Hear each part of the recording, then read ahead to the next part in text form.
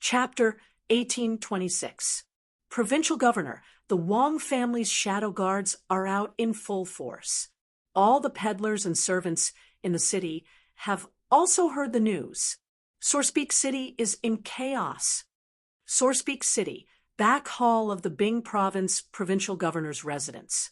An old man in scholarly robes cupped his hands at a dignified middle-aged man in official robes. This middle-aged man was the provincial governor of Bing Province, Wang Liaoyuan. When Li Zishuan intercepted Wu Jia at Longmen Pass, he had borrowed troops from him. The Wang family's shadow guards are out in full force. Hearing this, Wang Liaoyuan frowned and couldn't help but ask what exactly happened that made all the hidden guards of the Wang clan come out and cause such a commotion. Although Wang Liaoyuan was a collateral descendant of the Wang family of Taiyuan, he was now the provincial governor of Bing Province, which meant that he represented the imperial court. The sudden appearance of the Wang family's shadow guards and such a big commotion put him in a difficult position. The scholar cupped his hands and said, "This old man doesn't know. I only heard that the Wang family is searching for two people in the city. One is a Turkic merchant called Zhu Hongsheng, who just arrived in Sourcepeak 2 days ago. The other is the owner of the Chuji ironware shop, Kong Chang'an." Wang Liaoyuan was even more confused. He muttered, "A Turkic merchant and the owner of an ironware shop. Why is the Wang family looking for them?" After a moment of silence, Wang Liaoyuan stood up and said, "Have someone prepare a carriage. This official is going to the Wang family ancestral residence." He had heard that Wang Yu had just returned to Sourcepeak and wanted to meet him. At this time, a soldier came in and cupped his hands at Wang Liaoyuan. "Provincial Governor, the Wang family head has sent someone to deliver a letter. He says that it must be opened by you." "Oh, bring it here." Wang Liaoyuan's expression shifted as he hurriedly ordered the soldier. "Here." The soldier came forward and handed the letter to Wang Liaoyuan with both hands. Wang Liaoyuan took the letter and saw that it was sealed with wax. His expression turned solemn. He did not immediately open the letter. Wang Liaoyuan said to the soldier, "You can leave first." "Yes." The soldier received the order and left. Only then did Wang Liaoyuan open the letter. There were only a few words in the letter, but Wang Liaoyuan's expression suddenly became more solemn. The scholar at the side couldn't help but ask curiously, "Provincial Governor, what did the Wang clan's head say in the letter?" Wang Liaoyuan immediately put away the letter and said with his hands behind his back, "The Wang family's hidden guards have been mobilized under the orders of the imperial court. Tell the guards to not act recklessly and not to obstruct them. Do what you should do as usual." The imperial court's order? The old scholar was startled when he heard this. When he came to his senses, he quickly cupped his hands and said, "Understood." With that, he turned around and left. Wang Yu had expected that the provincial governor's office would definitely receive news of the Wang clan's actions and take action. That was why he wrote a letter to Wang Liaoyuan. However, in this letter, he did not explain too much, nor did he ask Wang Liaoyuan to mobilize the bailiffs of the provincial government to help him search. This was because this matter concerned the safety of Li Tai and the others, as well as the Turkic spy. The fewer people who knew, the better. Dugu Feiying had told him to keep this a secret. In addition, the Wang clan's ability to find people in Taiyuan City was far superior to the provincial governor's office. There was no need for the guards of the provincial capital to get involved in this matter. Although Wang Yu's letter was abnormally simple, Wang Liaoyuan could tell from the few words that there was something unusual about this matter. As for what exactly was unusual, he could not guess. This Taiyuan city will probably be in chaos soon. Wang Liaoyuan stood with his hands behind his back and sighed. Chapter 1827. Yuzhou was located to the northeast of Chang, and Together with Ji, Yun, and Feng provinces, they formed a firm military barrier on the northern border of the Great Tang. 70 li north of Yuzhou, one would enter the territory of the Turks. Another 30 li north would bring one to the Tuli Khan's Yatan. For a Khagan of the steppe to set up his tent on the border of the Great Tang seemed extremely illogical, but there was a reason behind it. The Tuli Khagan was a member of the Ashina clan named Shparga, and he was the son of Shibi Khagan. In the second year of Wuda, Shibi Khagan died of illness. Shparga was too young to succeed the throne, so his uncle, Silafoshi, succeeded him and was given the title of Chuluo Khagan. After Chuluo Khagan succeeded the throne, he appointed Shparga as Nibu Khagan and placed him in the eastern part of the Turks. The land bordered the northern part of Yuzhou. In this way, if the Great Tang attacked the Turks in the future, Shparga's subordinates would be the first to bear the brunt of the attack and be able to hold off the Chuluo Khagan for a while. If the Turks attacked the Great Tang, Shparga's subordinates would be the vanguard and charge into the enemy lines for Chuluo Khagan. If Shibi Khagan knew in the netherworld that his brother treated his son like this, would he be so angry that he would flip open his coffin lid? But this was not the end. In the fourth year of Wuda, Chuluo Khagan died, and Shparga's other uncle took over the throne, becoming the current Shieli Khagan. After Shieli Khagan took the throne, in order to win over the old subordinates of Shibi Khagan, he appointed Shparga as Little Khagan and put him in charge of the Khitans and Swans. However, the location of Tuli's tent did not change. It was still connected to Yuzhou in the south, located in the eastern part of the Turks. It was a special military barrier between Li'er and Shieli. At this moment, a caravan was traveling on the steppe, and they were heading in the direction of Tuli Khagan's tent. There were 20-some people in this caravan. The leader of the caravan was slightly plump and wore a round collar made of green silk. A belt was tied around his waist, and his long hair was not tied up. Instead, it was tied into small braids that casually draped over his shoulders. This was the typical attire of the Turks. The 20-some people behind the merchant were all dressed in coarse leather clothes, their hair braided style, with scimitars at their waists. All of them appeared Turks. Obviously, these people were the merchant's escorts. In addition to the people, there were more than 10 carriages accompanying the caravan. They were the kind of carriages that were used to transport goods, not people. Through the door of the carriage, one could see that the interior of the carriage was filled with a dazzling array of goods. There were silk, porcelain, and even daily utensils in the boiler. The caravan traveled on the prairie at a leisurely pace. Suddenly, a group of soldiers wearing leather clothes and armor and holding curved sabers galloped towards them. "Stop right there." When the group of soldiers arrived in front of the caravan, they immediately reined in their horses and stopped. The leading soldier's face darkened as he asked loudly, "Who are you people?"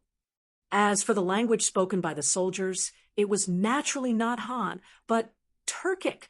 Ever since Tumun defeated the Ruran in 552 AD and established the Turkic Khaganate, the Turks had continued to expand for 200-some years until the Uyghurs defeated the white-browed Khagan in 745 AD.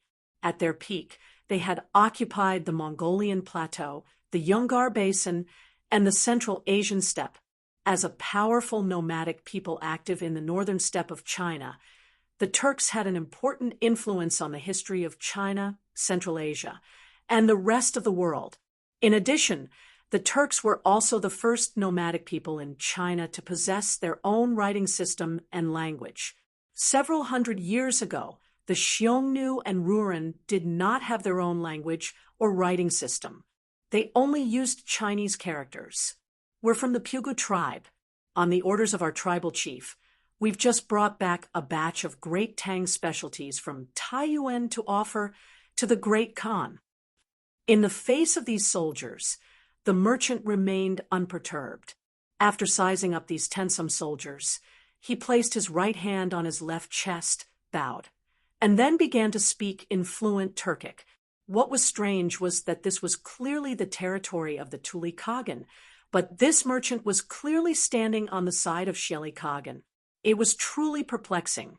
Was he not afraid that these soldiers would kill or capture all of them and bring them to the Tuli camp?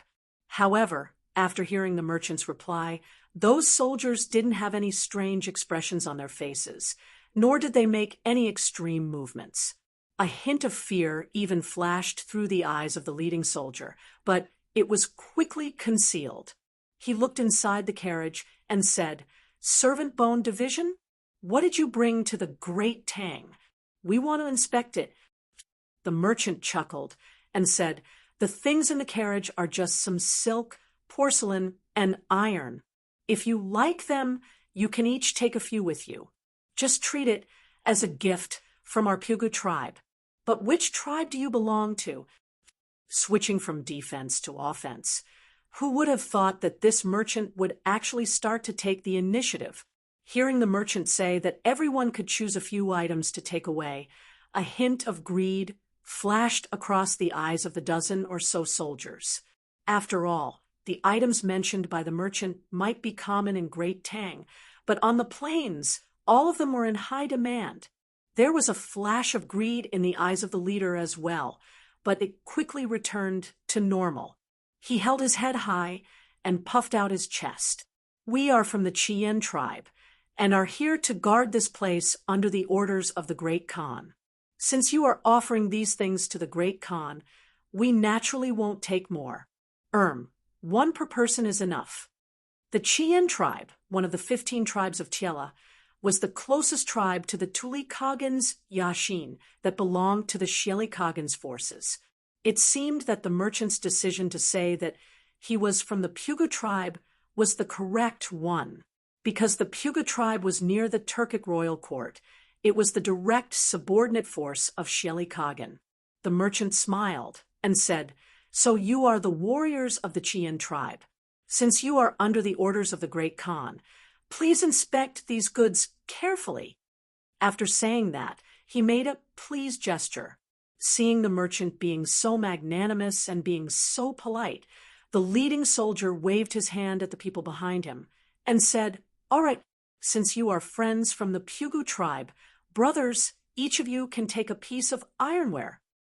After saying that, everyone cheered and hurriedly got down from their horses and walked towards the carriage loaded with goods. After a while, some of these people carried iron pots and some carried iron stoves.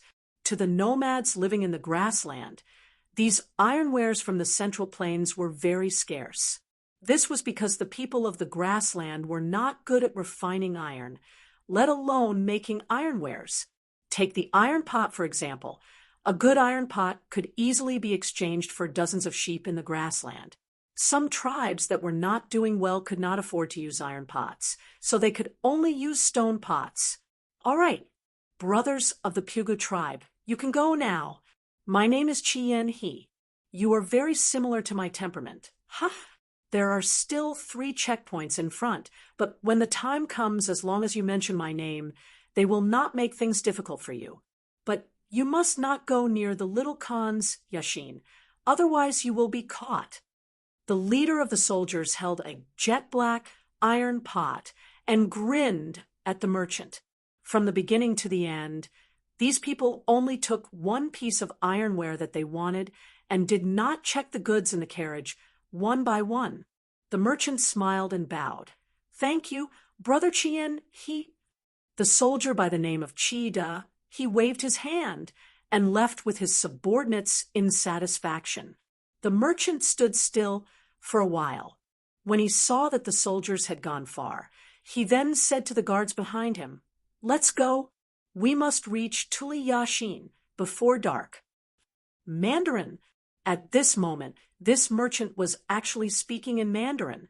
Yes, the 20 guards behind the merchant cupped their fists and said in unison. What was even more bizarre was that these people were all speaking in Mandarin. It turned out that they were actually a group of Central Plains people who came to the grassland in disguise.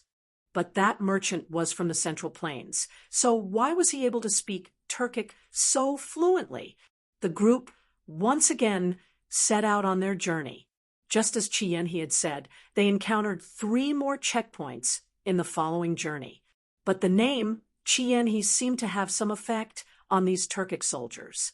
Those Turkic soldiers who had originally come to search did not make things difficult for this merchant group. But the merchant was rich and imposing. Although they did not make things difficult for him, he still left behind some ironware or silk for the soldiers at each checkpoint. These soldiers were all beaming with joy and declared that if they went to the Great Tang to buy goods again, they would definitely not stop them. Good. We should be safe from now on. After passing through the last checkpoint, the leading merchant finally let out a sigh of relief and said, Duke Ju, you are truly formidable. Those Turkic soldiers were all fooled by you. At the start, this general was sweating for you.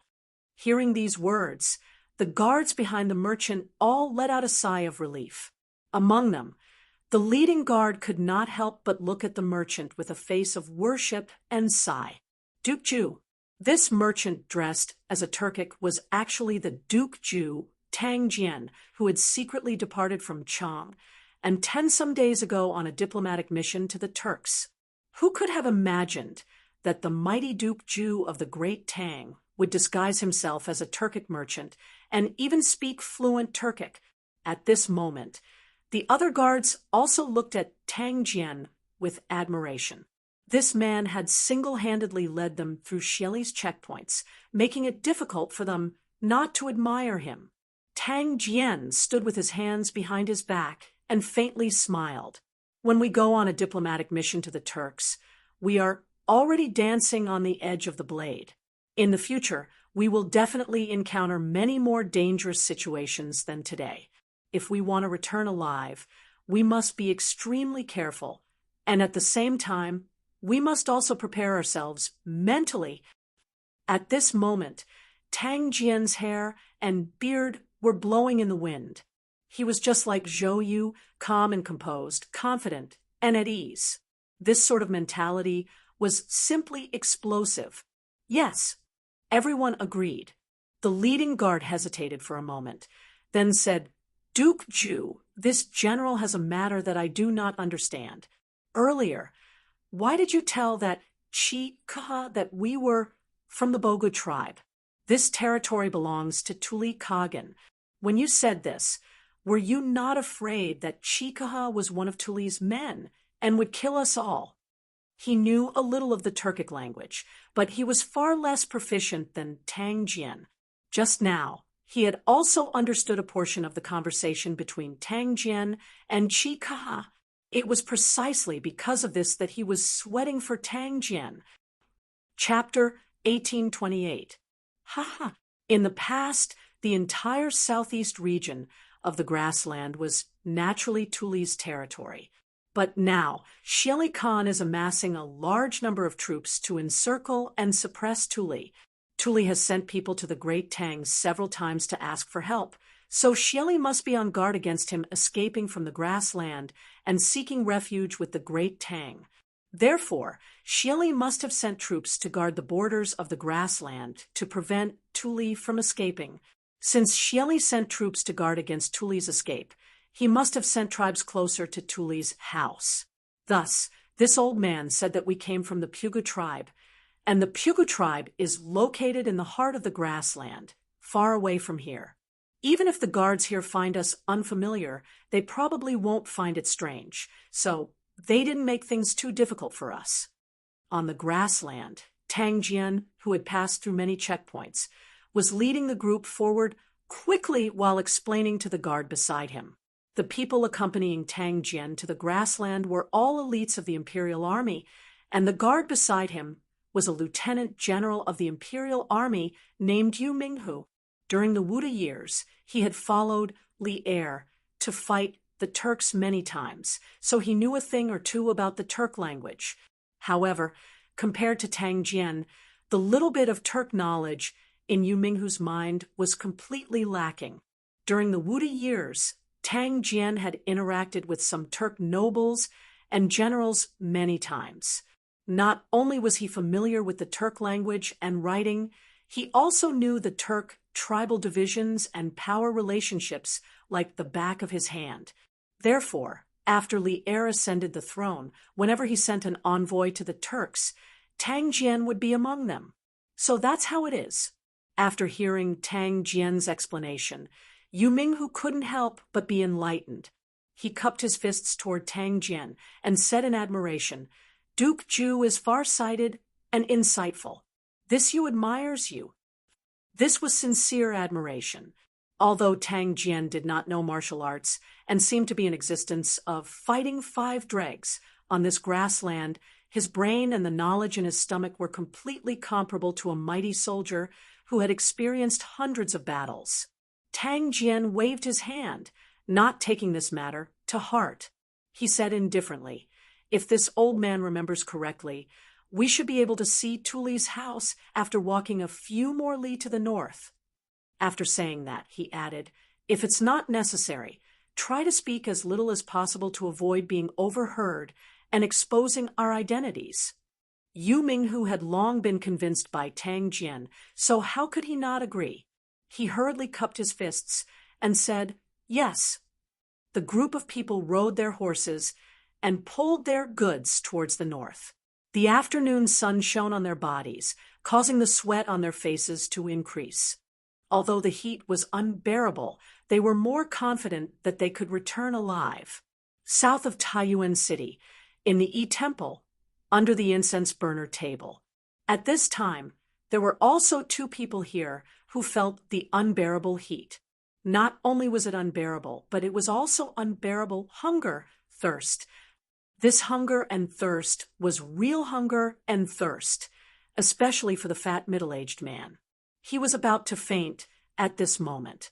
He was not only suffering from the heat, but also hunger and thirst. Phew! He couldn't take it anymore. He couldn't take it anymore. "Boss Kong, I need to go out for some fresh air and find something to eat and drink. Otherwise, I'll starve to death." Zhu Xiecheng moved his body and turned his head to speak to Kong Chang'an. As he spoke, he used his fat palm to fan his cheeks. Obviously, he was unbearably hot. He was just short of sticking out his tongue like a puppy in summer. Speaking of which, if sticking out one's tongue could cool down one's body, this guy definitely wouldn't mind sticking out his tongue. "Are you crazy?" Kong Chang'an couldn't help but scold him angrily. "The Wang family's people are looking for us all over the city now. Aren't you walking right into their trap if you go out now? If you want to die, don't drag me down with you." Although he was also unbearably hot now, compared to being caught by the Wang family, this stuffy heat was still within his tolerable range. Then what should we do? Are we going to hide here for the rest of our lives? Let alone for the rest of our lives. Even if it's just for 2 days, we'll suffocate and starve to death here. I'll go out and see if there are any Wang family guards outside. They can't be nearby all the time, right? Zhu Xiecheng said impatiently. Chapter 1829. Reporting to Patriarch Zhu Hongxing's attendants, as well as the manservant and shopkeeper of the Chu Ironware shop, have all been captured by us. However, Zhu Hongxing and Kong Chang'an's whereabouts are unknown. Their attendants and subordinates are all stubborn and unwilling to divulge their whereabouts. Oh, right. And that Zhu Hongxing is a fake name. His real name is Zhu Xiqing. Taiyuan, the Wang family's ancestral home. A tall man in black with a round collar cupped his fist and reported to Wang Yu. Other than the 2 of them, Princess Tang and Wang Bing were also in the room. The pursuit of Zhu Xiqing and Kong Chang'an involved a secret mission of Yanhuang College, as well as the safety of Li Tai, the Tang Empire's prince. Therefore, Wang Bing had only used his authority as the master of the family to help Dugu Feiying catch the spies. As for the details, he hadn't told anyone else in the family. It wasn't that he didn't trust them, but that he didn't dare to, because the slightest mistake could doom the Wang family. Even so, Wang Yu had still told Princess Tang and in Wang Bing about the inside story.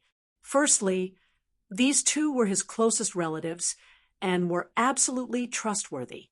Secondly, these two were experienced and quick-witted people. After knowing the inside story, wouldn't they be able to help Wang Yu come up with a solution? Humph. Zhu Shicheng? I remember that there's a Turkic tribe called the Shatua tribe, and most of the tribesmen have the surname Zhu.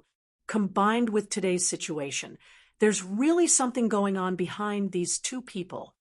Wang Yu's expression turned cold. He snorted and said, "Since those servants refuse to speak, Chenggu, immediately hand them over to Dugu Feiying of Tongfuin. They're the Imperial Army, and they have plenty of ways to make those servants talk. After you go, report the current situation to Dugu Feiying. Tell him that the Wang family will do their best to pursue Zhu Shicheng and Kang Chang'an until they're found." Wang Chengwu.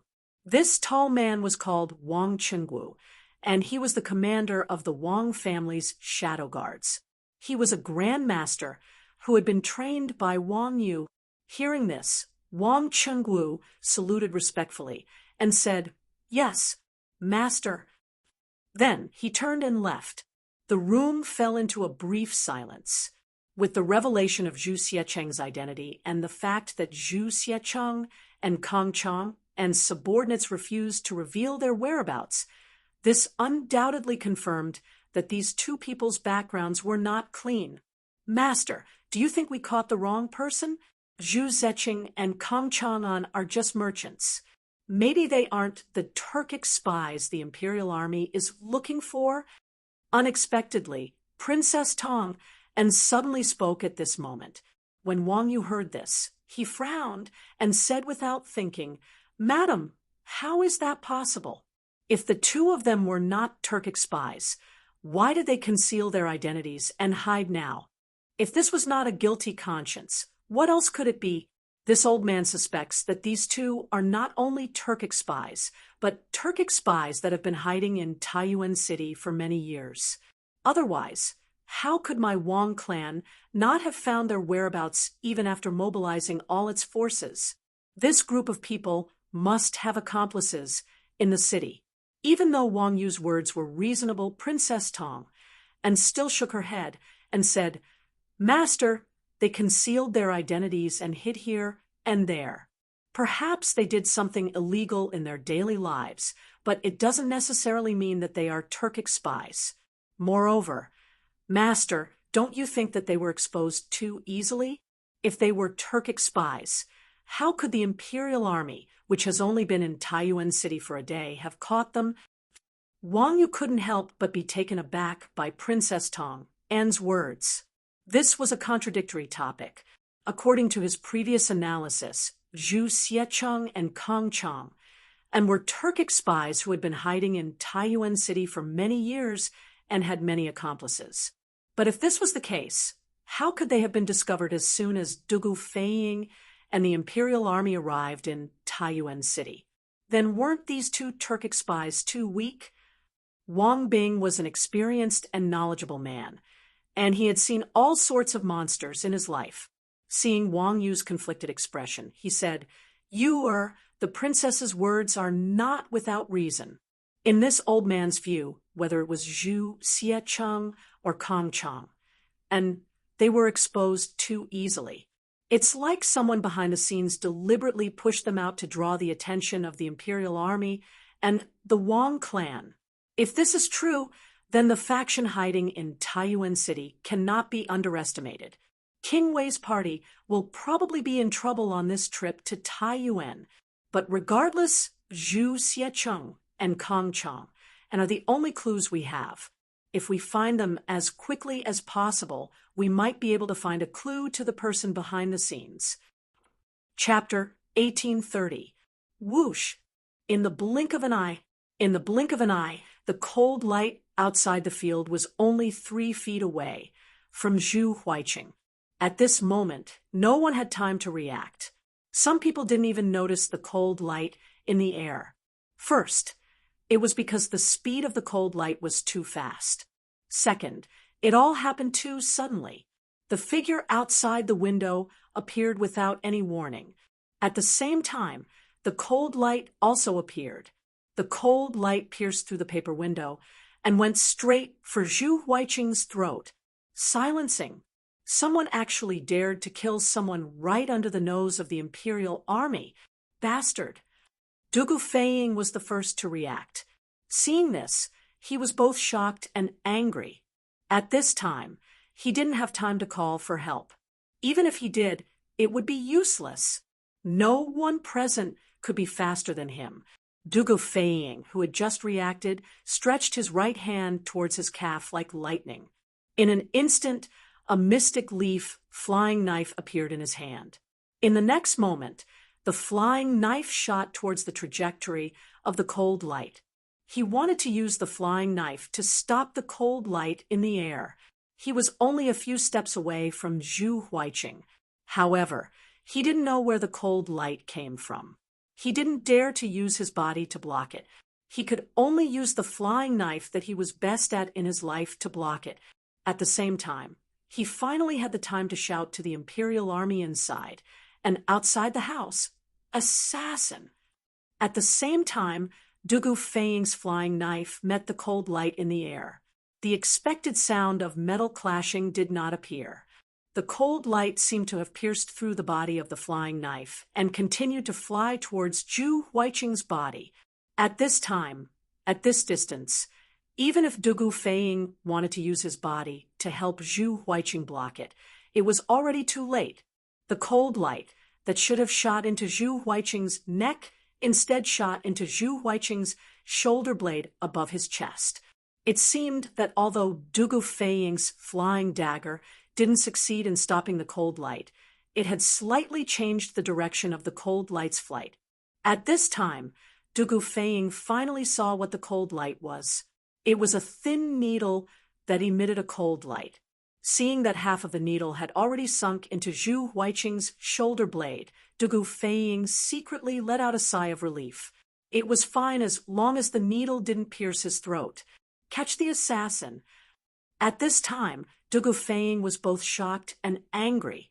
He roared and turned his head to look out the window, but at this time, there was no one outside. It turned out that the moment the assassin made his move, he didn't look at the result and immediately fled. At this time, if Dugu Feiying wanted to capture him, where would he start? Regardless of whether he succeeded or not, he would immediately flee. Was this assassin a professional or not? Or perhaps the opponent was confident that he could kill the target with this move. Quick, catch the assassin. Motherf ***, how are the people outside guarding? At this time, the rest of the people finally reacted. Zhang Dafu roared and led the people directly out of the house, cursing and swearing. There was a commotion outside the house, followed by a series of hurried footsteps that gradually went further and further away. Back in the house, Zhu Huiqing's shoulder blade was hit for a while, but he didn't cry out in pain. He only groaned. Dugu Feiying felt a little strange, but then he saw Zhu Huiqing's neck quickly turn black. There's poison on the needle. Almost instantly, Dugu Feiying reacted. He quickly squatted down, grabbed Zhu Huiqing's shoulder, and shook it, saying, "How are you? The person you want to protect wants to silence you. Tell me quickly, why did Zhu Huiqing come to Taiyuan? Where is he hiding now?" He is taking revenge. At that moment, Zhu Huiqing could feel his life draining away rapidly. After hearing Dugu Feiying's words, he opened his mouth, wanting to tell Dugu Feiying about the matter. However, he suddenly felt his head become extremely heavy. He wanted to fall asleep right there. And then he opened his mouth for a long time, but he couldn't even say a complete sentence. After spitting out 4 words intermittently, this guy's eyes rolled back, and he finally stopped breathing. At this time, not only did his neck turn black, but his entire face also turned black, and black blood flowed out from the corner of his mouth. Dugu Feiying was very unwilling, and he shouted in a low voice, "Where are you? What revenge?" Wake up quickly. As he spoke, Dugu Feiying reached out to check Zhu Huiqing's breathing, but he didn't feel anything. Dugu Feiying's heart suddenly sank to the bottom of the valley. What a strong poison. It actually kills the throat as soon as it touches blood. Dugu Feiying muttered to himself and stood up, while Zhu Huiqing, who had no one to support him, fell to the ground. Dugu Feiying stood with his hands behind his back, his face as calm as water. He didn't say a word, and he was waiting for his subordinates to return. In the small house, the rest of the people saw Zhu Huiqing's tragic death, and all of them were so frightened that their faces turned pale and their bodies trembled. They didn't even dare to breathe loudly. Dugu Feiying didn't have to wait for long. After about 15 minutes, Zhang Dafu brought a group of imperial guards back. How was it? Did you catch the assassin? Dugu Feiying's face darkened as he asked. Zhang Dafu's face was full of shame as he cupped his fists and said, reporting to General, that person's martial arts is very strong, especially his Qinggong is very good, and he should be a grandmaster expert. I brought people to chase him down 2 streets, but in the end, he disappeared. Grandmaster expert. Dugu Feiying was shocked when he heard this. Although grandmaster experts were the most powerful in this world, if a mortal wanted to reach the grandmaster realm, talent, hard work, and opportunities were all indispensable. In this way, grandmaster experts represented the top of the martial arts world, and there were only a few grandmaster experts in this world. They were definitely not some common trash. To be able to send a grandmaster expert to assassinate a person, how powerful was the other party? This question appeared in Dugu Feiying's mind, and it was terrifying to think about. From the martial arts, can you tell where the other party came from? After thinking for a while, Dugu Feiying frowned and asked. Zhang Dafu thought for a while and said shamefully, we didn't fight with that person, and we were in a hurry to catch up to him. So we didn't look carefully. What he meant was that he couldn't tell. When Dugu Feiying heard this, he was instantly disappointed. He turned around and said sternly, set up defenses in this house. If anyone else sneaks in without a sound, you will all be punished according to military law. Zhang Dafu's face turned serious, and he quickly said, yes, General. Then he looked at Zhu Huiqing, who was lying on the ground from the corner of his eye, and mumbled, General, he's dead. That person's needle is highly toxic, and it will kill the moment it touches blood. Later, use something to remove the needle, and then bury him. Without waiting for him to finish, Dugu Feiying said coldly, yes, General. Zhang Dafu cupped his fists and agreed, and then quickly went to arrange for people to do so. At this time, Dugu Feiying turned around and looked at the other people who were tied up. He said coldly, now you know how the person you want to protect treated you, right? If you don't want to end up like Zhu Huiqing, tell me what you know immediately, and I will ensure your safety. Otherwise, even if I don't kill you, your boss will send people to kill you. Chapter 1831. A living person was still stubborn in front of Dugu Feiying just a moment ago, and the next moment, he was bleeding from all 7 orifices and died on the spot. This kind of strong impact made the people who were caught by the imperial guards all change their expressions, especially Dugu Feiying's last sentence, even if I don't kill you, your boss will send people to kill you.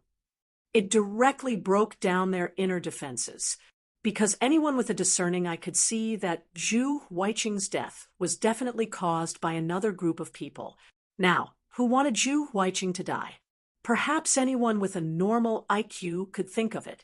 Under the immense fear of death, many people immediately took the initiative to jump out. The manservant named Zhao Fugue wanted to kneel down and kowtow to Dugu Feiying, but because his hands and feet were tied, he couldn't make any large movements. Thus, kowtowing became bowing over and over again. He repeatedly said. He kept saying, General, please spare me. I'm really from Wutai County in Daizhou. I'm not a Turk. I've already told you everything I know. Please be merciful and let me live. After he finished speaking, another servant said, General, I'm also from Wutai County in Daizhou. Like Zhao Fugue, I was recruited by Boss Zhu to transport goods in Taiyuan. However, there was one night when I woke up in the middle of the night and heard Boss Zhu and Zhu Huiqing talking. However, I didn't dare to get close at that time. I only vaguely heard Boss Zhu say, Big business. Contact. I have already told you everything I know. I beg the general to protect my safety. I have old and young to take care of. General, my name is Chu Mingxian. I'm the accountant of Chuji Ironware Shop.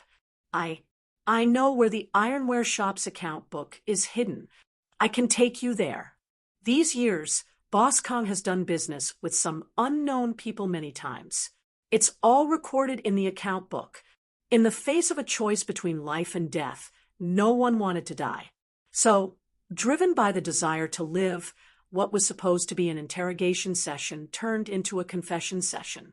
5 of Zhu Xiqing's followers and 6 of Chuji Ironware Shop's employees all rushed to confess what they knew, hoping that Dugu Feiying could protect them from being killed. Naturally, these people's words fell into Dugu Feiying's ears. Hearing these fragmented clues, Dugu Feiying suddenly felt a headache. He wasn't good at finding the truth from fragmented clues. This kind of thing should be his brother Dugu Xian's specialty. Suddenly, after hearing Chu Mingxian's confession, Dugu Feiying's eyes suddenly lit up. He quickly went forward and grabbed that person's shoulder, asking, Since you're the Ironware Shop's accountant, do you know Kong Chang'an's background? Where is he from? What kind of people does he usually? How many people does he have under him? Chu Mingxian was sweating profusely. General, please forgive me. Although Boss Kong is the owner behind the scenes of the Ironware Shop, he rarely shows himself. I've been the Ironware Shop's accountant for 2 years, and I've only seen Boss Kong less than 10 times, let alone speak to him. So, I don't know Boss Kang's background. Seeing Dugu Feiying's face darken, Chu Mingxian's heart thumped. He thought quickly, then said, General, although I don't know, our Ironware Shop's shopkeeper, Yi Funian, definitely knows. Shopkeeper Yi and Boss have the most dealings. If there's anyone in our Ironware Shop who knows Boss's background the most, it's definitely him. Dugu Feiying's heart skipped a beat, and he quickly asked, Okay, then, who do you think is your Ironware Shop's shopkeeper among these people? Chu Mingxian shook his head and said, General, Shopkeeper Yi is on sick leave today. He should be at home now. Then, where does Yi Funian live? Dugu Feiying's eyes flashed. Hearing this, Dugu Feiying pondered for a moment, then immediately made a decision. He roared, Zhang Dafu! Someone immediately ran in and shouted, I'm here. A living person was still stubborn in front of Dugu Feiying just a moment ago, and the next moment he was bleeding from all 7 orifices and died on the spot.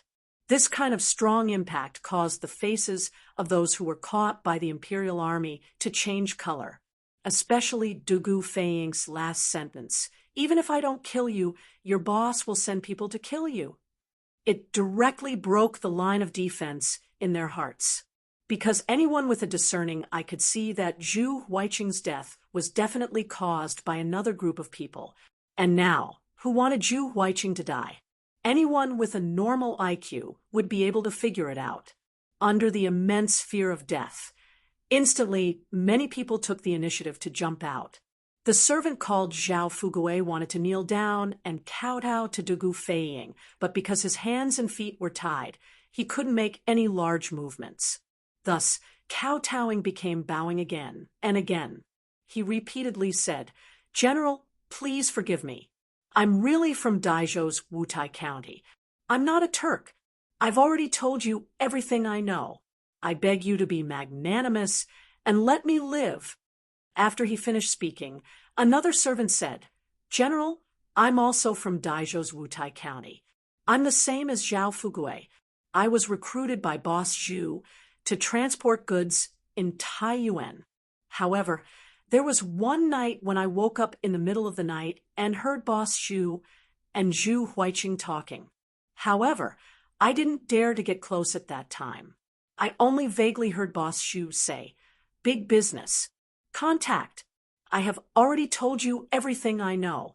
I beg the general to protect my safety. I have old and young to take care of. General, my name is Chu Mingxian. I'm the accountant of Chuji Ironware Shop.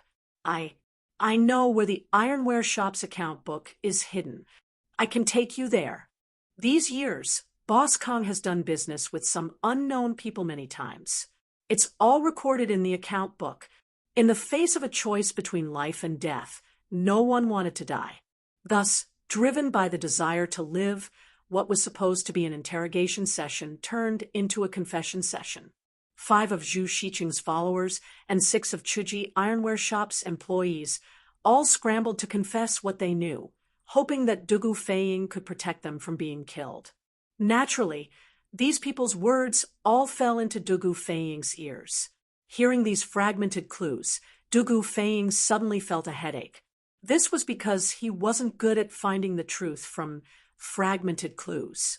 This kind of thing should be his brother Dugu Xian's specialty. Suddenly, after hearing Chu Mingxian's confession, Dugu Feiying's eyes suddenly lit up. He hurriedly went forward and grabbed that person's shoulder. "Since you're the accountant of the Ironware Shop, then do you know Kong Chang'an's background? Where is he from? What kind of people does he normally interact with? How many people does he have under him?" Chu Mingxian was sweating profusely. General, please forgive me. Although Boss Kong is the owner behind the scenes of the Ironware Shop, he rarely shows his face. I've been the accountant of the Ironware Shop for 2 years, and I've only seen Boss Kong less than 10 times, let alone speak to him. Thus, I don't know Boss Kang's background.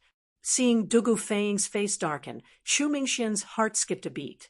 He thought quickly and hurriedly said, "General, although I don't know, our Ironware Shop's shopkeeper, Yi Funian, definitely knows.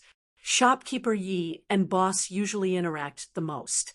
If there's anyone in the Ironware Shop who knows Boss's background the most, it's definitely him." Dugu Feiying's heart skipped a beat. He hurriedly asked, "All right, then tell me, who among these people is your Ironware Shop's shopkeeper?" Chu Mingxian shook his head and said, "General, Shopkeeper Yi is on sick leave today. He should be at home right now." "Then where does Yi Funian stay?" Dugu Feiying's eyes flashed. Hearing this, Dugu Feiying pondered for a moment and immediately made a decision. He roared, "Zhang Dafu!" Someone immediately ran in from outside and shouted, "General is here!" A living person was still stubborn in front of Dugu Feiying just a moment ago, and the next moment he was bleeding from all 7 orifices and died on the spot. This kind of strong impact caused the faces of those who were caught by the Imperial Army to change color, especially Dugu Feiying's last sentence, "Even if I don't kill you, your boss will send people to kill you." It directly destroyed their inner defenses. Because anyone with a discerning eye could see that Zhu Huiqing's death was definitely caused by another group of people. And now, who wanted Zhu Huiqing to die? Anyone with a normal IQ would be able to figure it out, right? Under the immense fear of death, many people immediately took the initiative to jump out. The servant from before, called Zhao Fugue, wanted to kneel down and kowtow to Dugu Feiying, but because his hands and feet were tied, he couldn't make any large movements. Thus, kowtowing became bowing over and over again. He repeatedly said, "General, please forgive me. I'm really from Daijo's Wutai County. I'm not a Turk. I've already told you everything I know. Please be magnanimous and let me live." After he finished speaking, another servant said, "General, I'm also from Daijo's Wutai County. I'm the same as Zhao Fugue. I was recruited by Boss Zhu to transport goods in Taiyuan. But one night when I woke up, I heard Boss Zhu and Zhu Huiqing talking. But at that time, I didn't dare to get close. I only faintly heard Boss Zhu say the words big business. Contact. I've already told you everything I know. I beg the general to protect my safety. I have elders and children to take care of. General, my name is Chu Mingxian. I'm the bookkeeper of Chuji Ironware Shop. I know where the Ironware Shop's account book is hidden. I can take you there. These years, Boss Kong has done business with some unknown people many times. It's all recorded in the account book. In the face of a choice between life and death, no one wanted to die. Thus, driven by the desire to live, what was originally an interrogation session turned into a confession session. 5 of Zhu Shiqing's subordinates and 6 of Chuji Ironware Shop's workers and servants all rushed to confess what they knew, hoping that Dugu Feiying could protect them from being killed. Naturally, these people's words fell into Dugu Feiying's ears. Hearing these fragmented clues, Dugu Feiying suddenly felt a headache. This was because he wasn't good at finding the truth from fragmented clues. This kind of thing should be his brother Dugu Xian's specialty. Suddenly, after hearing Chu Mingxian's confession, Dugu Feiying's eyes suddenly lit up. He quickly went forward and grabbed that person's shoulder, asking, "Since you're the bookkeeper of the ironware shop, then do you know Kong Chang'an's background? Where is he from? What kind of people does he normally interact with? How many people does he have under him?" Chu Mingxian was sweating profusely as he said, "Ji General, please forgive me. Although Boss Kong is the owner of the ironware shop, he rarely shows his face. I've been working as an accountant for the ironware shop for 2 years, and I've only seen Boss Kong less than 10 times, much less spoken to him. That's why I don't know anything about Boss Kong." Seeing Dugu Feiying's face darken, Chu Mingxian's heart skipped a beat. He thought quickly and quickly said, "General, although I don't know, the shopkeeper of our ironware shop, Yi Funian, definitely knows. Shopkeeper Yi has the most dealings with Boss. If there's anyone in our ironware shop who knows Boss's background the most, it's definitely him." Dugu Feiying's heart skipped a beat, and he quickly asked, "All right, then tell me, who among these people is the shopkeeper of your ironware shop?" Chu Mingxian shook his head and said, "General, shopkeeper Yi is on leave today due to illness. He should be at home now."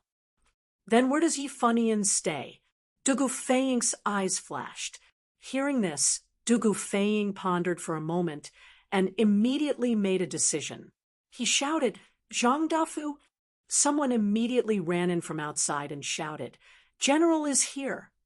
A living person was still stubborn in front of Dugu Feiying just a moment ago, and the next moment, he was bleeding from all 7 orifices and died on the spot. This kind of strong impact made the people who were caught by the Imperial Army change their expressions, especially Dugu Feiying's last sentence, "Even if I don't kill you, your boss will send people to kill you." It directly broke down their inner defenses. Because anyone with a discerning eye could see that Zhu Huiqing's death was definitely caused by another group of people. And now, who wanted Zhu Huiqing to die? Anyone with a normal IQ would be able to figure it out, right? Under the immense fear of death, many people immediately took the initiative to jump out.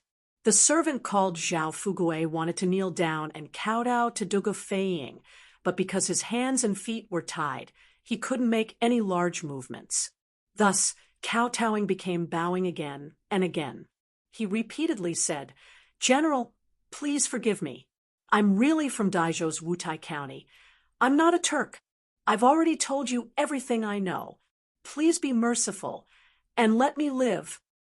After he finished speaking, another servant said, "General, I'm also from Daizhou's Wutai County. I'm the same as Zhao Fuguei. I was recruited by Boss Zhu to transport goods in Taiyuan. But one night when I woke up, I heard Boss Zhu and Zhu Huiqing talking. But at that time, I didn't dare to get close. I only faintly heard Boss Zhu say the words big business. Contact. I've already told you everything I know. I beg the general to protect my safety. I have elders and children to take care of. General, my name is Chu Mingxian. I'm the bookkeeper of Chuji Ironware Shop. I know where the ironware shop's account book is hidden. I can take you there. These years, Boss Kong has done business with some unknown people many times. It's all recorded in the account book. In the face of a choice between life and death, no one wanted to die. Thus, driven by the desire to live, what was supposed to be an interrogation session turned into a confession session. 5 of Zhu Shiqing's followers and 6 of Chuji Ironware Shop's workers and servants all rushed to confess what they knew, hoping that Dugu Feiying could protect them from being killed. Naturally, these people's words fell into Dugu Feiying's ears. Hearing these fragmented clues, Dugu Feiying suddenly felt a headache. This was because he wasn't good at finding the truth from fragmented clues. This kind of thing should be his brother Dugu Xian's specialty. Suddenly, after hearing Chu Mingxian's confession, Dugu Feiying's eyes suddenly lit up. He quickly went forward and grabbed the man's shoulder, asking, "Since you're the bookkeeper of the ironware shop, then do you know Kang Chang'an's background? Where is he from? What kind of people does he normally interact with? How many people does he have under him?" Chu Mingxian was sweating profusely. General, please forgive me. Although Boss Kong is the owner behind the scenes of the ironware shop, he rarely shows his face.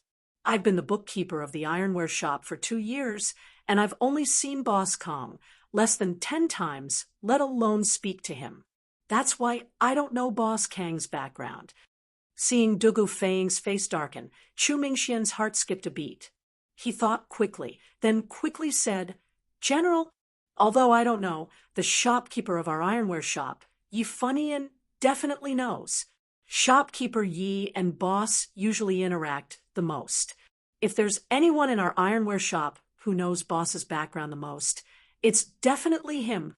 Dugu Feiying's heart skipped a beat, and he quickly asked, "All right, then tell me, who among these people is the shopkeeper of your ironware shop?" Chu Mingxian shook his head and said, "General, shopkeeper Yi is on sick leave today. He should be at home right now." "Then where does Yi Funian live?" Dugu Feiying's eyes flashed. Hearing this, Dugu Feiying pondered for a moment, then immediately made a decision. He shouted, "Zhang Dafu!" Someone immediately ran in from outside and shouted, "General is here." Chapter 1832. I am the county magistrate of Lantian County.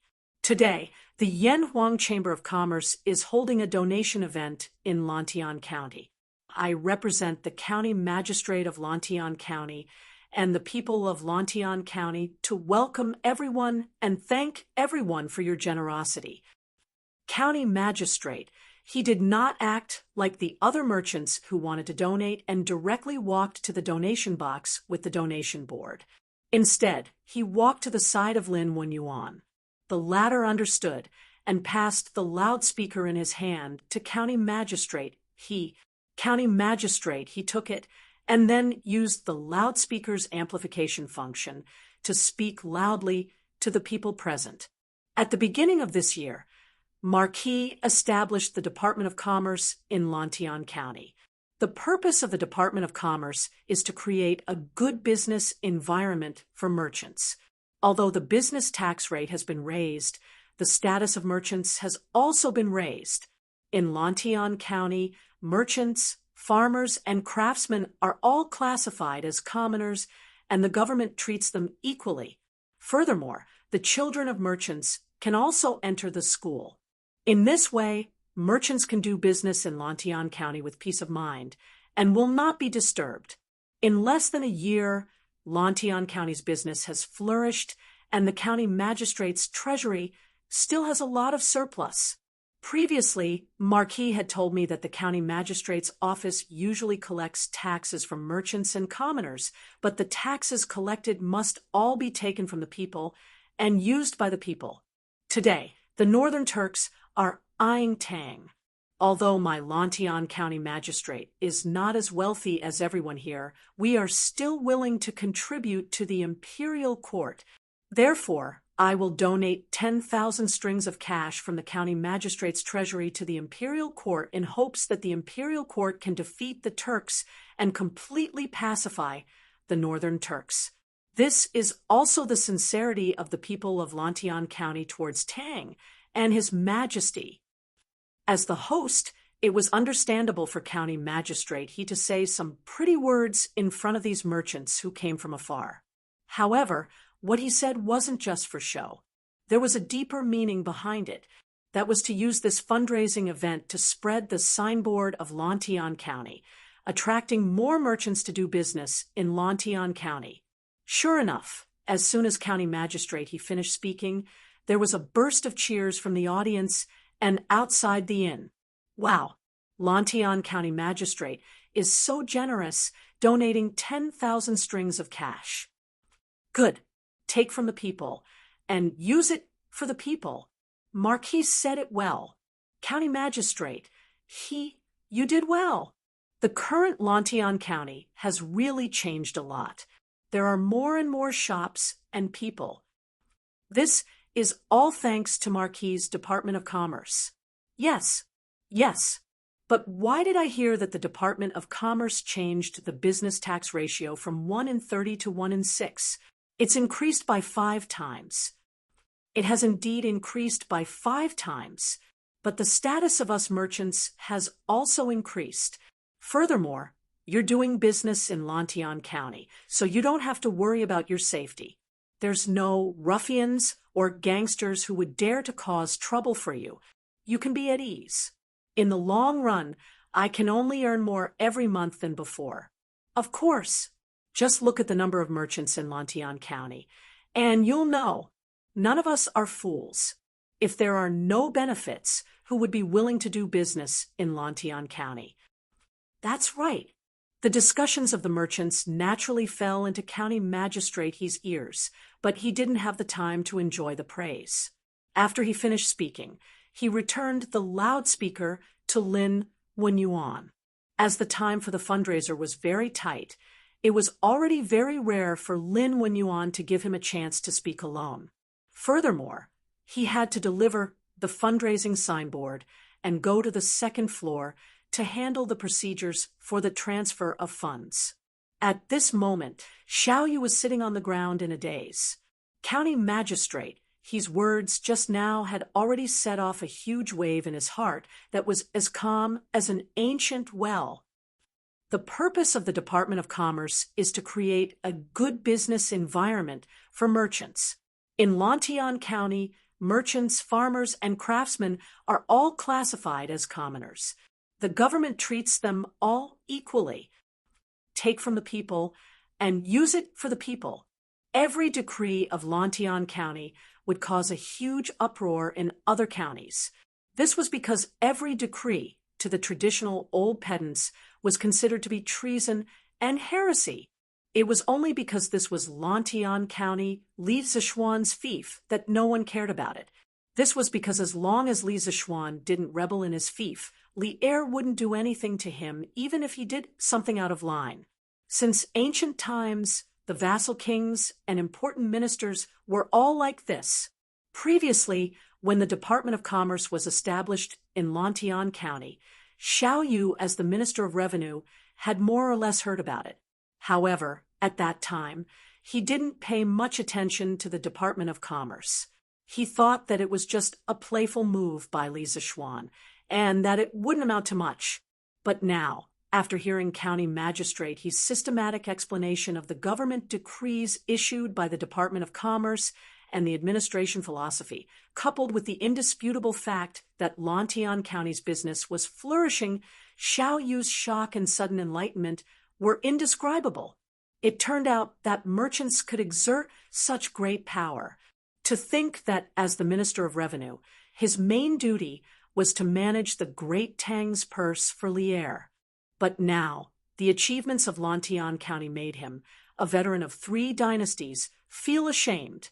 In the entire Great Tang, Lantian County was considered a middle-class county.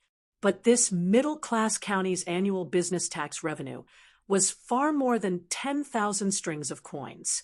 The reason why it was far more than 10,000 strings of coins was because the Department of Commerce had only been established for half a year. But now, county magistrate, he was able to donate 10,000 strings of coins to the court. What did this mean? This meant that through a series of business tax reforms, Lantian County's county office had collected more than 10,000 strings of coins in just half a year. Didn't this mean that Lantian County's annual business tax revenue was more than 20,000 strings of coins? One had to know that this was only the first year of Lantian County's business tax reform. As the reputation of Lantian County spread among the merchants, the business of Lantian County was bound to flourish. When the time came, no one could predict how much business tax this middle-class county would collect in a year. But it would definitely be more than now, not less. Just imagine if all the provinces and counties of the Great Tang were as awesome as Lantian County. No, even if they were only 1/5 as awesome as Lantian County, given that the Great Tang currently had more than 1,500 counties, just the tax on commerce alone would add up to 6 million strings of coins. 6 million strings of coins. Thinking of this number, Xiao Yu found it difficult to breathe. If the Great Tang's imperial court could collect 6 million strings of coins every year, it wouldn't be a problem to arm 10 elite troops like the Black Armored Army. At that time, wouldn't fighting a mere Turkic barbarian be as easy as beating up a son? Xiao Shangshu, Minister Xiao. Just when Xiao Yu's imagination was running wild because of the county magistrate's words, the low-ranking official beside him woke him up from his beautiful fantasy. After coming back to his senses, Xiao Yu frowned and said unhappily, "What is it?" It turned out that this old man was still angry that his beautiful dream of Great Tang was disturbed. Minister Xiao, county magistrate, he bid farewell to you just now. You didn't hear him. He told me to tell you that he still has work to do in the county office, so he'll be leaving first. Also, Boss Lin is about to call out shopkeeper Mo's name. Seeing Xiao Yu's displeased expression, the low-ranking official's heart skipped a beat. He didn't know how he had offended Xiao Yu, but he still mustered up his courage and spoke carefully. Speaking of which, Xiao Yu had been in a daze for quite a long time. He didn't even hear county magistrate. He greet him when he returned to his seat. At this moment, the fundraising event was nearing its end. Oh, then prepare yourself and go up in place of shopkeeper Mo later. Hearing this, Xiao Yu calmed himself down and said to the low-ranking official, "Yes," the low-ranking official replied. Then he calmed himself down and sat by the side, waiting silently. Clear Ink Shop, Mo Tong Ming, donates 500 strings of coins. Not long after, Lin Wenyuan shouted from above. The low-ranking official beside Xiao Yu immediately stood up and walked forward. At this moment, the people below couldn't help but whisper among themselves. Clear Ink Shop? If I remember correctly, isn't this Clear Ink Shop a shop in Xiao Ji's hometown? That's right. It's Minister Zhao's family. I heard that Minister Xiao likes calligraphy and painting, so he opened this shop. Hiss. Does that mean that Minister Xiao is also donating today? Businessmen were indeed the most well-informed. As soon as Lin Wenyuan finished speaking, some people had already guessed the owner behind Clear Ink Shop. That's right, Xiao Yu was also donating today. He had asked the low-ranking official to withdraw the money, and also gave the low-ranking official the deed of Clear Ink Shop so that the latter could register the donation in Clear Ink Shop's name at the entrance of the inn. Although 500 strings of coins wasn't much, it was his way of expressing his sincerity to Lier. Although he was an elder of 3 dynasties, he had always been an honest official. His family's wealth couldn't compare to these rich businessmen in the inn's lobby. As for his identity being guessed, Xiao Yu didn't care at all. It was even better if someone guessed it. He thought to himself that no one would say that he was stingy, disloyal, and patriotic, right? On Lin Wenyuan's side, After reading out Clearing Shop's name, he read out 2 more names. Finally, everyone on the list was read out. Lin Wenyuan pursed his dry lips and heaved a sigh of relief. He said, "Everyone, today's fundraising event ends here." Wait. Lin Wenyuan was about to announce to everyone that the fundraising event was about to end, but before he could finish speaking, 2 youths walked in with 2 servants. One of the older youths said loudly, "Boss Lin, please bring us along. The 2 of us also want to donate money." As the youth spoke, he waved the fundraising card in his hand. Everyone took a closer look and gasped. They saw the words 30,000 strings of coins written on the card. A young man actually wanted to donate 30,000 strings of coins to the imperial court. Who exactly was this young man? Chapter 1833. Fanyang Lu family donates 30,000 strings of cash. At the same time as the 2 youths walked in, a page boy quickly walked up to Lin Wenyuan and handed him a piece of paper. Lin Wenyuan's expression changed when he read it.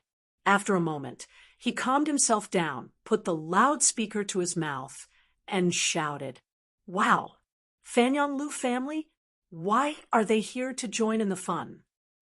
Yes, the Lu family is one of the 5 surnames and 7 watches. Why would they come all the way here to participate in the fundraising event and send money to the court? How is that possible? Haha, it's not the 5 surnames and 7 watches anymore, but the 3 surnames and 4 watches now. So what? Right now, the Lu family is not something that ordinary people like us can associate with. Looks like the Lu family is planning to side with the court. HM? Isn't that the Lu family's young master, Lu Chengqing? Why is he here personally? Lu Chengqing? TSK. If this young man is Lu Chengqing, then who is the other young man beside him? The crowd inside and outside the inn was in an uproar again. Everyone was deeply surprised by the arrival of the Fanyang Lu family. Of course, some of them actually recognized the young man's identity. He was the eldest son of the Fanyang Lu family, Lu Chengqing, who had just rushed to Lantian County from Qizhou. As for the person beside Lu Chengqing, it was the eldest son of the Li family from Zhao County, Li Jingxian. The 2 of them had rushed all the way from Qizhou and finally made it to today's fundraising event. The Lu family and the Li family from Zhao County had many businesses in Chang, and it was not difficult for them to get a few store deeds. With the deeds, they quickly completed the registration for the fundraising event. However, Lu Chengqing insisted on donating in the name of the Fanyang Lu family, and not one of the Lu family stores during registration. The staff member at the entrance of the inn who was in charge of registering the participants was firstly intimidated by the Lu family's immense power and influence. Secondly, when Lu Chengqing signed up, he showed several store deeds. If Lu Chengqing were to participate in the fundraising event under the name of one of the Lu family stores, the staff member wouldn't know how to choose. Coincidentally, the fundraising event was coming to an end, and he didn't want to waste any time. Therefore, Lu Chengqing was able to participate in the fundraising event under the name of Fanyang's Lu family. The reason why he insisted on doing this was very simple. He was attending the fundraiser today for Li Zixuan and Li Zixuan to see. Since that was the case, why would he participate in the fundraiser in the name of his shop like Qin Xiong, Xiaoyu, and the others?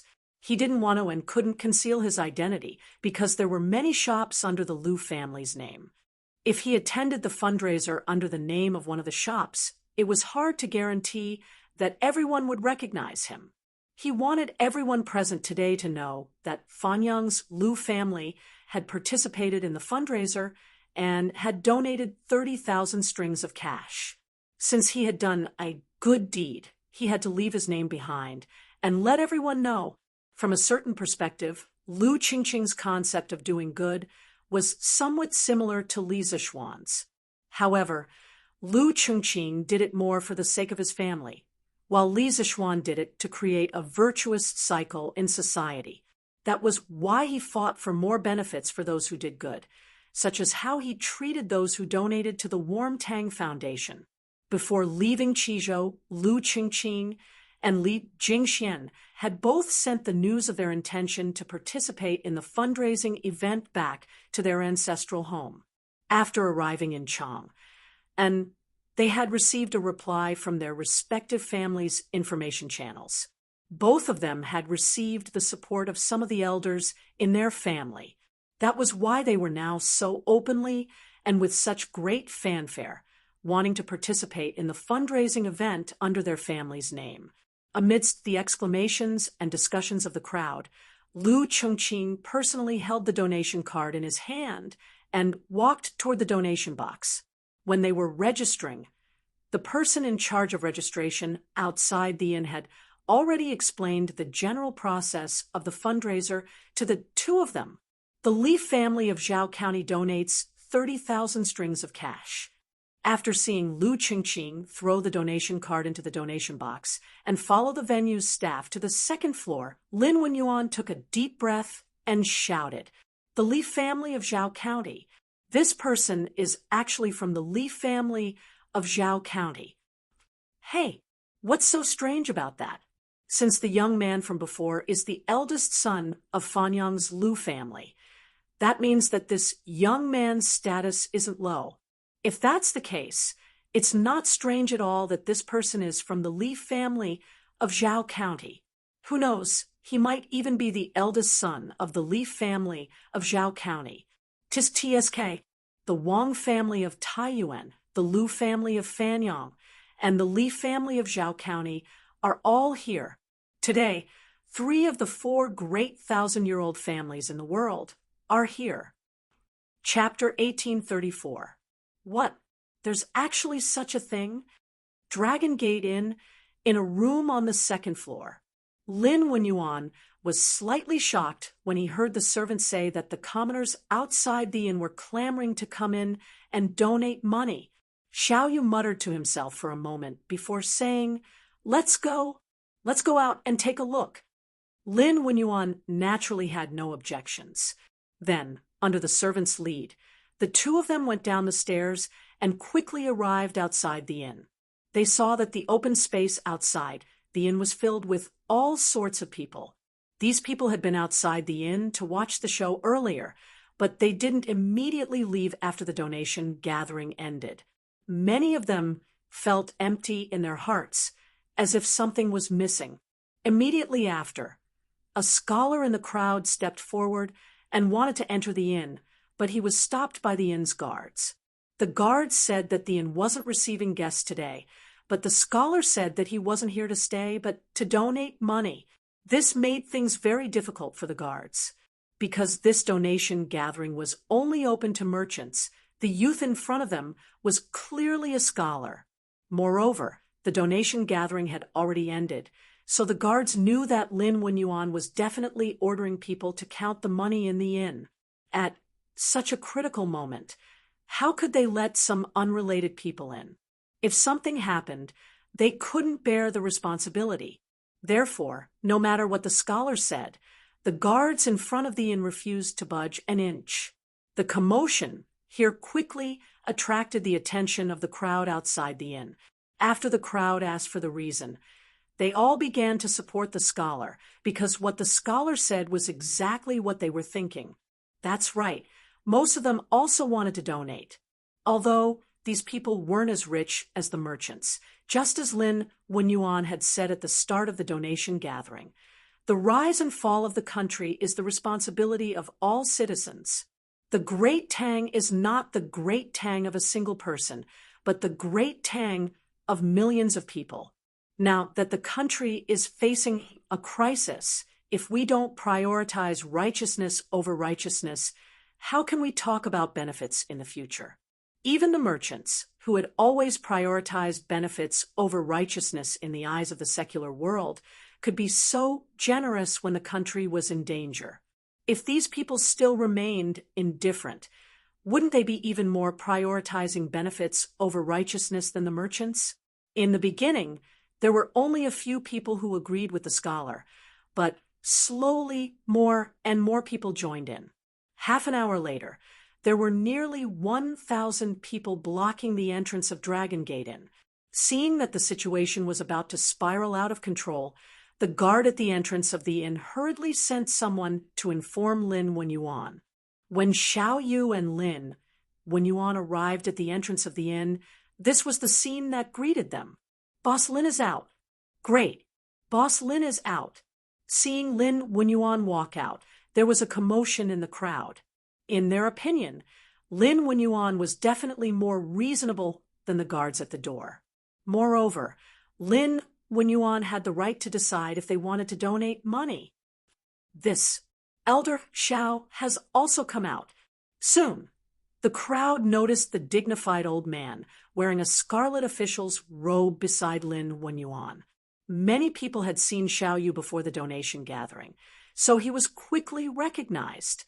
The crowd, which had been noisy a moment ago, immediately quieted down. They were just ordinary people. They didn't have to fear Lin Wenyuan, but they had to respect Xiao Yu, a high official of the imperial court. Chapter 1835. Someone actually dared to kill someone right under the nose of the imperial army, and that person is definitely related to that mysterious Shadow man. Madam, where do you think the killer is from? Taiyuan, the Wang family's ancestral home, in a side hall in the backyard of the Wang family's residence. Wang Yu could not help but frown as he looked at the slip of paper that the Wang clan's secret guard had just sent over. As he spoke, he handed the note to Princess Tang, who was sitting next to him. Princess Tang took the note, and when she read its contents, she couldn't help but frown. Things are getting more and more unpredictable.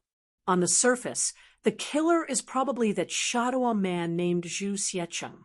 If that's the case, then my previous deduction might be wrong.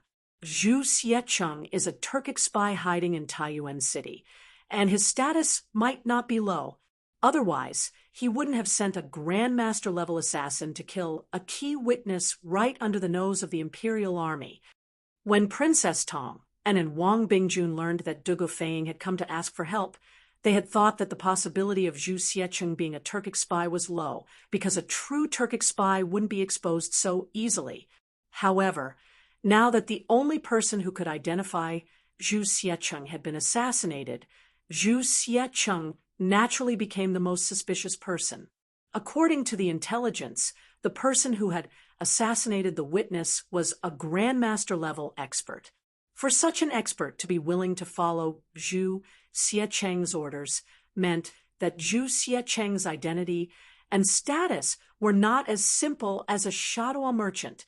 In the current perilous situation, the possibility of Zhu Xiecheng being a Turkic spy was many times higher than before. After hearing Princess Tang's words, Wang Yu nodded slightly. Indeed. However, the most important thing right now is to find Zhu Xiecheng and Kang Chang'an as soon as possible. King Wei and the others will arrive in Taiyuan City soon. If we can't catch Zhu Xiecheng and Kang Chang'an before then, Your Highness and the people from Yanhuang College will be in trouble while they are in Taiyuan. The Turks won't let this matter rest, and they might have already found out some information. Princess Tang was slightly surprised.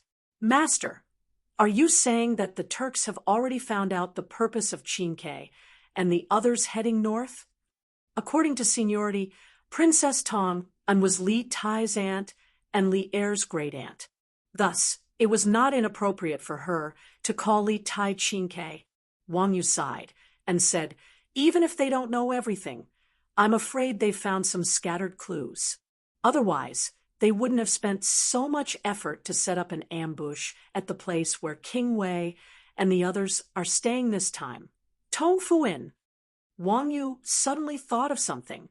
He turned to Princess Tang and asked, Madam, since the inn isn't safe, why don't we let King Wei and the others stay in the Wang estate? This way, Even if there are grandmaster-level experts among the Turk spies, they won't be able to harm King Wei and the others under the heavy protection of our Wang estate's hidden guards. Wang Yu's idea was not bad. Since the danger of the Tongfu and had not been completely eliminated, they could settle Li Tai and the others in the Wang estate's ancestral home. In any case, the Wang estate had plenty of empty courtyards, and with the Wang estate's hidden guards protecting them, it would be more difficult than ascending to the heavens for the Turk spies to do anything to Li Tai and the others. Unexpectedly, Princess Tang and shook her head. Absolutely not. Wang Yu was puzzled. What do you mean, madam? Princess Tang and was a strong-willed and opinionated woman, so Wang Yu would often seek her opinion of his own accord. Has husband ever thought about what would happen if something happened to Qin Ke and the others while they were staying in the Wang estate? Princess Tang and frowned. Letting Qin Ke and the others stay in the Wang estate will reduce their danger, but that doesn't mean that there won't be any danger at all. If something happens, the Wang estate will suffer His Majesty's wrath. Thus, even if this concubine agrees to husband's plan, the clan elders and the rest of the Wang estate will not agree, because the Wang estate cannot bear this risk. Wang Yu frowned for a moment before sighing. Madam is right. While this plan will reduce the danger to His Highness and the others, it will also put the Wang estate in danger. As the head of the Wang clan, Wang Yu understood the responsibility on his shoulders, and he also understood that the clan's interests were paramount. Thus, this plan was quickly discarded in his mind. At this moment, there was a knock on the door, followed by a familiar voice. Reporting to Patriarch, King Wei's convoy is only 2 li from the city gate and will soon enter the city. The person outside was the Grand Commander of the Wang clan's hidden guards, Wang Chengwu, a trusted aide of the chief branch. Wang Yu's heart trembled as he called out, "Come in." "Yes." Creak. Wang Chengwu pushed open the door and entered, closing it behind him. Wang Yu immediately asked, "How is General Duga's side? Did you manage to capture the shopkeeper of the Chuji ironware shop and obtain the account books?" Wang Chengwu bowed, replying to Patriarch. According to the report, by the time the Imperial Army arrived at Xuanren Market, the shopkeeper of the Chuji ironware shop, Yi Funian, had already died in his home. His throat had been slit by a sharp blade, and this matter had already alerted the county yamen and the provincial governor's residence. In addition, by the time General Dugu and the others arrived at the Chuji ironware shop, the account books had already been found and burned in the hall. Fortunately, General Dugu was fast enough, and only the first half of the account books were burned. What? Wang Yu was overwhelmed with shock when he heard this. Princess Tang waved her hand at Wang Chengwu and said, "All right, Chengwu, you may leave first." "Yes, Your Highness." Wang Chengwu bowed and accepted the order, then turned and left. Wang Chengwu bowed and left as well. "Madam, why does this old man feel like the mastermind behind the scenes has been spying on our every move this entire time, and is always ahead of us in every matter?" Wang Yu frowned after a few moments of silence. Princess Tang paused for a moment, and then she probed, "Master, do you mean to say that there are Turk spies at our side or General Dugu's side?" Wang Yu shook his head. "It's probably impossible with the Imperial Army, and as for us, forget it. Let's not talk about this for now." Wang Yu suddenly paused. He looked at Princess Tang and asked, "King Wei and the others are about to enter the city. Does Madam want to accompany your husband to the city gates to take a look?" Princess Tang nodded without hesitation. "Of course. This humble one is Qingchue's elder, and this is the first time this child has come to Sourcepeak City. You and I just happen to be here, so we should act as hosts. Ha ha. Since that's the case, let's go together." Wang Yu said with a chuckle. On the other side, Dugu Feiying, who had split his men into 2 groups, found nothing. Well, it could not be said that they found nothing. At the very least, he managed to snatch back half of the account book. At this moment, Dugu Feiying was extremely gloomy. He felt like his every move was known in advance, and there was always someone ahead of him to obstruct him from investigating what he wanted to investigate. From the looks of the wound, the person who killed Yi Fenian used a knife and not a sword. However, the authorities have searched the entire Yi residence, but they did not find the murder weapon. Now, the entire Schwanen market has been sealed off. The county Yamen constables are searching from house to house and asking the people if they have seen any suspicious characters. Zhang Dafu was reporting the latest progress of the case to Dugu Feiying, whose face was dark. Dugu Feiying let out a deep sigh and said, "From the looks of it, the person who killed Yi Fenian and the person who tried to assassinate Zhu Huiqing aren't the same person?" Zhang Dafu thought for a moment and said, "From the weapons used by the murderer, it does seem like they are not the same person, but we can't rule out the possibility that the murderer used both weapons to confuse the public." Dugu Feiying shook his head and said nothing. His intuition told him that these two murders were not done by the same person, but he could not find any direct evidence at the moment. As for the names listed in the account book of the Chuji ironware shop, this general has already sent people to investigate with Chu Mingxian. Seeing that Dugu Feiying was silent, Zhang Dafu continued to report. Continue to investigate. Remember, you must protect that half of the account book well." Dugu Feiying nodded and gave his orders. He had brought 30 Imperial Army elites to Taiyuan City a day in advance so that he could eliminate the hidden dangers in Taiyuan City before Li Tai and the others arrived. But now, not only had he failed to capture a single Turkic spy, key witnesses had been killed one after another. This made him feel very embarrassed, and this half of the account book was the only thing that could comfort him. This general obeys. Zhang Dafu bowed. "It's getting late. His Highness's group should be arriving soon. Take a few people and follow me out of the city to welcome them. The rest of you stay here and watch over Chu Mingxian's group." Dugu Feiying looked out the window and said, his hands behind his back, "Yes." Soon, they came out of a house near the Tongfu Inn and went straight to the southern city gate. At this moment, in a private room on the third floor of a restaurant near the southern city gate, a middle-aged man wearing a scholarly robe and holding a feather fan stood by the window. He looked at the faint appearance of a group of people outside the city. He waved his feather fan and chuckled softly. "Ha ha, the real big fish has finally taken the bait. King Wei, haha, since you've entered the game, no one can save you. Just relax and be a fish that has taken the bait." A gust of wind blew through the middle-aged man's hair.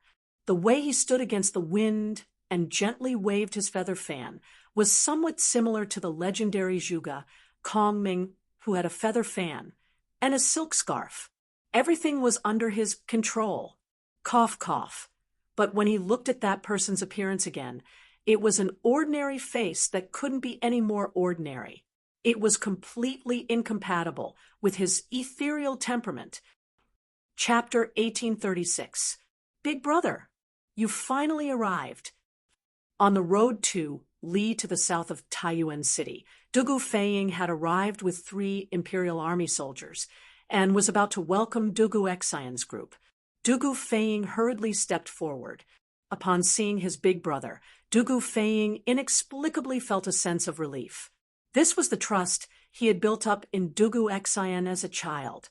Although Sourcepeak City was in a perilous situation, he was confident that with Dugu Xian here, those demons and monsters hiding in the shadows would be exposed.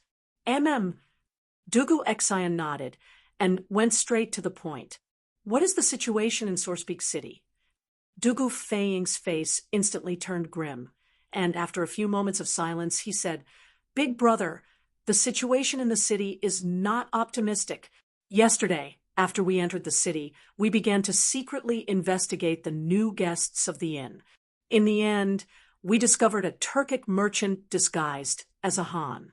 His name was Zhu Hongsheng, and his movements were extremely suspicious, so I sent people to keep an eye on him. Today, that Turkic merchant went to an ironware shop in the city, but not long after, that merchant and the shop's owner and workers all disappeared into thin air under the eyes of our brothers.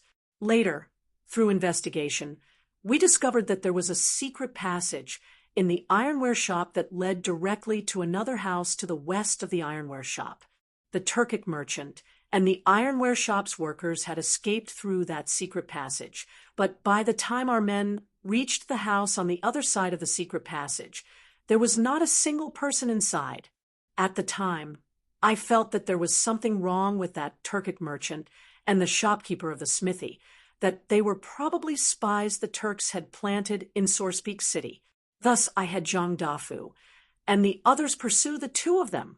But my manpower was limited, and finding the two of them in Taiyuan City in a short amount of time was far too difficult.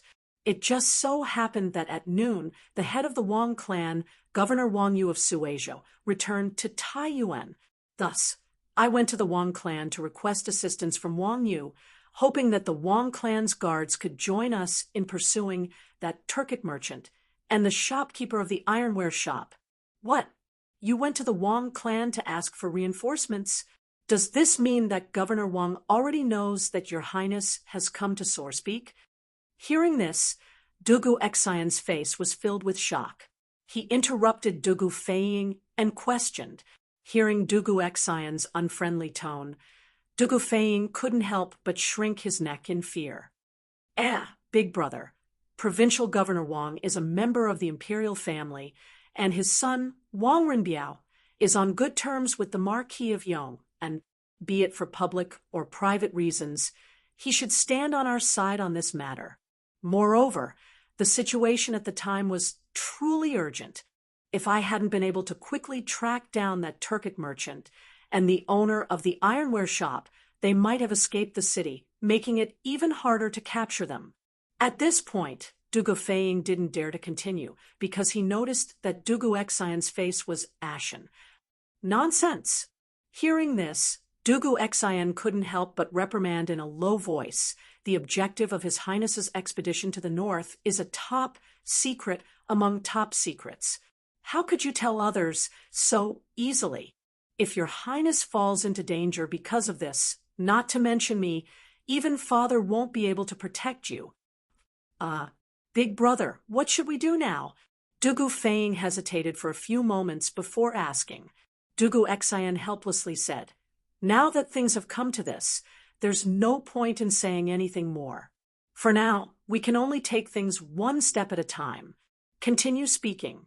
After you asked the Wang clan for help, did you manage to capture that Turkic merchant called Zhu Hongsheng and the owner of the ironware shop? Seeing that Dugu Xian had no intention of pursuing the matter, Dugu Feiying breathed a sigh of relief and continued. Strangely enough, after Provincial Governor Wang agreed to help us, quite a few factions appeared in Taiyuan City, both on the surface and in the shadows.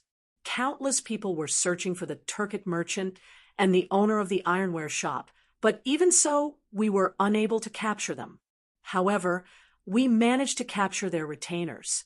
Through torture and interrogation, we learned from those retainers that the Turkic merchant was called Zhu Shiqing, a member of the Shadua tribe. The owner of the ironware shop was called Kong Chang'an. This man has always been mysterious, and very few people know of his background. In the end, with the help of the bookkeeper of the ironware shop, we managed to obtain the books of the ironware shop, but the process did not go smoothly. At this point, Dugu Feiying briefly told Dugu Xian about how the key witness, Zhu Huiqing, was killed and the account books were almost completely burned. After listening, Dugu Xian deeply furrowed his brows. At this time, he realized just how complicated the current situation in Sourcepeak City was. It was as if there was an invisible hand controlling everything in the dark. The other party had probably laid down a dark net in Sourcepeak City and was just waiting for them to crawl in. seeing Dugu Xian's frown in silence. Dugu Feiying, who believed that he had messed up, didn't dare to say anything. The two brothers rode at the front of the convoy. Suddenly, Dugu Xian's eyes focused, and he sternly said, "Feiying, quickly enter the city and seek an audience with the Bing province governor. Say that the Northern Yamen Imperial Army has been ordered to protect His Highness King Wei's group and needs to enter the city." Dugu Feiying was alarmed. It was true that the 1,000 Imperial Army soldiers had been protecting Li Tai's group, but when Li Tai's group was resting in the county, the main force of the Imperial Army would camp outside the city and not follow them into the city. Only a small portion of the Imperial Army would be led by Dugu Xian to protect Li Tai. If there was an emergency inside the city, Dugu Xian would use fireworks as a warning, and only then would the soldiers outside enter the city. Dugu Xian was now ordering all 1,000 Imperial Army soldiers to enter the city. This abnormal action left Dugu Feiying very confused. "Big brother, why do you want to do this? With so many of us entering the city, the Turkic spies will definitely notice us. Isn't it said that spears are easy to dodge, but arrows from the shadows are hard to guard against?" Dugu Xian snapped. "The reason we didn't allow anyone to enter the city in the past was indeed to avoid being noticed by the Turkic spies, lest they cause trouble for us on the road. But now that you've caused such a huge commotion in Taiyuan City with the help of the Wang clan, unless the Turkic spies in the city are deaf and blind, they will definitely notice that something is amiss. We've already moved from the shadows to the light. I even suspect that the Turks already know part of the goal of the Academy's group." At this point, Dugu Xian could not help but feel a headache coming on. He had sent Dugu Feiying to Sorepeak City first, intending to let him operate in secret. However, Sorepeak City had been turned upside down by Dugu Feiying and the Wang family's forces. It was impossible for him to operate in secret like before. They had been forced from the shadows into the light, and they were now in a passive position. They didn't even know who their enemy was or what their goal was. Then what do? If the Turkic Khagan learns of the goal of Your Highness and the Academy's group, won't he go mad and send soldiers to Taiyuan City to capture Your Highness and the Academy's teachers and students? Dugu Feiying inexplicably panicked at Dugu Xian's words. A little more than a month ago, the state teacher of the Turkic Khaganate, Wu Jia, had risked his life to infiltrate the Cloud Mountains for the sake of obtaining confidential information from the Academy. If the Turkic Khagan learned of the goal of Li Tai's group, there was no guarantee that he wouldn't send elite soldiers to cause trouble. When the time came, Li Tai and the Academy group would either be captured or killed. No matter what the outcome was, it was not something they could bear. So before you left, I warned you that no matter what, you were not allowed to tell anyone about the mission of Your Highness's group. Dugu Xian glared at Dugu Feiying and angrily said, "At this point, the spies the Turks have planted in Taiyuan City must know something, but Taiyuan City is several hundred li away from the Turkic Khaganate, so they won't have time to send back the news. Since this is the case, there is no need for us to continue hiding. We might as well bring out all our strength. This is Taiyuan City, not the border of the empire. Even if the Turks have some spies in Taiyuan City, as long as we protect Your Highness and the Academy, they won't be able to find us. Immediately enter the city and head to the provincial governor's residence to inform the Bingzhou governor. Since the danger in Tongfu and has yet to be eliminated, once we enter the city, we won't stay in the inn. We'll stay in one of the relay stations in the city. It will be easier for our brothers to set up defenses there." Dugu Feiying felt that his brother's words were reasonable and hurriedly cupped his fists. "Yes, big brother. I'll go to the provincial governor's residence." Seeing that Dugu Xian had nothing else to say, he urged his horse to leave the group and gallop toward the city gate. Actually, with Dugu Feiying's personality, he preferred to fight in the open. Hiding in the dark was not his forte. Now that Dugu Exayan had decided to reveal his identity and lead the army into the city, this was exactly what he wanted. After Dugu Feiying left, Dugu Exayan rode his horse to Li Tai's carriage. After briefly introducing the complex situation in Taiyuan City to Li Tai, Dugu Exayan proposed to lead his army into the city and move to a relay station instead of an inn. The mood in the carriage suddenly turned solemn. Iron Egg, Qin Huayu, and Meng Wenhao all turned to Li Tai, waiting for his decision. After a few moments of silence, Li Tai sternly said, "Since that's the case, we'll follow General Dugu's arrangements. We have to be extremely careful in these unusual times."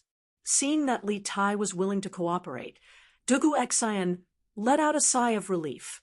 If this was the Li Tai of 2 years ago, he would definitely not be so understanding. After all, in terms of comfort, a relay station was definitely far inferior to a large inn like Tongfu Inn. "Thank you for your understanding, Your Highness. Please rest assured, Your Highness, we will protect Your Highness and the others with our lives." Dugu Exayan cupped his fists. "General Dugu is too polite." Li Tai smiled and said softly. A trace of worry appeared between his brows. Li Tai of the past was indeed a person who only cared about his own enjoyment, but it was different now.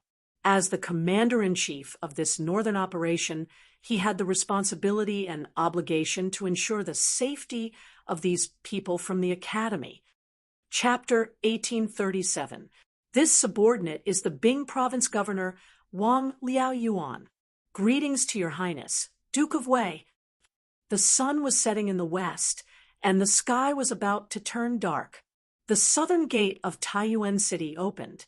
King Liaoyuan and his subordinates hurried out of the city. As for the county officials, he didn't even bother to inform them. At this moment, he saw a young man around 10 years old standing in front of the carriages. He had a calm expression and a noble aura. The soldiers beside him protected him tightly. In addition, Wang Liaoyuan had seen Li Tai a few times when he entered the court a few years ago. Thus, he directly walked up to Li Tai and bowed. "Your Highness, King Wei." The aides and subordinates of the provincial governor behind Wang Liaoyuan also bowed. With Wang Liaoyuan leading the way, they didn't have to search for Li Tai in the crowd. "Everyone, there's no need to be so courteous." Li Tai raised his hands and smiled warmly at Wang Liaoyuan and the others. "This king has come to Taiyuan City to carry out an important mission under the orders of my imperial father. These 1,000 imperial army soldiers will follow this king into the city. I hope that Provincial Governor Wang can make things convenient and cooperate with this king to complete the mission given by my imperial father." Hearing this, Wang Liaoyuan frowned. When Dugu Feiying entered the provincial governor's residence with the imperial army token, he told him that Li Tai was going to lead 1,000 imperial army soldiers into Taiyuan City. However, Dugu Feiying didn't have a real imperial edict. They were only following Li Er's verbal order. Letting an unfamiliar army into the city was a serious matter. As the provincial governor of Bing Province, Wang Liaoyuan had to personally go out and investigate. Otherwise, what if this army had other motives? At that time, he would really be dead. After seeing that the leader of this army was indeed Li Tai, Wang Liaoyuan's vigilance was lowered. This was because Li Tai couldn't possibly rebel.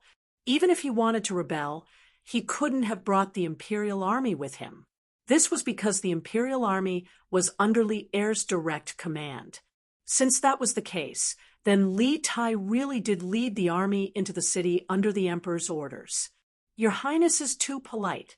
We will do our best to assist Your Highness in completing His Majesty's mission." After pondering for a moment, Wang Liaoyuan cupped his hands and said, at this moment, he thought of how the Wang clan's elites had entered and exited the city in the afternoon, searching for two people. He wondered if this matter had anything to do with Li Tai's arrival. "Ha ha! Wang Yu greets your highness, Duke of Wei." Speak of the devil. Just as Liao Yuan was thinking this, a burst of hearty laughter came from behind the officials of the provincial governor's office. Soon after, Wang Yu walked out with Princess Tang and clasped his hands at Li Tai. Of course, he was the only one who bowed. Princess Tang, and stood in front of Li Tai and looked at the little fatty with a smile. After Wang Yu bowed, she smiled faintly and said, "Qingke, why didn't you tell me you were coming to Taiyuan? I could have sent someone to fetch you." Upon seeing Wang Yu and Princess Tang, and Li Tai's dignified expression instantly vanished, replaced by the docility of a junior in front of his elders. He first bowed to Wang Yu and said, "Uncle-in-law, there's no need to be so courteous." Then he replied to Princess Tang, and "Grand-aunt, please forgive me. Tai only left Chang, and on the spur of the moment. Besides, Tai didn't know that grand-aunt and uncle-in-law were in Taiyuan right now. Otherwise, I would have definitely sent someone to inform you." Princess Tang and Li Er had an extremely good relationship. Even though Princess Tang was already married, Li Er would still send someone to Suizhou to deliver gifts to her and Wang Yu during festivals. As a result, Li Tai naturally did not dare to slight this grand-aunt of his. In terms of seniority, Princess Tang was truly his grand-aunt. "Ha ha! We're all family, so why are you taking offense? When Rin Biao got married a few days ago, your uncle-in-law and I just came to Taiyuan from Qizhou. You've been spoiled since you were young and have never traveled far. You must have suffered quite a bit along the way, right?" Princess Tang smiled and stroked Li Tai's head out of habit. Speaking of which, when Li Tai was still young, Princess Tang had often stroked his head like this. Li Tai felt a wave of helplessness. He wanted to hide, but he was afraid that he would hurt this grand-aunt's heart. He could only stand there and let Princess Tang torment him. Seeing the two of them chatting about domestic trivialities, the others, especially Liao Yuan, and some of the people from the provincial governor's estate, instantly felt that their presence was unnecessary. Liao Yuan couldn't help but muster up his courage and remind, "Has your highness arranged a place to stay in the city? If not, this official will immediately have someone tidy up a courtyard in the provincial governor's estate." Unexpectedly, before Li Tai could say anything, Princess Tang couldn't help but say to Liao Yuan, "Humph, since Qingke has come to Sourcepeak City, she naturally has to stay in the Wang clan. Could it be that the Wang clan was lacking a few residences? Or is it that the Wang clan's residence can't compare to your provincial governor's estate?" As soon as he said this, Wang Yu, who was standing to the side, couldn't help but have a strange expression. Just a few minutes ago, Princess Tang had clearly stated that she did not agree to Li Tai's group staying in the Wang clan. It had only been a short while, so why had she suddenly changed her mind? Although he thought this, Wang Yu did not step forward to undermine Princess Tang. And meanwhile, Liao Yuan, who was standing in front of Li Tai, had an awkward expression at Princess Tang's words. He hastily said, "I wouldn't dare. I wouldn't dare." Even as the provincial governor of a province, he did not dare to provoke this woman in front of him. Li Tai and Dugu Exine secretly exchanged glances, then stepped forward to smooth things over. Many thanks for Grand-aunt's good intentions, and many thanks for Provincial Governor Wang's good intentions. However, this lowly prince is planning to stay in the relay station in Sourcepeak City. This will make things more convenient, so I hope that Grand-aunt and Provincial Governor Wang will not take offense. Wang Yu, who had been silent all this time, couldn't help but inwardly sigh in relief. Liao Yuan said, "Since your highness has made up your mind, This official will immediately have someone bring you to the relay station in the city. Princess Tang, and frowned, her expression faintly displeased. However, after a moment of hesitation, she finally nodded. Forget it, forget it. Chinke, you must be tired from the journey. Quickly enter the city and rest at the relay station. Once you've rested up tomorrow, I'll hold a banquet to welcome you. Li Tai inwardly sighed in relief and cupped his hands. Many thanks, Grandaunt. Thus, the group of people moved and walked into the city. As for the 1,000 Imperial Army soldiers led by Dugu Exayan, they naturally followed along. Halt! Who are you people? As time passed, the setting sun gradually disappeared from the horizon, and the entire grassland was about to be plunged into darkness. A caravan was still resolutely heading north on the grassland. At this moment, they could faintly see the scattered white tents not far ahead. But at this moment, a group of people suddenly galloped in their direction and surrounded the caravan. The leader urged his horse forward and shouted. This person naturally spoke in Turkic, and this caravan was the Turkic caravan that Tang Jian and the others had disguised themselves as.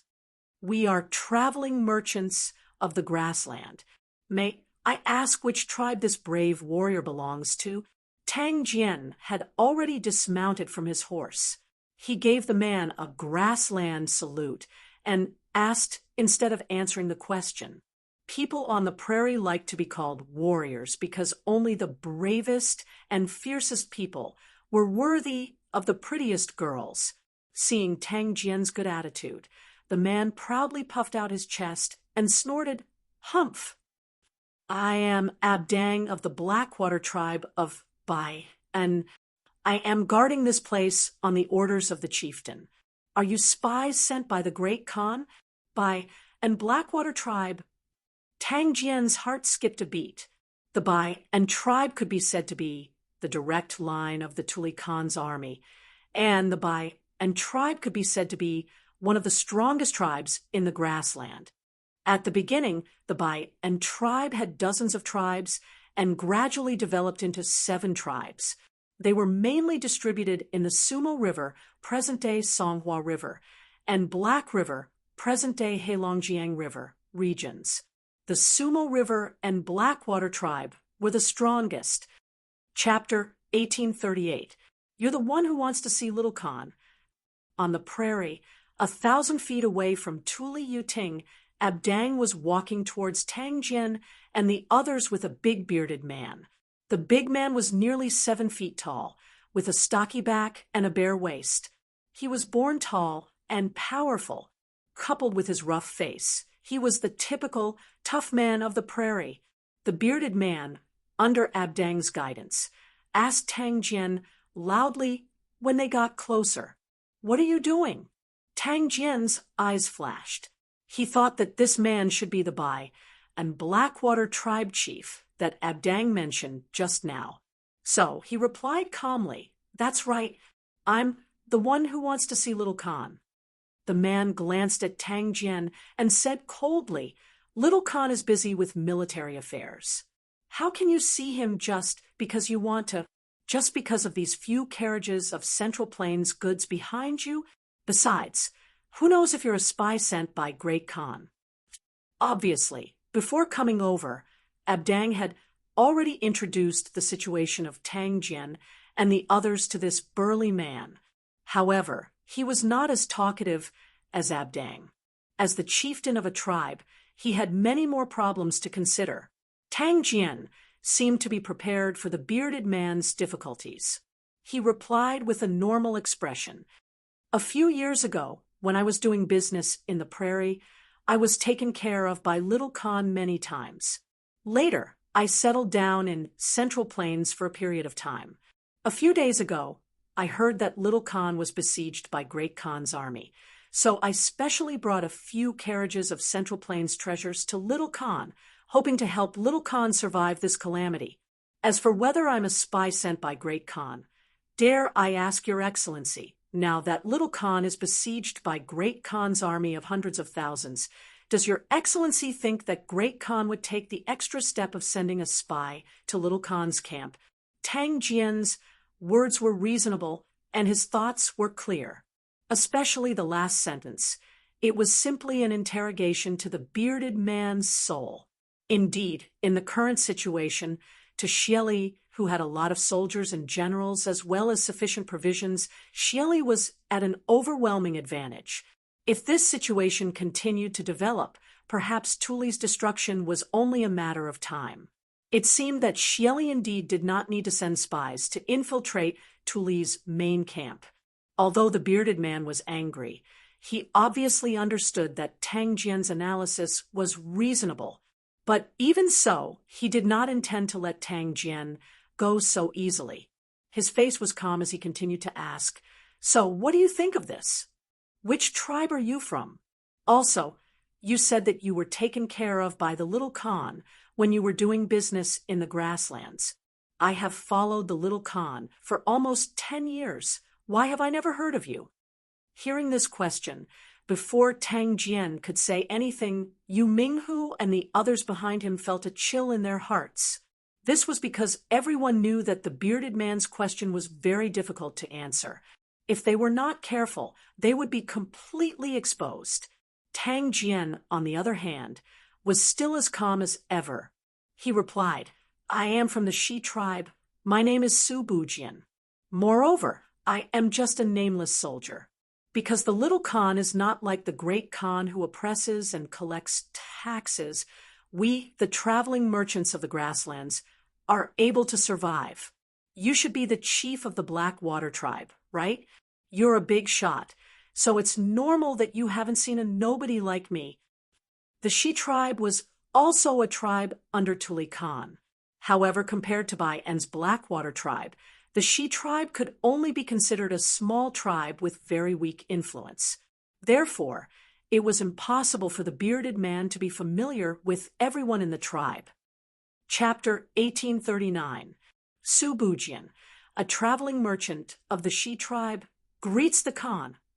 Under the lead of a soldier, Tang Jian entered this palace on the grassland. After entering, he didn't have time to admire the luxurious furnishings in the palace. In fact, there wasn't much to admire here. Although this palace could be said to be prosperous in the grassland where resources were scarce, it couldn't be compared to the past imperial palaces of the Central Plains. He directly walked up to the man sitting at the head of the table and performed a special greeting of the grassland people. He directly addressed Tuli as Khan, instead of Little Khan, which was an invisible flattery to Tuli. This made Tuli's mood. No need to be so polite. An indifferent voice came from above. Tang Jian straightened his body and finally had time to size up Tuli sitting at the head of the table. He saw that Tuli had a broad face, a high nose, and a pair of eyes as sharp as an eagle's. However, there was also a hint of depth and wisdom in them. In addition, there was a half-inch long stubble on Tuli's chin. Because he had not taken care of it for a long time, the stubble grew chaotically like weeds. This made his originally heroic and extraordinary face look somewhat decadent. Presumably, the recent situation on the grassland made Tuli feel powerless and desperate. Tang Jian thought to himself. In fact, he had met Tuli once before. That was when Xieli led hundreds of thousands of soldiers to Chang, and Li'er led a group of officials out of the city and signed an alliance with Xieli. At that time, Tuli, as the second Khan of the Turkic Khans, was naturally present. However, at that time, Tuli, who had led his troops into the heart of the great Tang, was in high spirits. How could he be as lethargic as he was now? "I heard from General Enisher that you can help us out of our current desperate situation. Is that true?" At this moment, Tang Jian was sizing up Tuli. Tuli was also sizing up Tang Jian. The more he looked at Tang Jian, the stranger he felt. It was not that he recognized Tang Jian, but he felt that Tang Jian looked very strange. He could not tell what was strange about Tang Jian, but he felt that Tang Jian's appearance was somewhat awkward. After sizing him up for a while, Tuli got straight to the point and asked. Actually, the reason Tuli felt strange and awkward when he looked at Tang Jian was because Tang Jian was a Tang.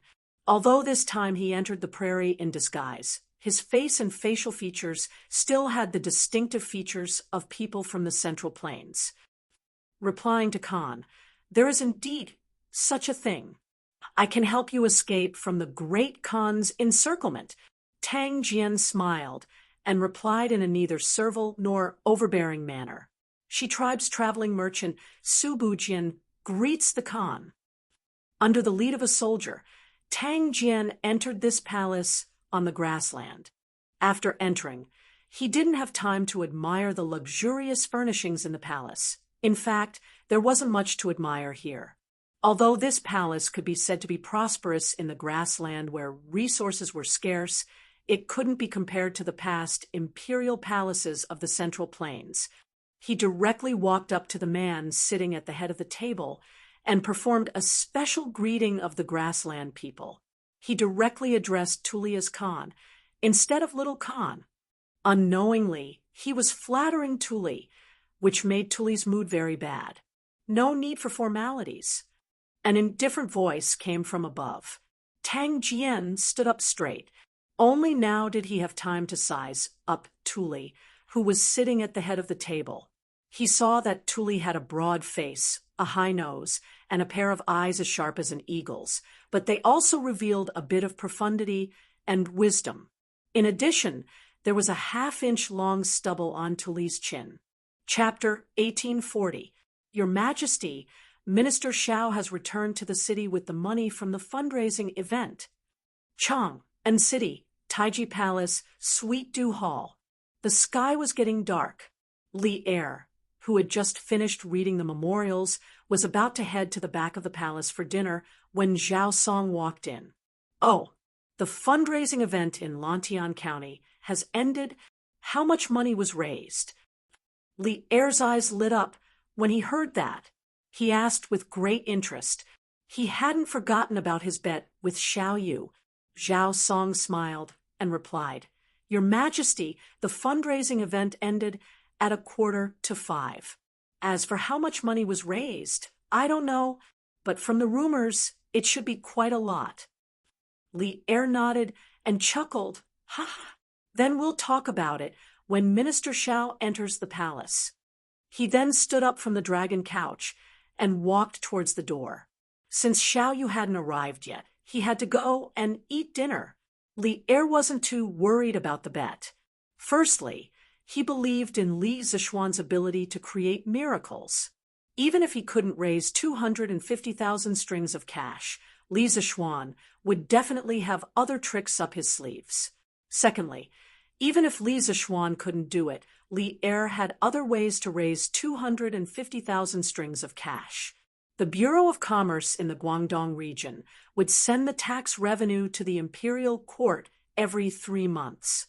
He could have Li Xiaogong hand over the tax revenue to the national treasury a month in advance. This wasn't a small sum of money and could completely make up for the deficit from the fundraising event. Actually, Li Er had another trick up his sleeve, which was to have the Yanhuang Bank print money like crazy.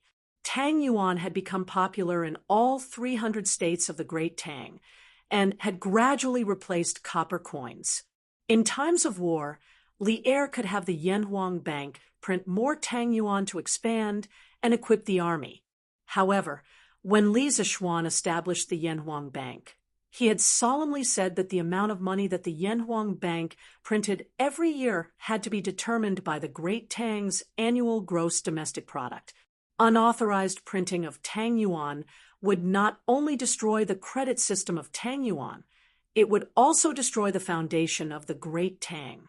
Once this move was implemented, the Great Tang Dynasty would not be far from destruction.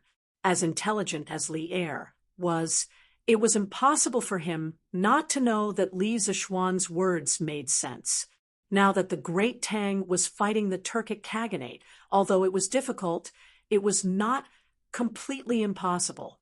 Therefore, Li'er felt that it was not yet time to use the money printing machine, that was the Yanhuang Bank. In his view, the Yanhuang Bank and Tang Yuan would be of great use to the future prosperity of the great Tang. They must not be destroyed so easily. Arriving at Empress Zhangsuan's residence, Li'er immediately ordered the palace maids and eunuchs to serve the dishes. Halfway through the dinner, Zhao Song hurriedly ran over and said, "Your Majesty, Minister Xiao requests an audience." "Huh." He came rather quickly. "Bring him to the Ganlu Palace. I will be there in a while." Hearing this, Li'er smiled and said to Zhao Song, "Yes." Zhao Song received the order and left. At this moment, Li'er looked at Empress Zhangsun and sighed. "Sigh, I wanted to have a good meal with Maid Guanyin, but it seems like I won't be able to." Empress Zhangsun smiled and said, "Your Majesty, go quickly for Minister Xiao to enter the palace at this time. It must be something important." "Oh, it seems like Lantian County is holding a donation gathering today. I believe that Minister Xiao must be here for this." Li'er took advantage of the gap between their conversation to eat 2 more mouthfuls of food. Then he stood up and praised, "Ha! My Empress is indeed intelligent. This Xiao Yu is most likely here for the donation gathering. All right, Maid Guanyin, take your time to eat. I will be going to the front hall." Empress Zhangsun nodded. Li'er stood up and headed in the direction of Taiji Palace. Speaking of which, it wasn't easy for him to be the emperor, especially during this period when the great Tang was preparing for the war with the Turkic Khaganate. There were many times when he couldn't even have a proper meal. It was no wonder that Li'er would become a sage in history. Attitude determined everything. This old subject greets Your Majesty. Arriving at the Ganlu Palace, Xiao Yu, who had been waiting for a while, quickly bowed and greeted. "Minister Xiao, you may dispense with the formalities." Li'er waved at Xiao Yu as he walked toward the dragon couch. Since he had already guessed Xiao Yu's intention for entering the palace, Li'er sat on the dragon couch and looked at Xiao Yu. He didn't keep him in suspense and directly asked, "How is it, Minister Xiao? Has the money raised from this donation gathering been enough to fund an army of 150,000 soldiers?" Xiao Yu's eyes narrowed as he clasped his hands at Li'er and sternly said, "This donation gathering has raised a total of 428,500 string of cash, far surpassing this old subject's estimate. Your Majesty has won the bet, so this old subject congratulates Your Majesty." "What? 428,500 strings of cash."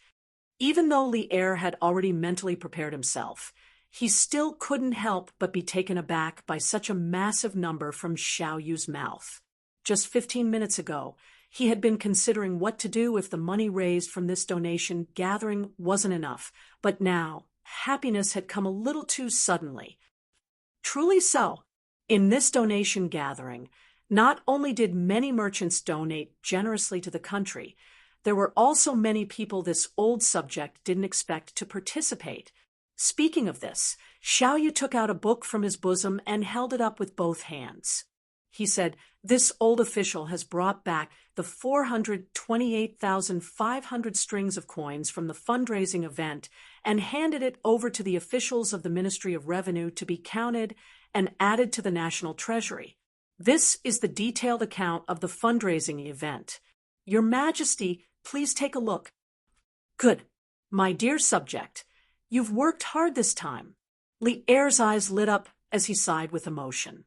Without his instructions, Zhao Song took the account book from Xiao Yu's hands and handed it over to Li'er. Li'er reached out to take the account book and began flipping through it, ignoring Xiao Yu in the hall. Due to the lack of time, the account book wasn't arranged according to the amount of donations. It was completely based on the order of the people who had appeared at the donation gathering. Li Er recognized many of the people at the front of the list, such as Li Zishuan, Lin Wenyuan of the Flaming Yellow Chamber of Commerce, and the world's righteous merchant Feng Zhihua, whom he had personally conferred the title of World's Righteous Merchant. These people had all donated a considerable amount, with Li Zishuan taking the lead. Not only had he donated 30,000 strings of cash, but his Warm Tang Foundation had also donated 20,000 strings of cash. Altogether, they had contributed 50,000 strings of cash to the imperial court. Li Er couldn't help but be moved by this. He thought to himself, Li Zishuan might be a playboy most of the time, but when it comes to national interests and foreign wars, he's more attentive than anyone else. Li Er thought this way, not only because Li Zishuan had started the donation gathering and contributed 50,000 strings of cash to the imperial court, but also because Li Zishuan had offered to forge new high-quality equipment for the expanded Black Armored Army. After that, Li Er had done some calculations in private. The new equipment worn by the 5,000 Black Armored Army from head to toe, from man to horse, would definitely be worth no less than 100,000 strings of cash. There weren't many people in the Great Tang who could fork out such a large sum. Even if there were people who could, they wouldn't offer to gift money like Li Zishuan had done. This was because not only would this money not benefit him, it might even arouse the suspicions of the emperor. Li Er knew that Li Zishuan, who had always been shrewd, would do such a foolish thing because of his sincerity towards the Great Tang.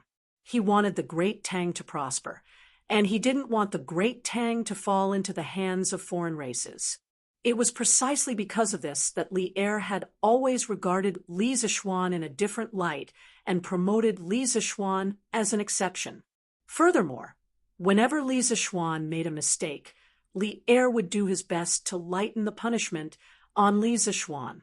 It was also because of Li Zishuan's sincerity that Li Er was willing to place his two favorite sons by Li Zishuan's side to learn and grow. Treasure House. What's the background of this shop? They can actually donate 30,000 strings of cash. Also, this name sounds familiar.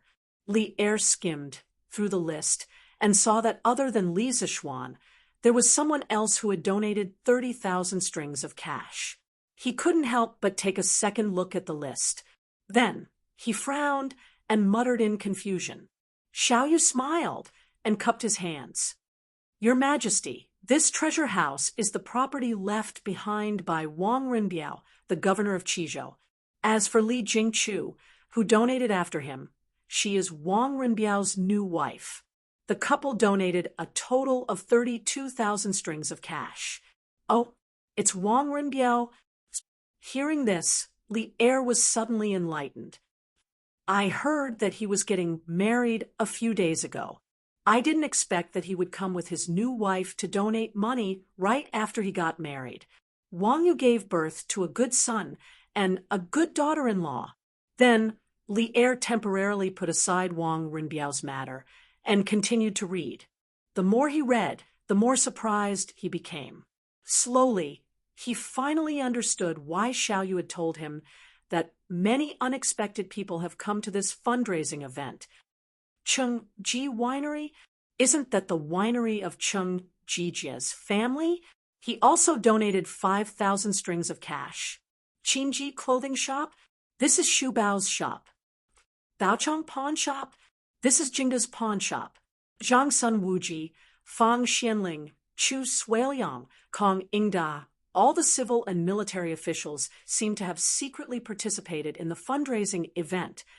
Unlike other emperors, Li Er had subdued a large group of civil and military officials in the process of conquering the world. These people had worked with Li Er for so many years and had a very good relationship with him. Li Er knew most of the private lives of his officials like the back of his hand. Therefore, although Cheng Yaojin, Qin Xiong, and the others had participated in the fundraising event in the name of their own shops, most of them were still recognized by Li Er at a glance. Seeing that his officials were so supportive of him, Li Er couldn't help but feel touched. However, when he saw the next name, he couldn't help but twitch the corner of his mouth. Wei's Winery. Isn't this Wei Zheng's winery? No, didn't this winery close 2 years ago? Donation of 10 strings of cash? When he saw the words Wei's Winery, Li Er was a little surprised. However, when he saw the donation of 10 strings of cash, he almost vomited blood. This was because the people before him had donated tens of thousands of strings of cash. When it was Wei Zheng's turn, he only donated 10 strings of cash. This contrast was too big. Cough, cough. Xuanqing's family's resources are limited. Your Majesty, please forgive us. Seeing this, Xiao Yu coughed dryly and pleaded for Wei Zheng in a low voice. Li Er secretly rolled his eyes and couldn't be bothered to say anything. Lantian County's government donated 10,000 strings of cash. What's going on? Li Er read 10 lines at a glance and quickly flipped to the last page of the account book. Suddenly, his eyes focused on a line in the middle of the last page of the account book, and he exclaimed in surprise. Chapter 1841.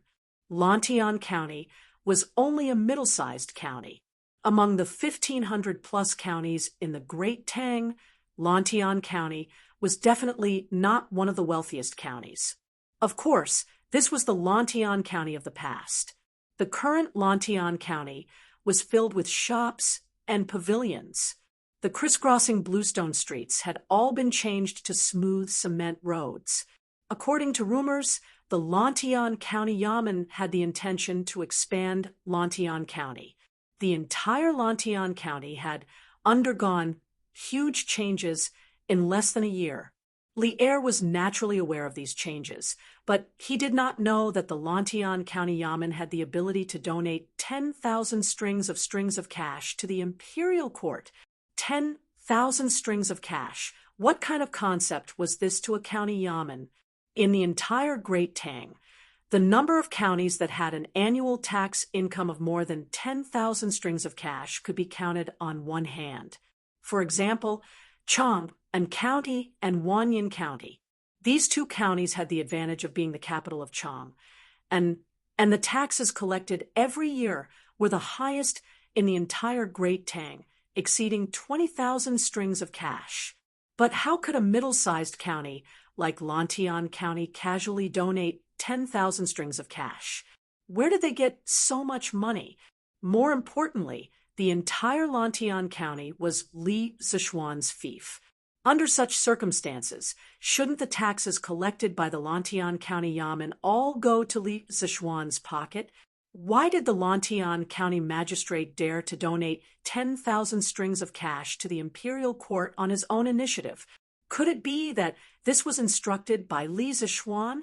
The moment he saw the donation information on the Lantian County Yamen in the account book, many questions surfaced in Li Er's mind.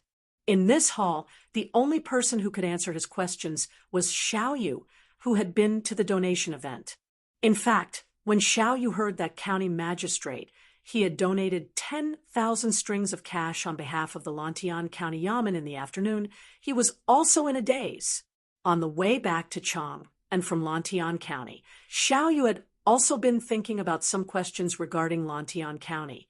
After cupping his hands, he said, "Your Majesty, ever since Lantian County became the fief of Marquis Yong, and the officials of the Lantian County Yamen have begun to develop businesses in the city according to Marquis Yong An's wishes.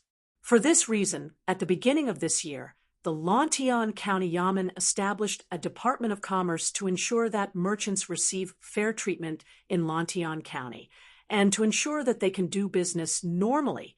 However, the Department of Commerce increased the tax rate of Lantian County by 5 times. But even so, there are still merchants from all over coming to Lantian County to do business. This is because in Lantian County, merchants are the same as commoners and craftsmen.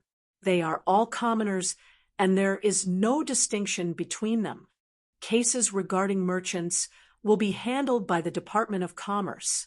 Furthermore, the children of merchants can enter official schools in Lantian County, and can also be admitted to Yanhuang College in the future. As a result, shops and restaurants in Lantian County sprang up like bamboo shoots after a spring rain. The business in the city is also flourishing day by day. In addition, the Department of Commerce increased the tax rate by 5 times. As a result, the monthly tax revenue of Lantian County is more than 10 times higher than before. This old subject heard from County Magistrate He of Lantian County that Marquis Yong and did not take a single cent of the tax collected by the Lantian County Yamen and left it all in the Yamen. He ordered County Magistrate He and the others to use this money to improve the livelihood of the people in the county. This is called taking from the people and using for the people. Chapter 1842. In truth, before the Song Dynasty, the nomads of China basically did not have any iron smelting skills. The Xiongnu, Xianbei, Rouran, and the Turks of the Sui and Tang dynasties were all like this. They usually obtained their iron from 2 sources. One was through plundering the settled tribes, such as the people of the Central Plains.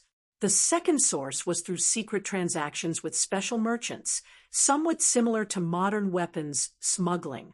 By the Song Dynasty, the northern nomads were unprecedentedly powerful. The Khitans, Jin, and Xixia could no longer be considered nomads. They had their own iron smelting skills, and Xixia had even developed the more advanced cold forging technology of the time. Cold forged armor was once the strongest armor of the time. At that time, the Chinese Empire's control over iron was also much more lax, which was why cooking was so popular. As for the Mongols after the Song Dynasty, as the peak of nomads, they obtained iron through trade. At that time, there were many countries that could trade with the Mongols, so the Chinese Empire's unilateral control over the export of iron was meaningless.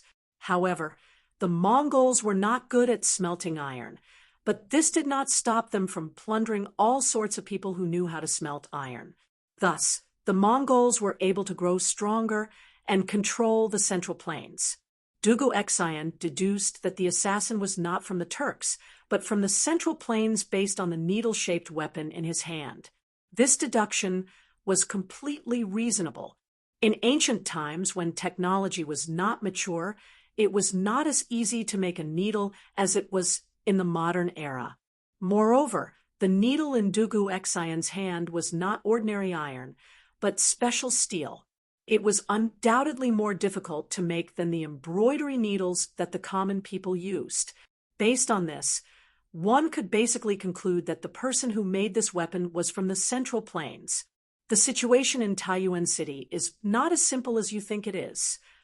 Dugu Exayan stood with his hands clasped behind his back.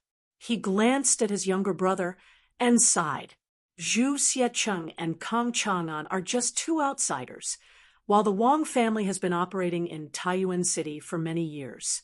Whether it is on the surface or in the dark, they are abnormally powerful. However, these 2 were actually able to escape the Wang family's pursuit in Taiyuan City. This is enough to show that the 2 of them are not alone in Taiyuan City. There must be other forces helping them. Big brother, who is this faction you speak of? Who dares to oppose the Wang family and His Majesty? Dugu Feiying asked in confusion. Dugu Exayan rolled his eyes. If he knew who the hidden force was, he would have led his troops to capture them long ago. Where would he find the time to chat with Dugu Feiying? Dugu Feiying immediately regretted his question.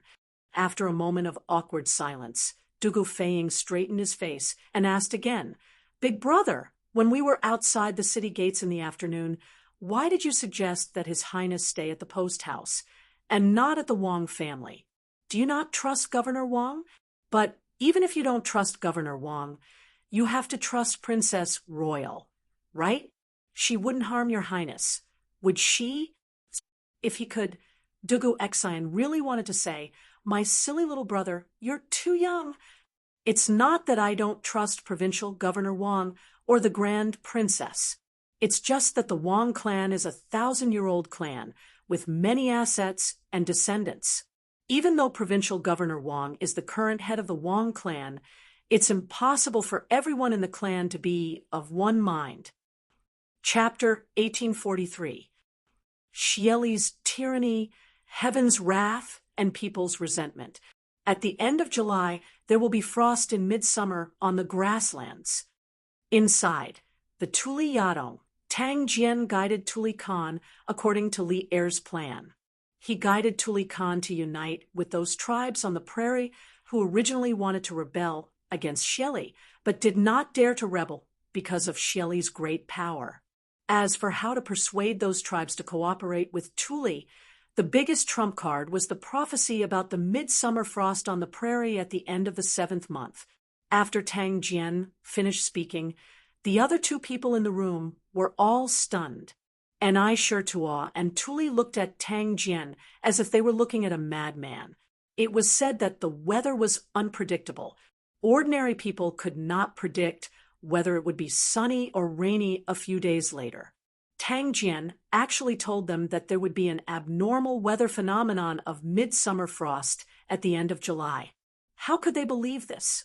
There are only a few days left until August, and the sun has been shining brightly on the grasslands for the past few days. You said that there would be midsummer frost on the grasslands at the end of July. Do you think anyone will believe your words? Without waiting for Tuli Khan to speak, Anai Shirtuo, who was standing beside Tang Jian, could not help but sneer.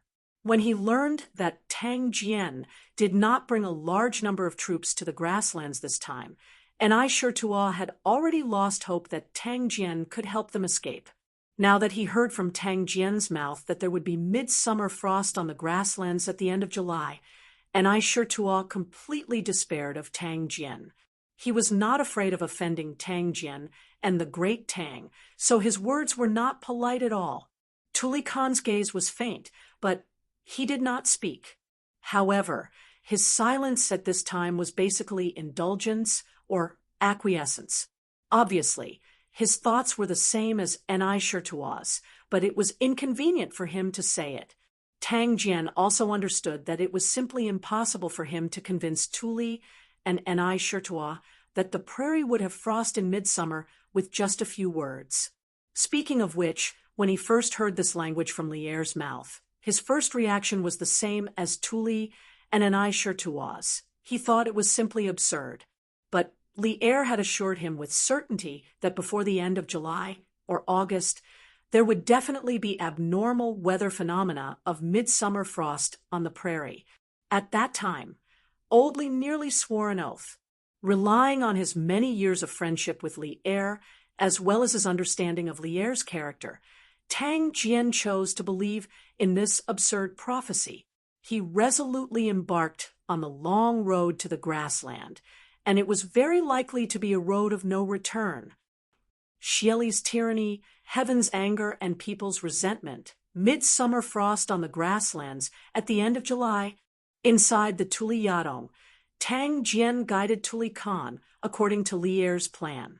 He guided Tuli Khan to unite with those tribes on the prairie who originally wanted to rebel against Xieli, but did not dare to rebel because of Xieli's great power. As for how to persuade those tribes to cooperate with Tuli, the biggest trump card was the prophecy about the midsummer frost on the prairie at the end of the 7th month.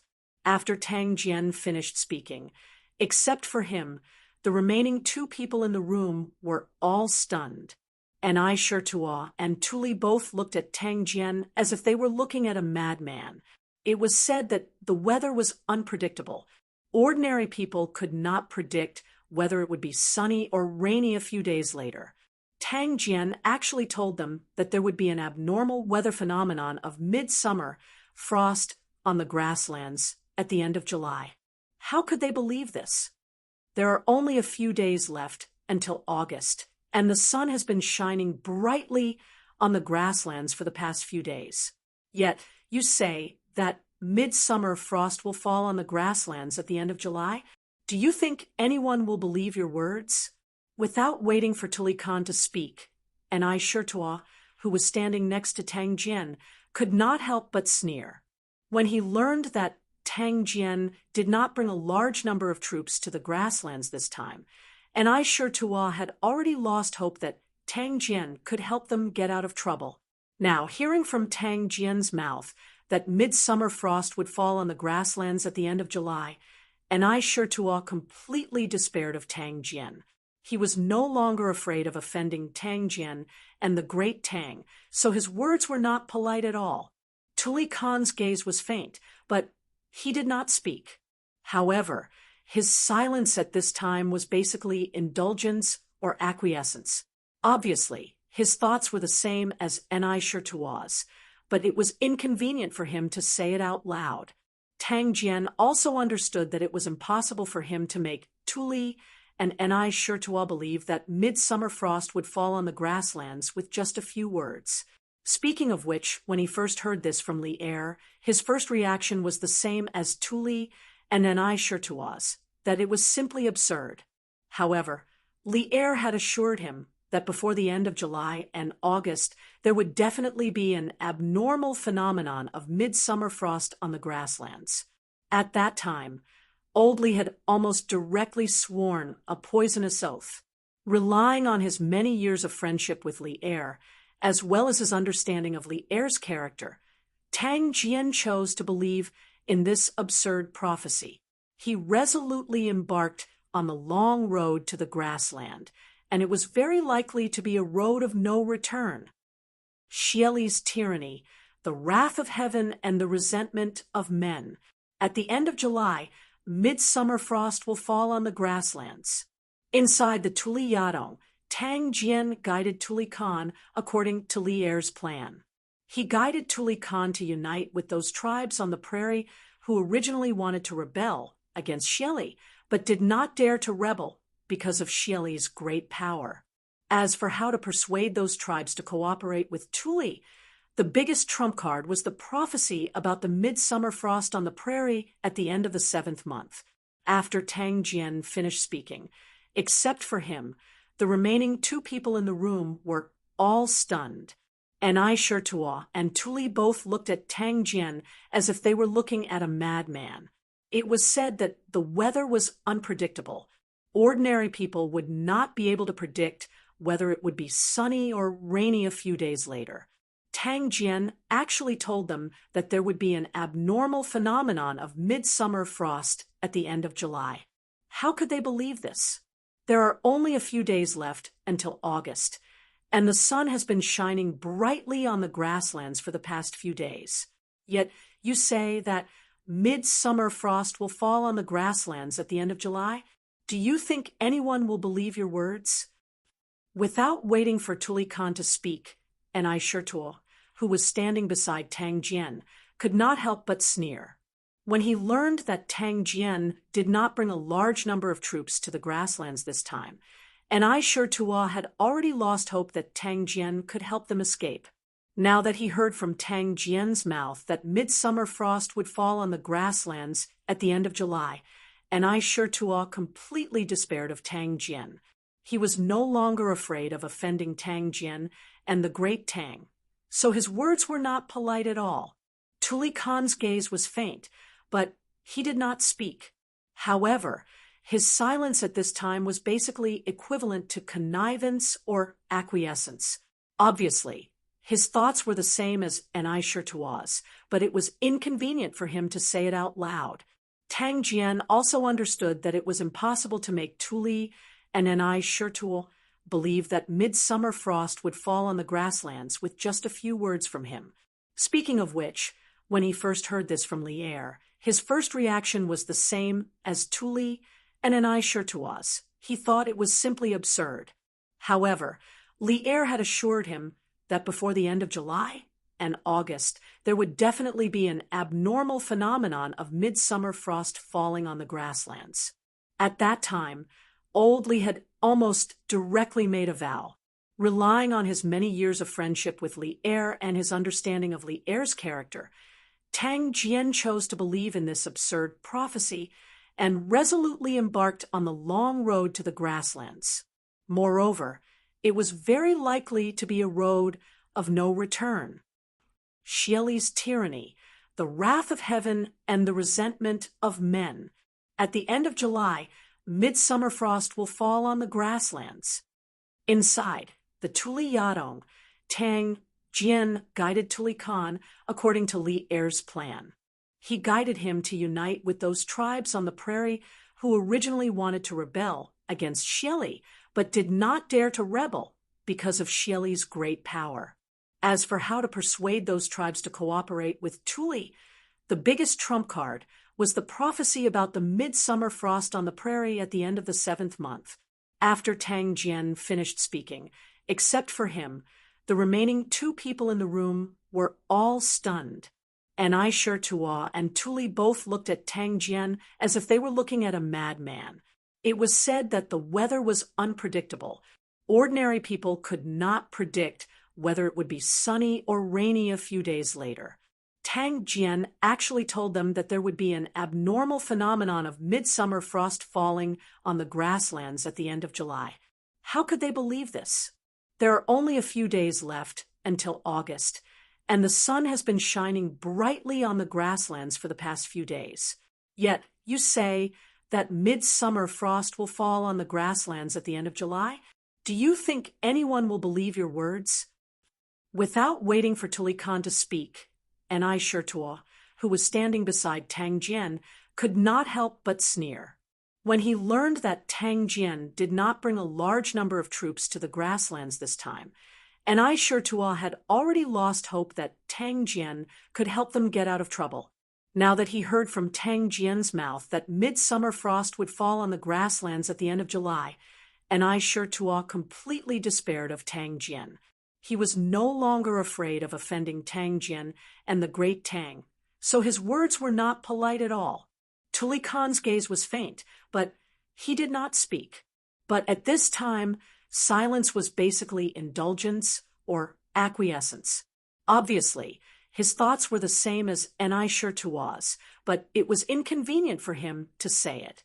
Tang Jian also understood that it was impossible for him to make Tuli and Anai Shirtua believe that midsummer frost would fall on the grasslands with just a few words.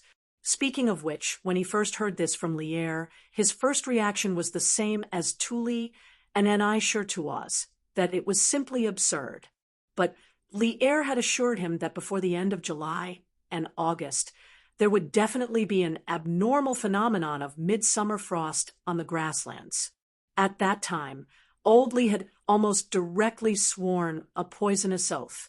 Relying on his many years of friendship with Li Er and his understanding of Li Er's character, Tang Jian chose to believe this absurd prophecy and resolutely embarked on the long road to the grasslands, and it was very likely to be a road of no return. Xieli's tyranny, heaven's wrath, and people's resentment. At the end of July, midsummer frost will fall on the grasslands. Inside, the Tuli Yadong, Tang Jian guided Tuli Khan according to Li Er's plan. He guided Tuli Khan to unite with those tribes on the prairie who originally wanted to rebel against Xieli, but did not dare to rebel because of Xieli's great power. As for how to persuade those tribes to cooperate with Tuli, the biggest trump card was the prophecy about the midsummer frost on the prairie at the end of the 7th month.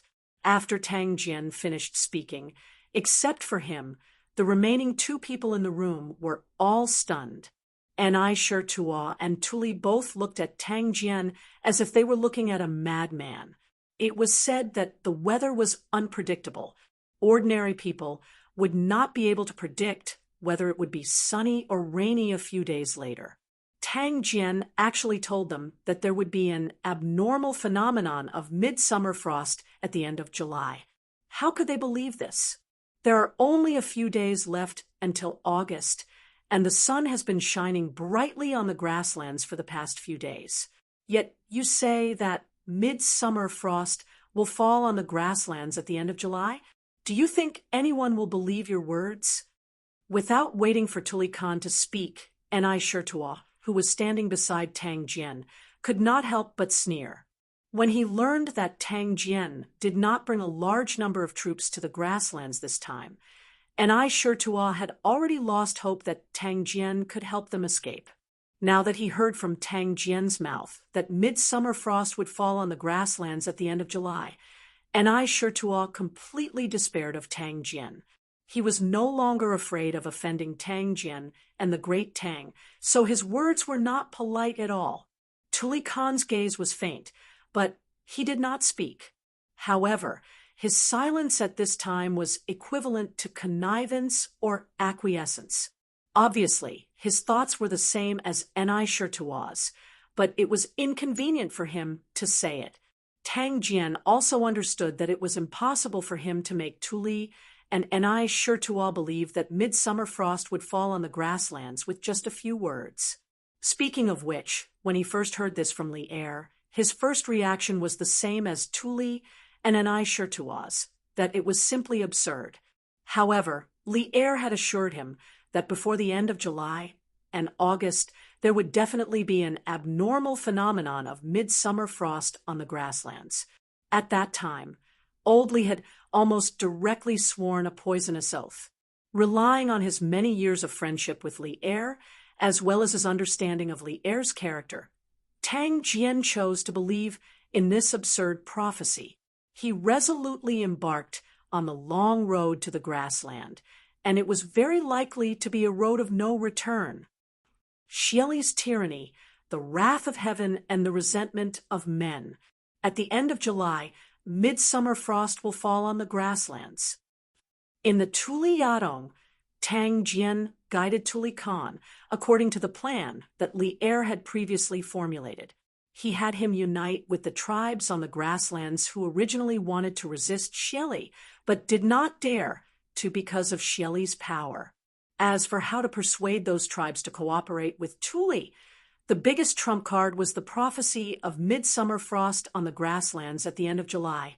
After Tang Jian finished speaking, except for him, the remaining two people in the room were all stunned.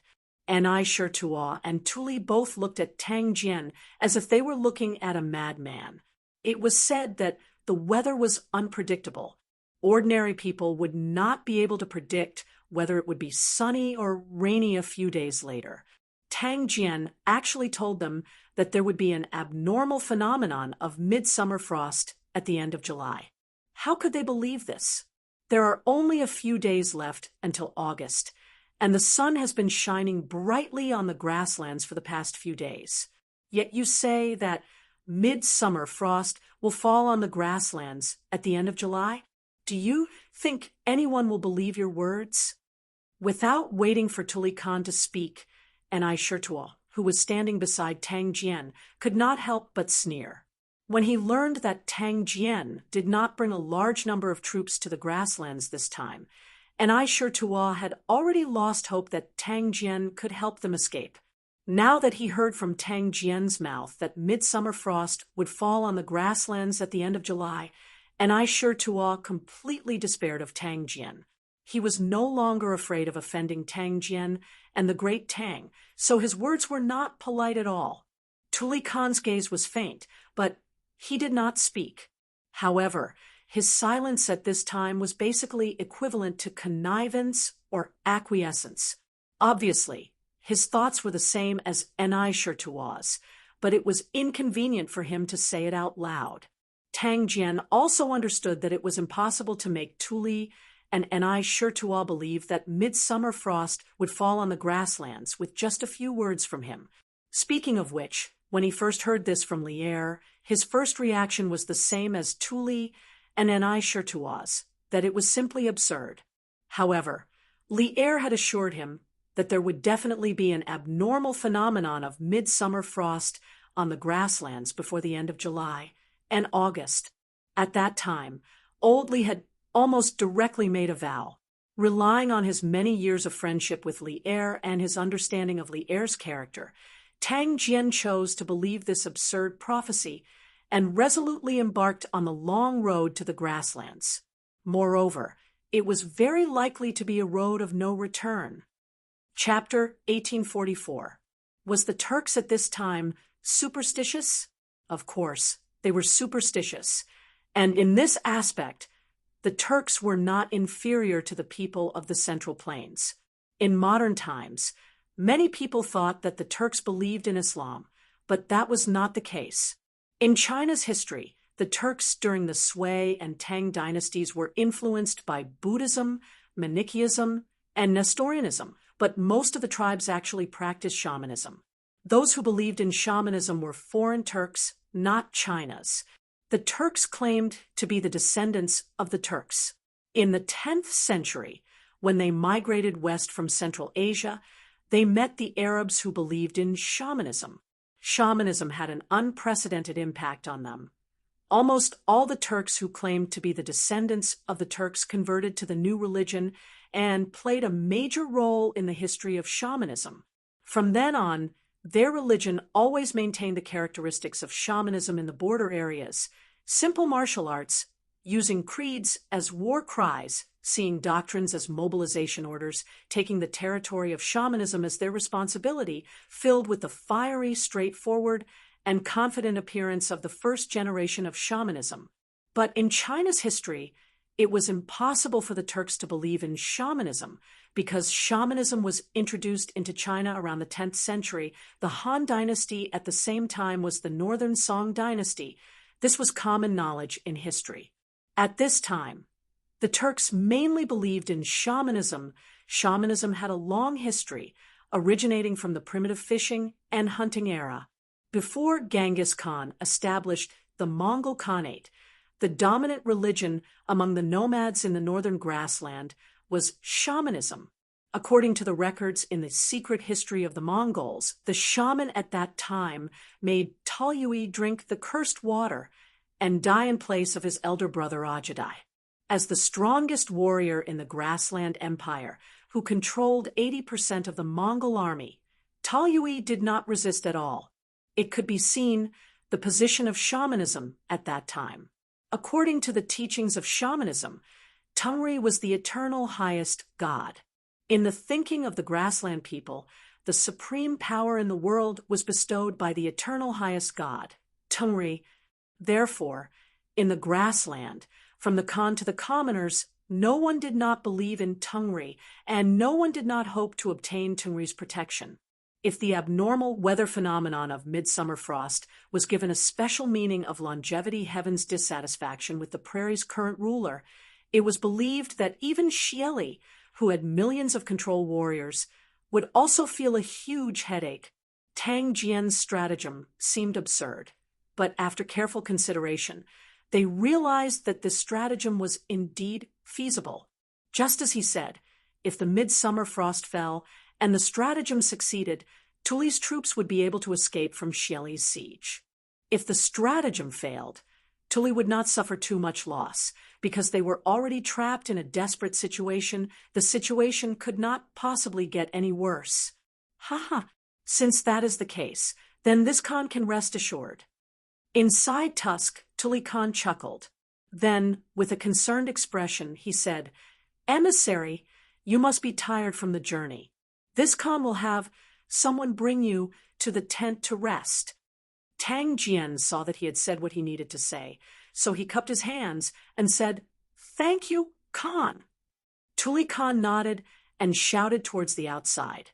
Not long after, 2 maidservants came in and led the 2 maidservants into the hall. Tang Jian exited the hall. "Khan, are we really going to do as Tang Jian said?" After Tang Jian left, and Ai Shichuo could not help but ask. Tuli Khan frowned and did not speak. After a moment of silence, he said, "Now we are like caged beasts. If we don't try, how can we escape? From tomorrow onwards, you will arrange for people to spread the news among the tribes about Xieli's misconduct. Longevity heaven is furious, and frost will fall at the end of July. Remember to arrange for some clever people. Don't let the cat out of the bag." Seeing that Tuli had made up his mind, and Ai Shichuo could not persuade him any more, he could only nod and say, "And Ai Shichuo obeys." After hesitating for a moment, he could not help but say, "Khan, the Tangs are cunning. I think we can't fully believe Tang Jian's words." Tuli nodded thoughtfully. After a moment, he ordered, "Send someone to watch Tang Jian and his followers." Without this Khan's permission, They can't leave Tusk. No matter what, this person is still a duke of the Tang Empire. With him in our hands, he may be of some use in the future. And Shichuo's eyes lit up. He immediately understood and said, "Don't worry, Khan. I will definitely send someone to keep a close eye on Tang Jian." "Your Majesty, why are you so happy? Did you encounter some good news?" In the backyard of the palace, Empress Shangsun was reading a book in boredom in her bedroom. She saw Li Er humming a tune and walking in from outside in high spirits. She could not help but put down the book in her hand and asked Li Er with a smile. In this boudoir, she and Li Er had always treated each other as husband and wife. Naturally, they did not need to greet each other like outside. "Haha, good news. Great news." Li Er laughed and walked quickly to Empress Zhangsun. He sat on the couch and reached out to hug the beauty beside him. Chapter 1845. What? The Liu family of Fanyang and the Li family of Zhao County are also participating in the donation gathering? In the bedchamber, Empress Zhangsun's exclamation instantly attracted Li Er's attention. He couldn't help but exclaim. Earlier, when he and Xiaoyu were in the Sweet Dew Hall, Li Er saw that the Lantian County government had donated 10,000 strings of cash. He took the opportunity to discuss with Xiaoyu the way to get rich of Lantian County. Then, he went directly to the harem.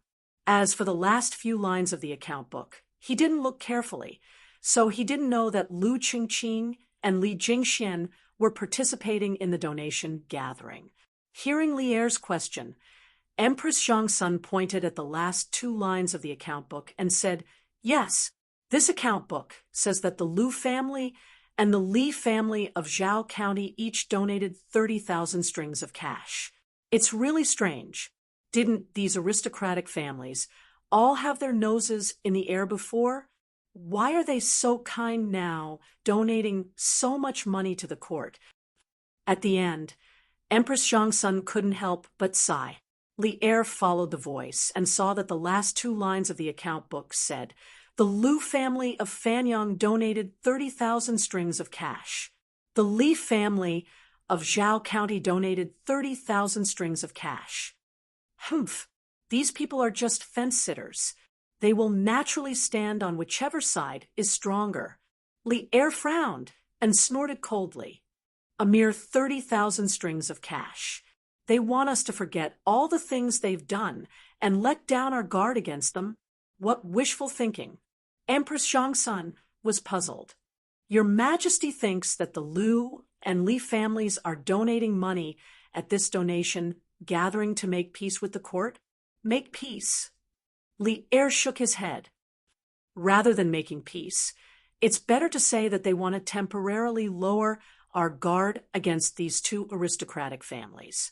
In the Battle of Guan City, the strongest Kingeki Bolinkwi and Xingyang Zhong families were all defeated and executed.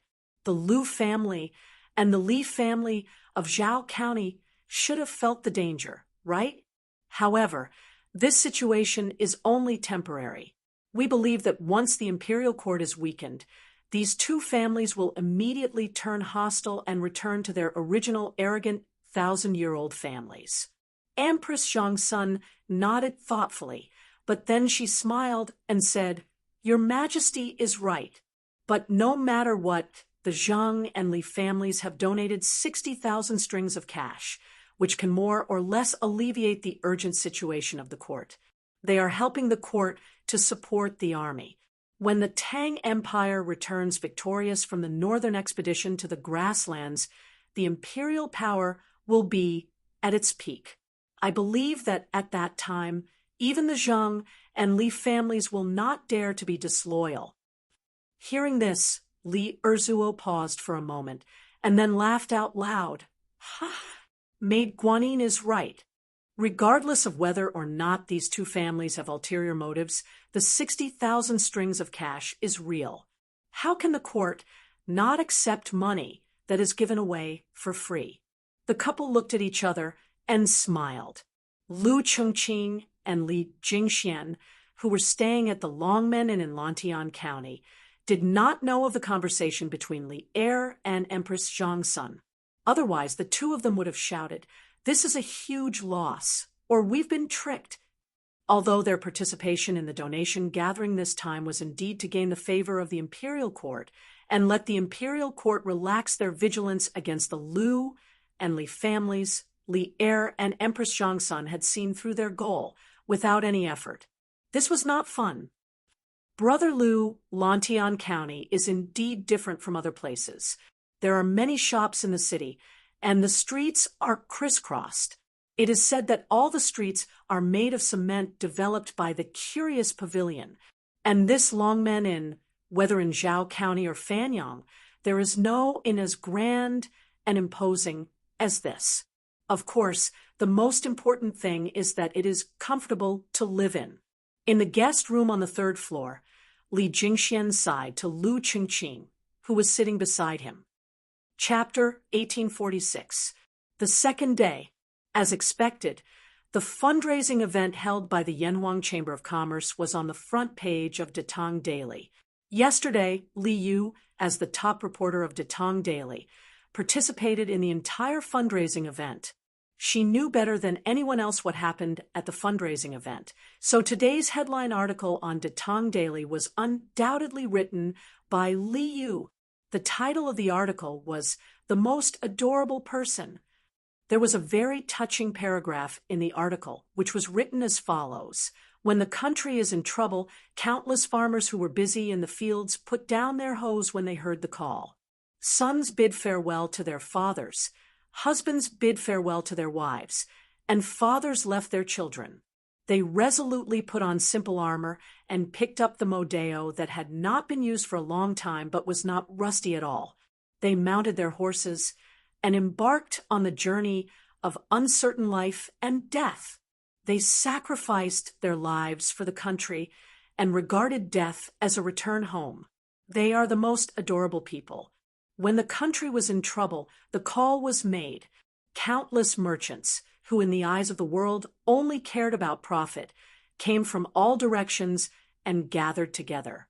They donated generously to raise military funds for the country. In just a short day, they raised 428,500 strings of cash. Usually, they don't eat the imperial court's salary and are looked down upon by everyone. But at the crucial moment, they all took the sarira for righteousness and shared the country's worries. They are also the most adorable people. This article was not written by Li Yu specifically for the fundraising event, but she combined it with a major event that was currently happening in the Tang Dynasty. She integrated what she saw, heard, and felt into this article. Several days ago, Li Er had issued an edict to select 150,000 elite soldiers from more than 300 provinces of the Great Tang and send them to Chang and for training. 2 months later, these 150,000 local elite soldiers would gather together with 300,000 Chang and 12 sentinels and march north to have a showdown with Xieli.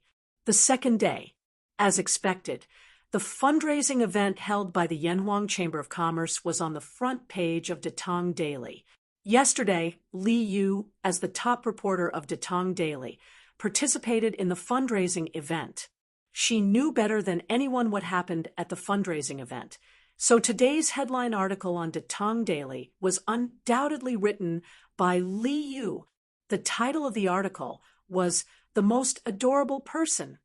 There was a very touching passage that went like this: "When the country is in trouble, countless farmers who were busy in the fields put down their hoes when they were summoned.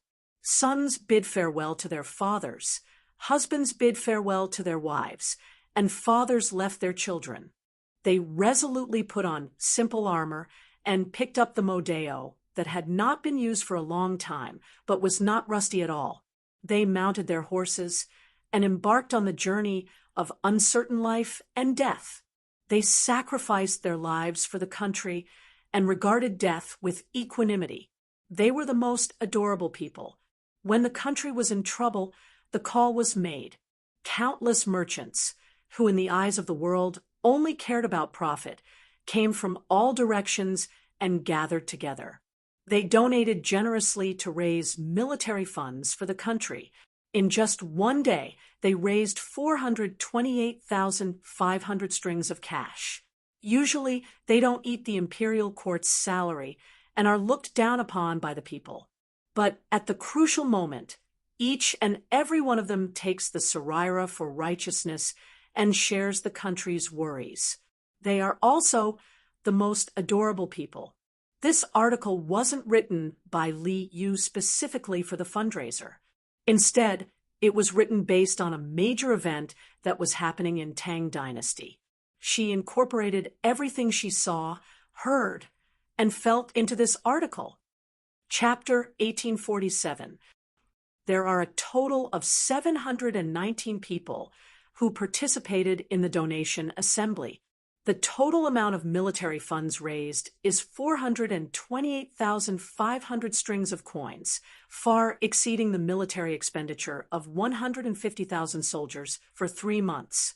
These merchants who participated in the donation assembly can be considered to have resolved the urgent situation of the imperial court, allowing the imperial court to focus on preparing for the war against the Turkic Khaganate.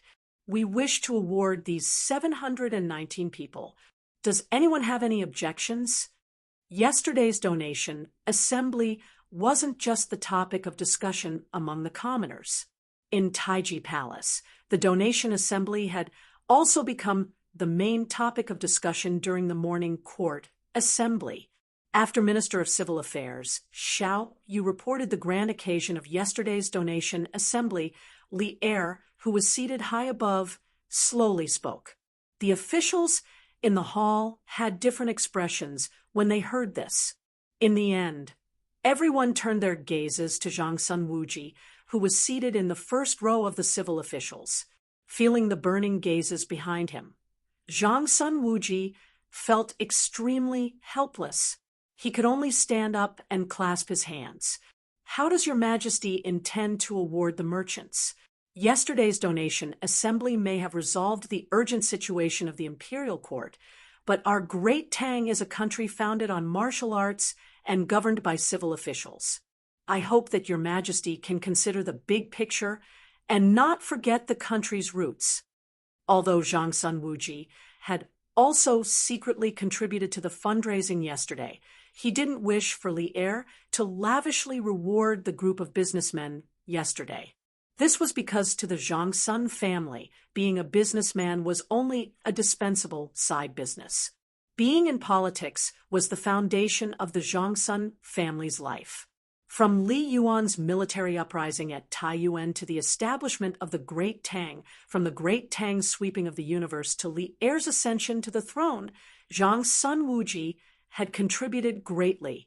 It could be said that he was the beneficiary of the current order of the world.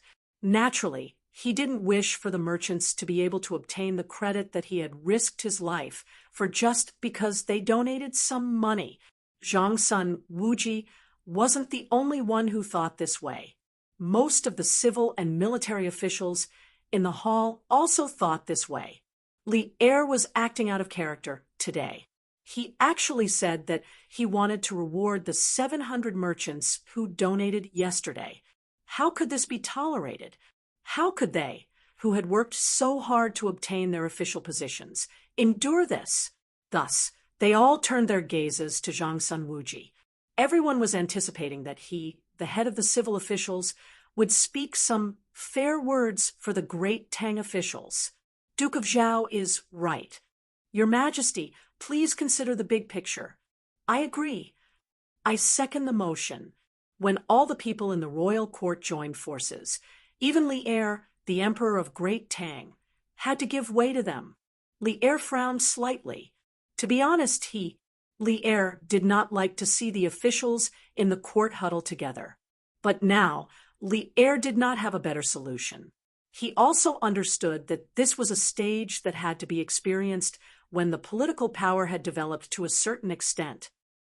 We plan to award the 712 merchants who participated in yesterday's fundraising event collectively. As for how the award will be given, Other than praising them, we will also order Tang Daily to write an article praising them and publish it to the world. In addition, I have also decided that the merchants who donated yesterday will receive the same amount of tax exemption this year. That is to say, the amount of money they donated yesterday will be the same amount that can be used to offset this year's business tax. Duke Xiao, what do you think? As he finished speaking, Li Er turned his gaze towards Zhang Sun Wuji, and his tone was cold while his face was expressionless. Chapter 1848. Li Er's rewards for the 700-plus merchants were not out of line. The only thing that might cause people to hesitate was the last reward. The merchants who donated money could enjoy the same amount of tax exemption this year. Yesterday, these 700-plus merchants donated a total of 420,000 strings of coins. Didn't this mean that the Great Tang Imperial Court would have to pay less than 400,000 strings of coins in tax this year? How could this be? But the reality was not like this. This time, the Yan Huang Chamber of Commerce held a large proportion of the participants were merchants from Lantian County. Firstly, it was because of the geographical advantage of being the host. After all, Tang Daily's promotion of the charity fundraiser had only started 3 days ago for those provinces and counties that were further away from Lantian County. These 3 days might not even be enough time for the news to reach their local area, let alone travel thousands of miles to Lantian County to donate money. Secondly, Lantian County had a unique business environment. Moreover, the business atmosphere was very strong. The number of merchants in the city could be 10 times more than other counties. Moreover, Lantian County was the headquarters of the Yan Huang Chamber of Commerce. Not to mention Lantian County, even in the entire Great Tang, which merchant would dare to not give face to the Yan Huang Chamber of Commerce? Therefore, of the 700-plus merchants who participated in the charity fundraiser yesterday, nearly half of them came from Lantian County. Moreover, the total amount they donated accounted for at least 60% of the total donations. What did this mean? It meant that once Li Er's rewards were implemented, the one who would suffer the greatest loss would not be the imperial court, but Li Zishuan. Because Lantian County was Li Zishuan's fief, the taxes collected every year were not handed over to the imperial court, but to Li Zishuan. Of course, as the landlord, Li Zishuan could very well refuse to implement Li Er's rewards. According to convention, the policies of the fief could be different. However, if he did so, it was inevitable that many people would secretly say that Li Zishuan was stingy. This was something that Li Zishuan could not tolerate. Therefore, although the last reward of Li Er's rewards seemed excessive, no one objected. This was because everyone was clear in their hearts. Li Er's rewards for the 700-plus merchants were not excessive. The only thing that might cause people to hesitate was the last reward. The merchants who donated money could enjoy the same amount of tax exemption this year. Yesterday, these 700-plus merchants donated a total of 420,000 strings of coins. Didn't this mean that the Great Tang Imperial Court would pay less tax this year by 400,000 strings of coins? How could this be? But the reality was not so. This time, the Yan Huang Chamber of Commerce's fundraising event was organized by the merchants of Lantian County. Firstly, it was because of the geographical advantage of being the host. After all, the Tang Daily's promotion of the fundraising event had only started 3 days ago for those provinces and counties that were further away from Lantian County. These 3 days might not even be enough time for the news to spread, let alone travel thousands of miles to Lantian County to donate money. Secondly, Lantian County had a unique business environment. Moreover, the business atmosphere was very strong.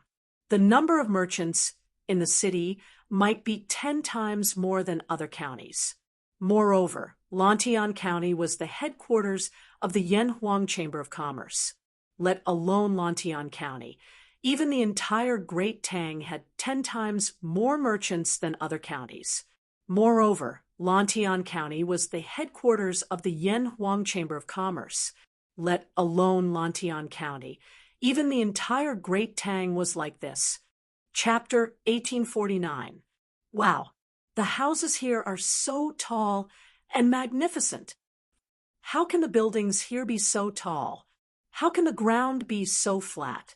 Wow, why are the windows shining? Is there glass hanging on the windows? This is Yanhuang College? How did senior brother do it? How can he build an immortal palace on this mountain? Mo Huai led Xianqing and the others into Yanhuang College. The group of celestial master Taoists behind Xianqing widened their eyes when they stepped through the gate.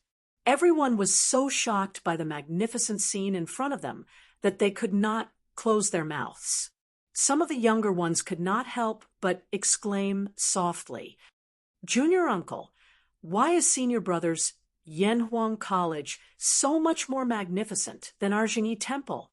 The youngest Taoist, who seemed to be around 10 years old, saw that the distance between Xianqing and Mo Huai had widened. He hurriedly walked behind Xianqing, grabbed the latter's wide sleeve, and asked in a low voice. Hearing this, Xianqing did not know whether to laugh or cry.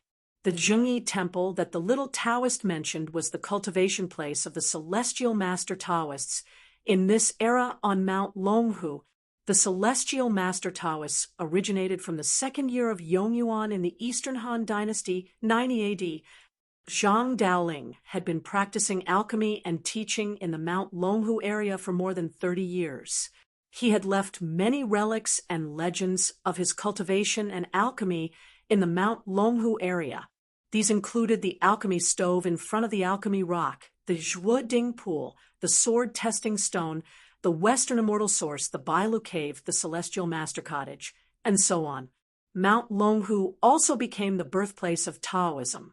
After that, through the Jin Dynasty, Tang Dynasty, Song Dynasty, Yuan Dynasty, and Ming Dynasty, the celestial master Taoists had always been the center or dominant position of China's Taoism. The celestial master Taoists had been passed down for 3 generations in Sichuan. Ling passed down to Ziheng, Heng passed down to Zilu. The 4th generation, Zhang Shengqian, still lived in Mount Longhu in Jiangxi. After Zhang Shengnan went down to Mount Longhu, he built an ancestral temple at the place where Zhang Ling refined elixirs, which later became the Jingyi Temple. He also built a seal teaching altar nearby and honored Zhang Ling as the leader of the Jingyi Celestial Master. He also used the Jingyi Celestial Master as the main scripture, and used the Jingyi Celestial Master as the main scripture to pass the seal on the altar on the 3rd day of the Yuanshi Celestial Master to impart knowledge to scholars from all over the world. From then on, he gradually established the Longhu sect of the Jingyi Celestial Master, which had a great influence in China's history. In history, after the Celestial Master sect moved to Mount Longhu, they had been in a state of seclusion for a long time. There were few records of them in the history books. In the Tang Dynasty, Taoism was revered and was almost established as the national religion. The celestial master Taoism gradually emerged in the world because of the support and use of the imperial court. However, the famous Taoist master mansion on Mount Longhu was not built before the Tang Dynasty. It was built in the 1st year of Emperor Hanwu of the Ming Dynasty. After that, it was rebuilt more than 10 times. It was rumored that the Taoist Master Mansion was the place where the descendants of Zhang Sheng lived and worshipped the gods. It was known as the office of the Jingyi sect Su Ting and the Yuan and Ming dynasties that managed the affairs of Taoism. Don't talk nonsense. Xianqing could not bear to see the little Taoist make a fool of himself outside the sect. He could not help but scold him in a low voice. Cultivation is about following the heart and not being disturbed by the secular world. How can you be disturbed by external things? The little Taoist frowned and thought seriously for a while. He retorted, But why did senior brother build such a beautiful and imposing academy here? Could this also be considered cultivation? Xianqing was silent for a moment and said, "Your senior brother is now cultivating the path of the mortal world. You are still young and don't understand." After that, he no longer cared about the little Taoist. He lifted his feet and quickly chased after the black scholar in front of him, leaving the little Taoist alone behind to ponder. The current head of the Celestial Master Taoist sect on Longhu Mountain was called Feng Lingzi. His real name was Zhang Zixiang, and he was the 10th Celestial Master in the history of the Celestial Master Taoist sect.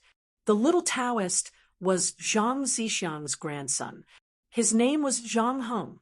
He had been quite intelligent since he was a child and followed Zhang Zixiang to learn Taoist skills. When Li Zixuan joined Longhu Mountain with spiritual master Ling Su, Zhang Heng was only 3 or 4 years old. But at that time, he began to read the Taoist scriptures. Therefore, in terms of Taoist skills, this child's talent could be said to be far superior to Li Zixuan and anyone on Longhu Mountain today. "Let's go. Junior brother. If we don't go now, we'll lose them. Yanhuang College is not small. Don't get lost later."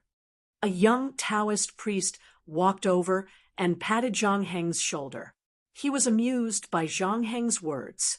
Although Zhang Heng was the grandson of the current head of the Celestial Master Taoist sect, he did not receive any special treatment in the sect. The disciples in the sect had always treated this clever junior brother as their own younger brother. This time, Feng Lingzi selected a group of elite disciples to follow Xianqing down the mountain to experience the world, because of Zhang Heng's outstanding talent, and because this little guy had always wanted to go down the mountain to see the world. Feng Lingzi let him go down the mountain with him. "Oh," Zhang Heng nodded his head and quickly followed her. In the conference room on the first floor of Guanghua Building, Yan Silu, Mo.Y, Wang Ji, and the other higher-ups of the academy sat down with the disciples of the Celestial Master Taoist sect, brought by Xianqing. After exchanging greetings, the door of the conference room was pushed open from the outside. Li Gang walked in with the help of Hu Jingjing. The person standing behind them was actually Sun Ximiao. Li Gang's body was not as healthy as before. He usually lived in the courtyard of Yunshan. Although he often came to the academy when he was free, the number of times he came was getting less and less. Xianqing and the others suddenly visited Yunshan today. Li Gang hurried over after hearing the news. Sun Ximiao and Hu Jingjing happened to be doing a routine physical examination for Li Gang at that time, so they came together. "Taoist Master Xianqing, long time no see. How have you been?" Walking into the conference room, Li Gang looked at Xianqing, who was about to get up. He left Hu Jingjing's help and bowed to Xianqing. When Wu Jie attacked Yunshan, Li Gang was accidentally injured. When his life was hanging by a thread, Li Zixuan and Xianqing rushed back from the Longmen Pass more than 600 miles away and pulled him back from the gates of hell. If it were not for Xianqing, he might not be alive now. In front of his savior, it was not too much to salute, even if Xianqing was much younger than Li Gang. This humble Taoist is fine. Has teacher Wenji been well recently? In front of Li Gang, Xianqing, who had always been cold and aloof, did not dare to be arrogant. He stood up and bowed, solemnly, then asked. The group of Longhu Mountain disciples sitting next to Xianqing now knew that the old man who came in was the famous Li Gang. Li Gang, who had been the teacher of 2 princes, was also the one who, in the face of the invasion of the foreign races, shouted to the invincible Wu Jie, "This old man respects the heavens and the earth, respects morals, and fears the people. You are just a barbarian. How can I be threatened by you?" Li Wenji, Li Gang. The Battle of Yunshan, that night, had evolved into many different versions through word of mouth. Some said that Wu Jie had 3 heads and 6 arms, and his eyes were filled with lightning. Some said that the academy was full of masters, and that the heavens and the earth changed color. However, one thing did not change, and that was when Li Gang faced the great Grandmaster Wu Jie that night. His fearless and awe-inspiring shout had been widely spread among the people without missing a word. Countless people of Tang, as well as scholars, were in awe of the old man because of this. Although the celestial master sect of Longhu Mountain lived in seclusion, Xianqing had led these disciples all the way here and had more or less heard about this matter.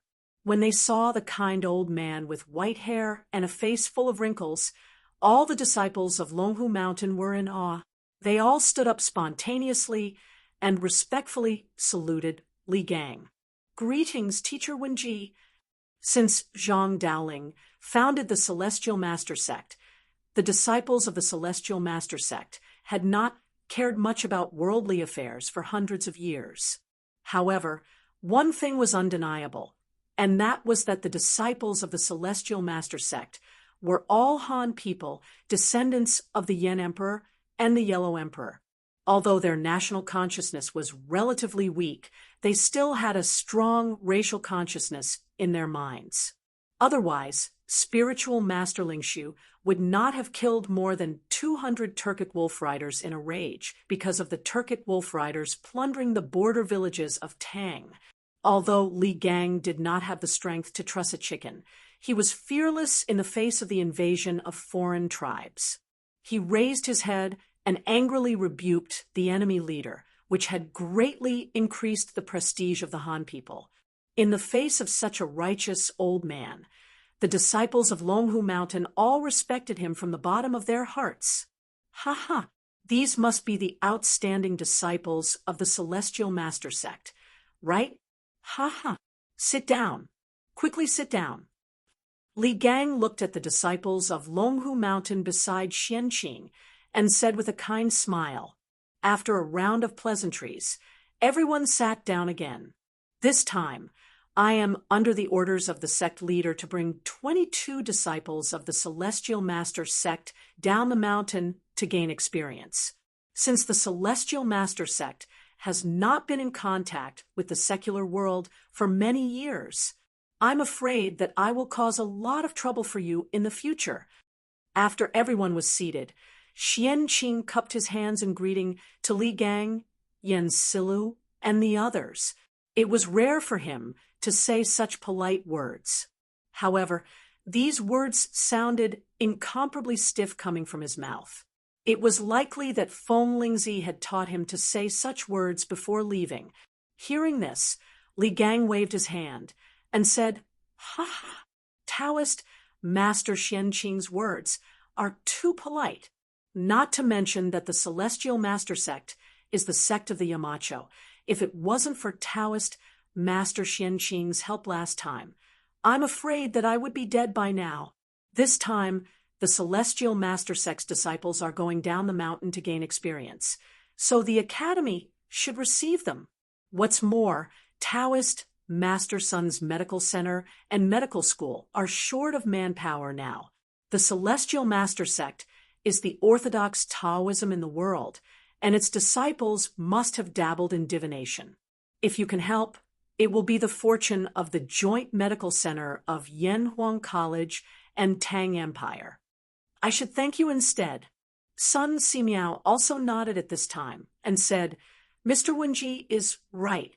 Now, whether it is the joint medical center of Tang Empire or the medical school of the Academy, they are in urgent need of medical masters with superb medical skills.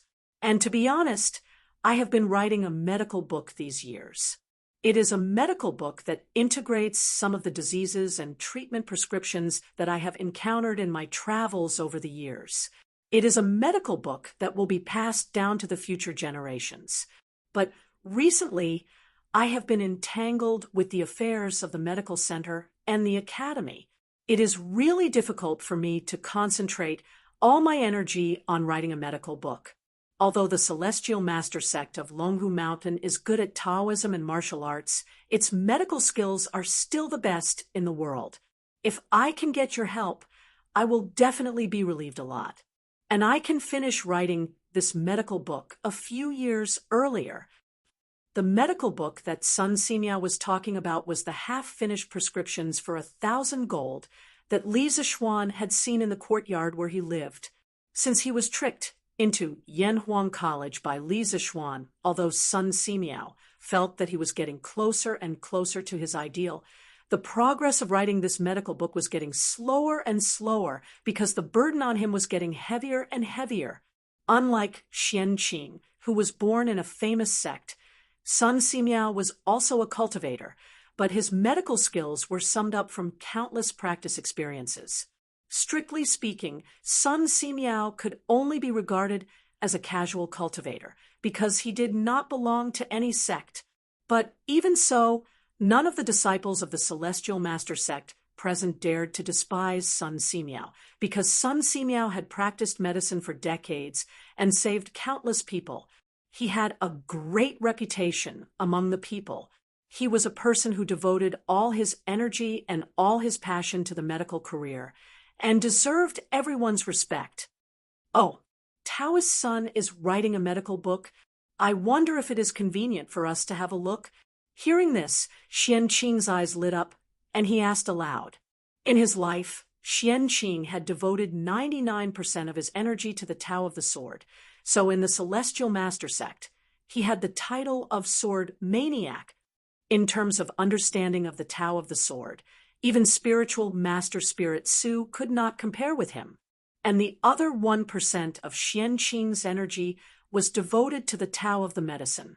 Although it was only 1%, Xianqing's Tao heart was extremely pure. For such a dedicated and pure person, even if he only devoted 1% of his energy, it was still stronger than ordinary people who devoted 100% of their energy. His attainments in the Tao of the medicine were currently second only to Sun Simiao, but far inferior to spiritual Master Spirit Su.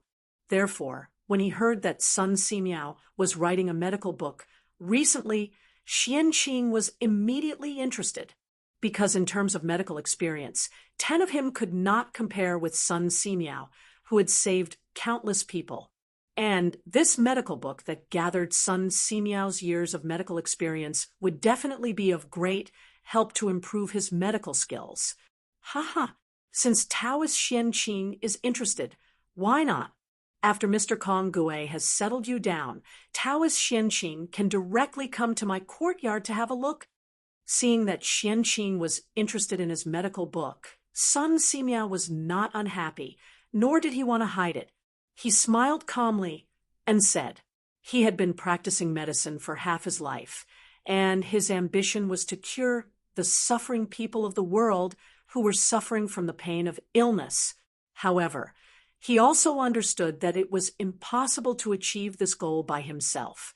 Therefore, he had agreed to join the Imperial Medical Bureau with Li Er, and this year he had been bewitched by Li Zixuan to join the Yanhuang Academy and the Tang Alliance Medical Center. His goal was to impart his medical skills to more people who had the same ambition as him. Xianqing's eyes flashed, and he cupped his hands and said, "Senior, Xianqing admires you for your noble character and unquestionable integrity." Sun Simiao smiled and did not take it seriously. At this time, Yan Silu said, Taoist Xianqing led 22 disciples of the Celestial Master sect down the mountain this time. It happens that there are a few vacant courtyards on Yunshan Mountain. Yamacho is not in the academy at this time, so I will make a decision on behalf of the Yamacho to let your disciples temporarily live in the 12th, 13th, 14th, 15th, and 16th courtyards on Yunshan Mountain. In this way, Taoist Xianqing and your disciples can go to the medical center and the Tang United Medical Center easily. What do you think, Taoist Xianqing? Xianqing did not have any special requirements for the residence of his disciples. Hearing this, he nodded and said, I will follow Mr. Kong Gue's arrangement. Chapter 1850. This courtyard is so unique. The porcelain white tiles are as smooth as mirrors, The walls are as hard as rocks, the clear and empty windows, and the soft and comfortable couch. Even the toilet is as white as jade, and there is no stench at all. Also, I heard that this thing is an electric lamp which is driven by electricity and can make the night as bright as day. Everything in Yunshan is so magical. Youngest uncle said that senior brother cultivates the mortal Taoism, but what kind of mortal Taoism can make senior brother create such a magical Yunshan? In the conference room on the first floor of Guanghua Building, the people of Yanhuang College and the disciples of the Celestial Master Taoism, led by Xianqing, had a brief meeting. After that, Yen Silu ordered people to bring Xianqing and the others to the courtyard. After all, they came to Yunshan from Longhu Mountain, this time with luggage. Only after settling down could they have time to do other things. After visiting the courtyard inside and out, Hung couldn't help but sigh with emotion in a low voice. Yen Silu assigned a total of 5 courtyards to the disciples of the Celestial Master sect. Of course, the interior of the courtyards were all renovated, and they could move in directly. Hung and Xianqing were assigned to 1 courtyard, and the other 21 disciples of the Celestial Master sect were assigned to the other 4 courtyards. Each courtyard had about 5 people living in it, and 1 courtyard had 6 people living in it. This arrangement was not because Hung was a disciple of the head, but because Xianqing, as a teacher, was usually cold and strict. Ordinary disciples did not dare to live with him, of course, except for Hung. The disciples of the Celestial Master Taoism were generally afraid of Xianqing, but Hung was not afraid of him since he was young. On the contrary, he was particularly close to Xianqing. Perhaps it was because they were the same kind of people.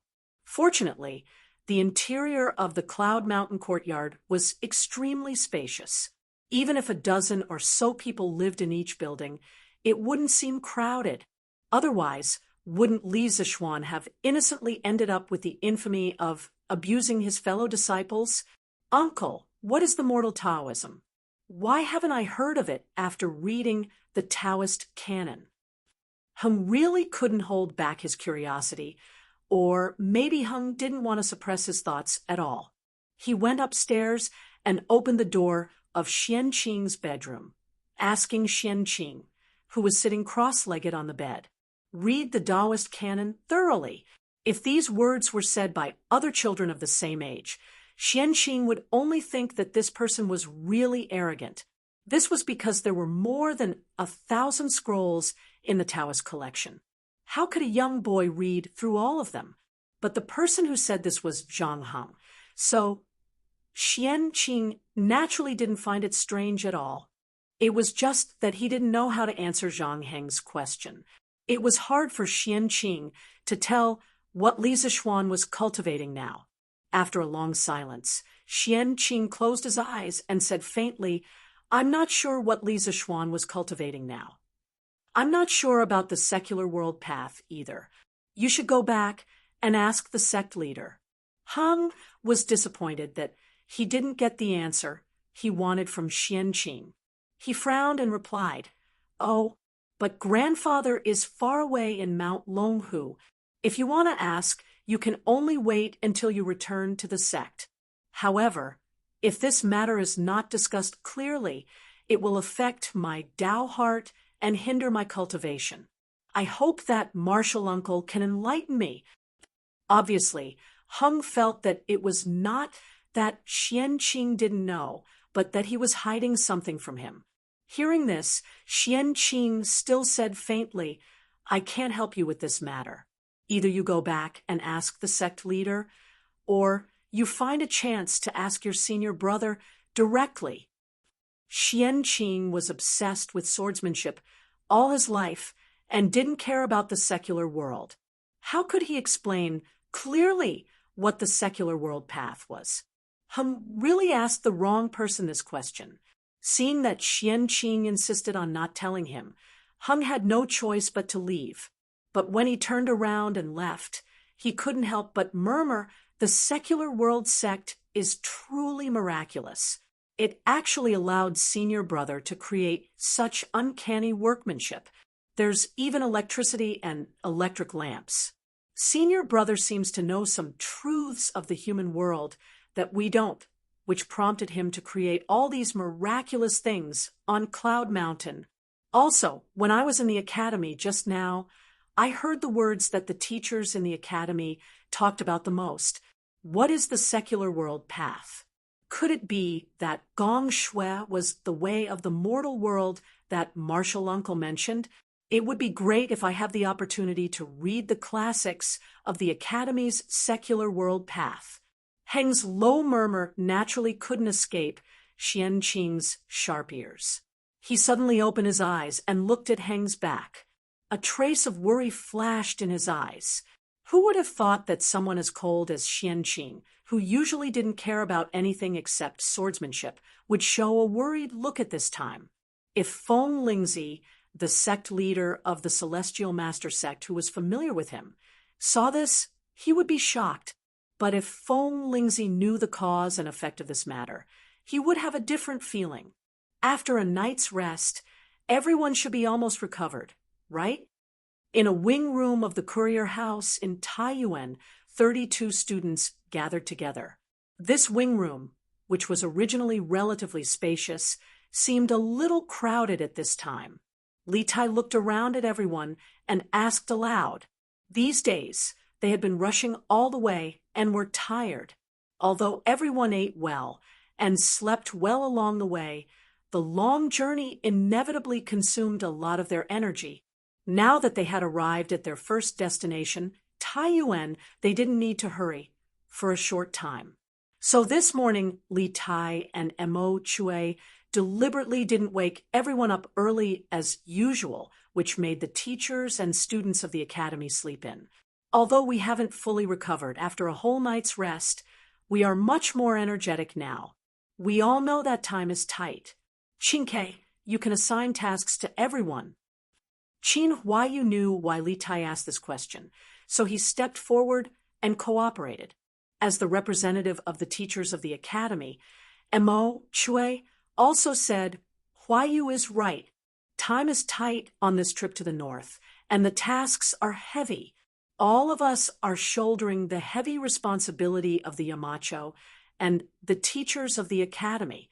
Since everyone has rested enough, let's officially begin the mission today. Qingke, you arrange it. The teachers and students of the academy remembered the earnest requests of Li Gang, Mo Huai, and Yen Silu before they left, and also remembered that their Yamacho was in the army contributing to the imperial court's war against the Turks, so they couldn't help but nod in agreement. Seeing this, Li Tai breathed a sigh of relief and said with a straight face, Good. Since that's the case, let's begin the mission today. In the morning, the members of the first group will follow me to the provincial governor's mansion to participate in the selection of the telegraph relay station. We must finalize the specific location of the telegraph relay station before noon. This time, the Academy had dispatched a total of 32 elite members of the Trump Card Project, and these 32 people had been divided into 8 groups of 4 before they came. As soon as Li Tai finished speaking, Qin Huayu, Meng Wenhao, and Iron Egg stepped forward and cupped their hands in obeisance. Yes, the 3 of them, together with Li Tai, were the members of the first group. Li Tai nodded and then ordered, the members of the second, third, and fourth groups will be led by Li Yen and Jia Jiayin. Your task today is to count the supplies we brought north this time and see if there is anything missing. The second is to assemble the machines needed to build the telegraph relay station, such as the firepower generator, telegraph transceiver, battery pack, and so on, in advance. Li Yen, Jia Jiayin, Zhang Ziren, and the other 12 people cupped their hands in obeisance and said in unison, Yes. The members of the 5th and 6th groups, after confirming the location of the telegraph relay station in the morning, follow the members of the first group to the destination to survey. Remember, our goal is very simple, that is, to make our telegraph relay station meet the parameters set by Yamacho with the smallest amount of work and the shortest construction time. Yes, the members of the 7th and 8th groups, led by Mr. M.O. Chue, are responsible for coordinating the transportation of supplies and the feasibility evaluation of the early stage of the project. If you find anything unreasonable, please raise it as soon as possible and participate in the discussion and correction. Try to minimize the delay of the project as much as possible. Yes, Li Tai spoke confidently and frankly. Perhaps it could be said that he'd already rehearsed and planned this in his heart many times before this, so he was able to clearly assign today's mission to everyone in a few words. It had to be said that this trip to the north was a very good opportunity for Li Tai to train his leadership ability. An engineering student who only knew how to do experiments and analyze the results of experiments was not what Li Zixuan urgently needed. However, if this engineering student not only had good grades and strong practical skills, but also had outstanding leadership ability, then Li Zixuan needed him too much. With the development of engineering, there were bound to be many scientific research projects with interdisciplinary disciplines. It was impossible to complete them with the strength of one person. At that time, a scientific research team would be needed. Only a leader who was proficient in technology and had strong leadership ability could lead a scientific research team to overcome one problem after another. And Li Tai was currently making progress in this direction. M.O. Chue couldn't help but nod with gratification when he saw Li Tai had finished distributing the missions in a short period of 15 minutes. Moreover, he distributed them in an orderly and reasonable manner. All along the way, he'd always been witnessing Li Tai's growth and improvement. In addition, for everyone's safety, each group must have an Imperial Guard by your side when you are on the move. No one is allowed to act alone at any time, under any circumstances. This is an iron law that everyone must abide by, including me. After assigning the tasks, Li Tai's expression suddenly turned serious. He looked at the crowd and said, "In a moment, General Dugu will assign guards to each group. Our actions must not be out of the line of sight of the Imperial guards. In addition, General Dugu will distribute signal fireworks to each group. If there is an emergency in the city, you must immediately use the fireworks to signal for help." In order to arouse everyone's vigilance, Li Tai emphasized, "This is not alarmist talk, nor is it making a mountain out of a molehill. This is for the sake of the Academy's mission and for everyone's safety. Please remember that the war between the Great Tang and the Turks is imminent. Taiyuan City may not be as safe as before." Chapter 1851. With the war between the Great Tang and the Turks imminent, Taiyuan City might not be as safe as it was in the past. This short sentence instantly made the originally tense atmosphere a little more dignified. Everyone present was an elite student or teacher of Yanhuang College, so they were naturally no fools. They could all sense the danger lurking in Li Tai's words. "Qingke, be at ease. Everyone understands the severity of the situation. We will be careful in all matters." Meng Wenhao said. The others agreed. "That's right.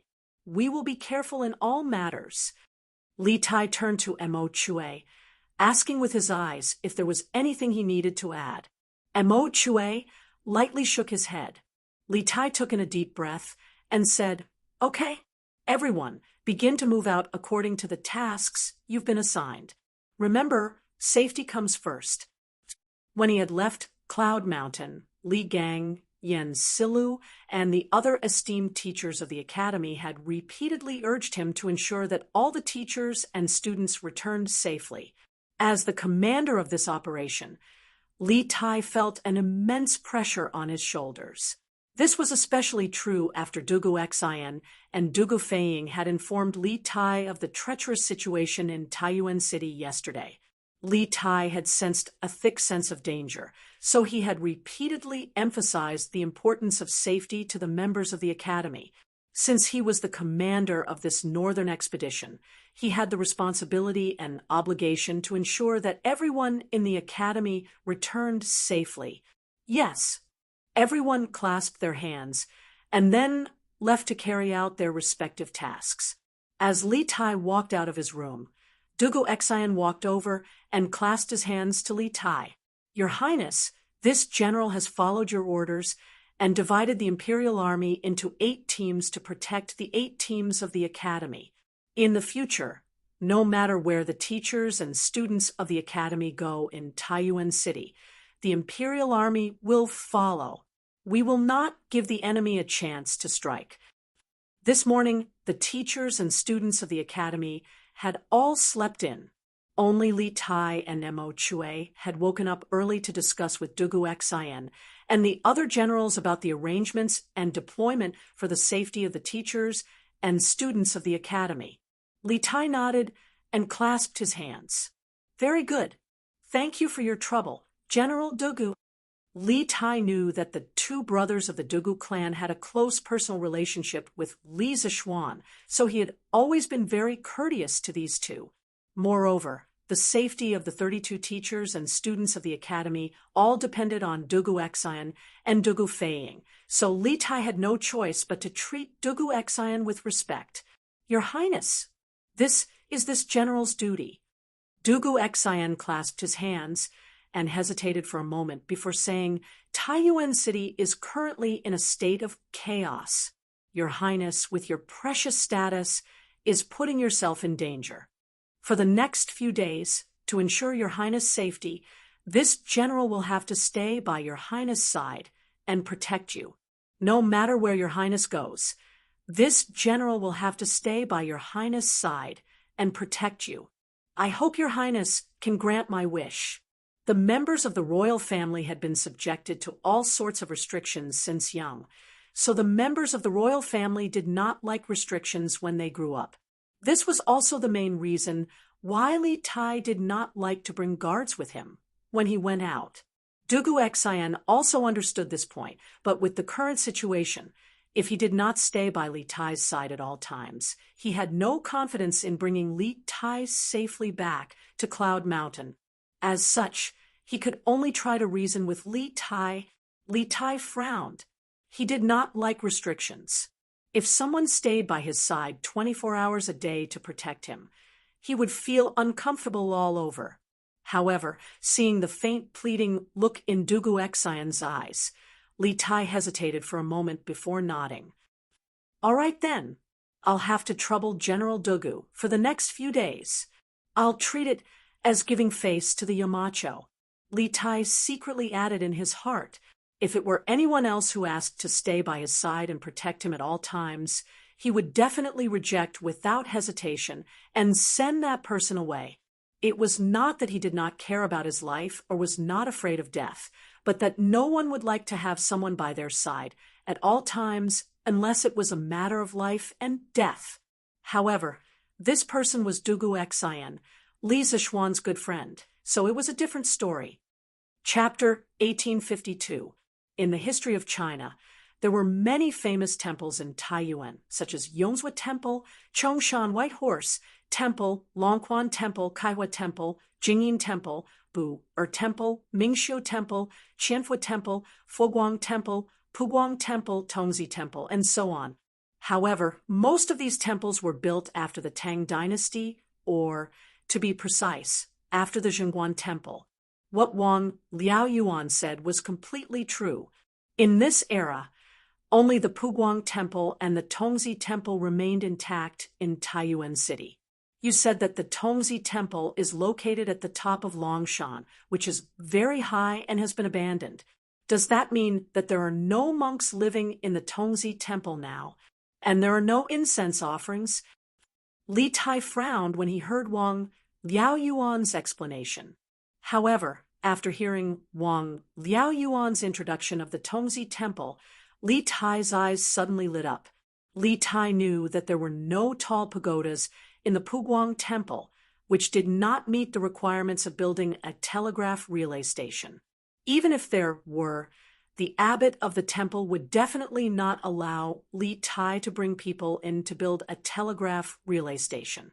This was because the process of building a telegraph relay station, as well as the guards and logistics, would greatly affect the lives of the monks in the temple and the pilgrims who came to the temple to pray. After all, after the telegraph relay station was built, it would not be left alone.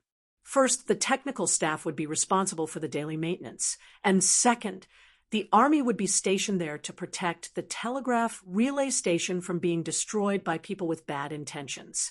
Although Li Tai was a prince and bore the emperor's orders, this action was related to the iron rice bowl of many monks in the temple. The other party would definitely not give in. Even if Lier was here, he would not dare to do anything to those monks who disobeyed the emperor's orders. Otherwise, it would cause a huge public uproar.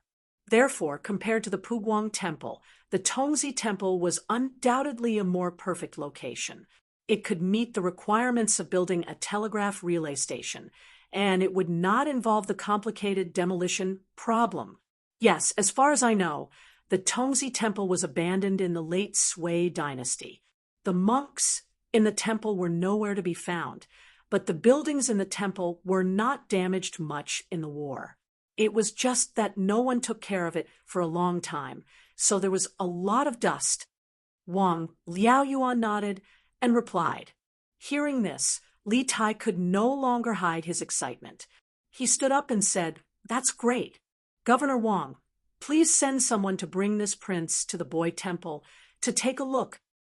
Although Wang Liaoyuan didn't know why Li Tai was in such a hurry to go to an abandoned temple, he knew that it had something to do with the important mission that Li Er had given Li Tai. Thus, he didn't ask any further and stood up to reply. "This lowly official will order the accompanying guards to bring your highness to the boy temple. However, Dragon Mountain is located in the southwest corner of Taiyuan City. It's a remote location. The mountains are high and the forests are dense. There are very few people there. If your highness insists on going there, please allow this humble official to send a group of elite troops to escort you. Otherwise, if an accident happens, this humble official will die 10,000 deaths." Liao Wang Liao, Wang Wang, Wang Wang, Liao Yuan and Wang Wang Wang and Wang Liao, Wang Wood and Wang Wood and Wang, of course, of he.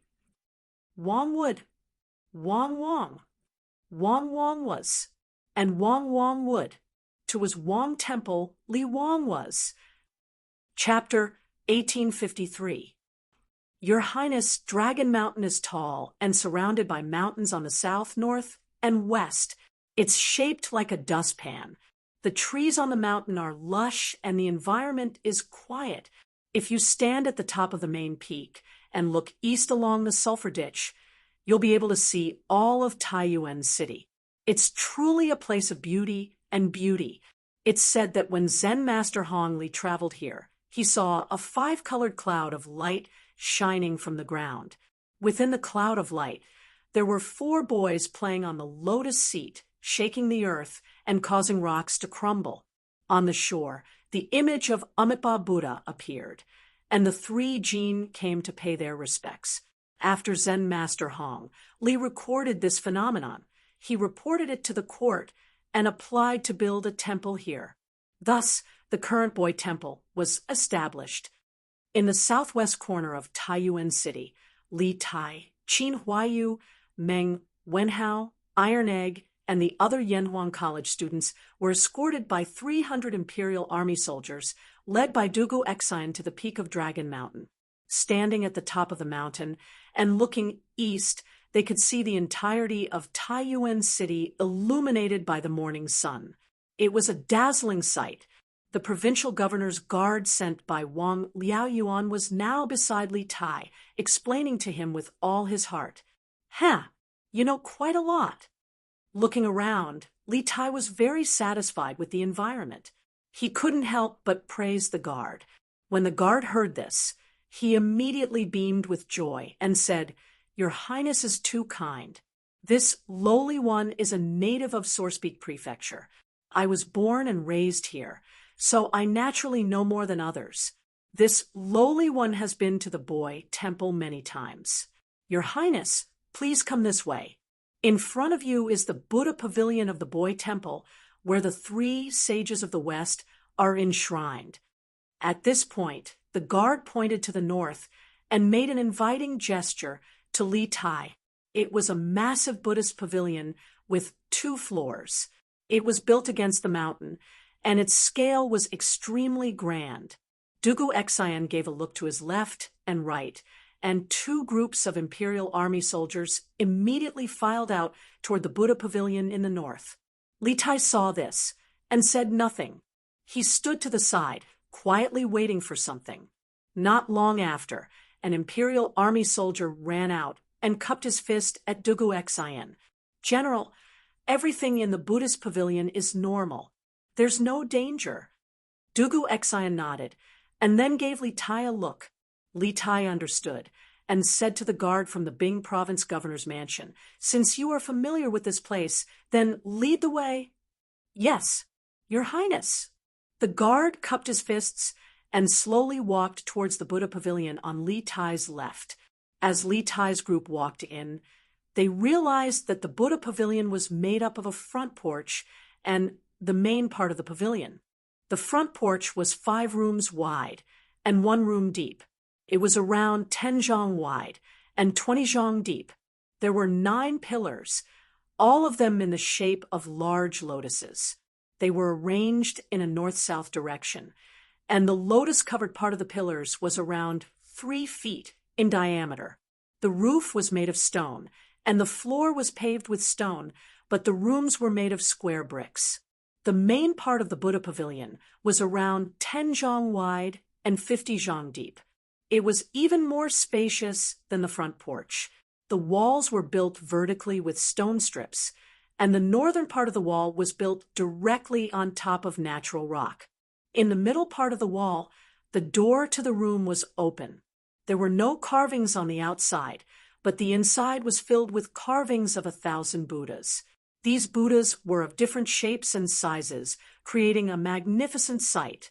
Inside the Buddha Pavilion, the 3 saints of the West were carved into the cliffs: Amitabha, Guanyin, and Mahastamaprapta Bodhisattva. The 3 Buddhas were lofty, each more than 10 zhang tall. Just their heads alone were more than 20 zhang tall. These Buddhas were so dignified that one couldn't help but feel awe. This Buddha Pavilion is really magnificent. Just these 3 Buddhas and the thousands of Buddha carvings on the stone walls can be called a Buddhist holy land. It's a pity that it was abandoned and ruined because of the war in the Central Plains. After walking around the Buddha Pavilion, Qin Huayu couldn't help but sigh. Qin Huayu's mother was a Buddhist, and the Qin family had even built a Buddhist hall in the backyard. Under the influence of what he saw and heard, Qin Huayu more or less had a good impression of Buddhism, which was why he sighed. Hearing this, the others couldn't help but nod. In all fairness, although this boy's temple was a little dilapidated on the surface, the majestic buildings, Buddhas, and exquisite carvings in the temple all showed its former glory and how much effort the founder of the temple had put in. Could its intrinsic artistic value be covered by the dust in the temple? Whether it was dilapidated or glorious, now that we can use this Buddhist temple, we can be considered to have made the best use of it. Because he had spent a long time hanging out with Li Zishuan, a disciple of the Celestial Master Taoist sect, Li Tai was not interested in Buddhism.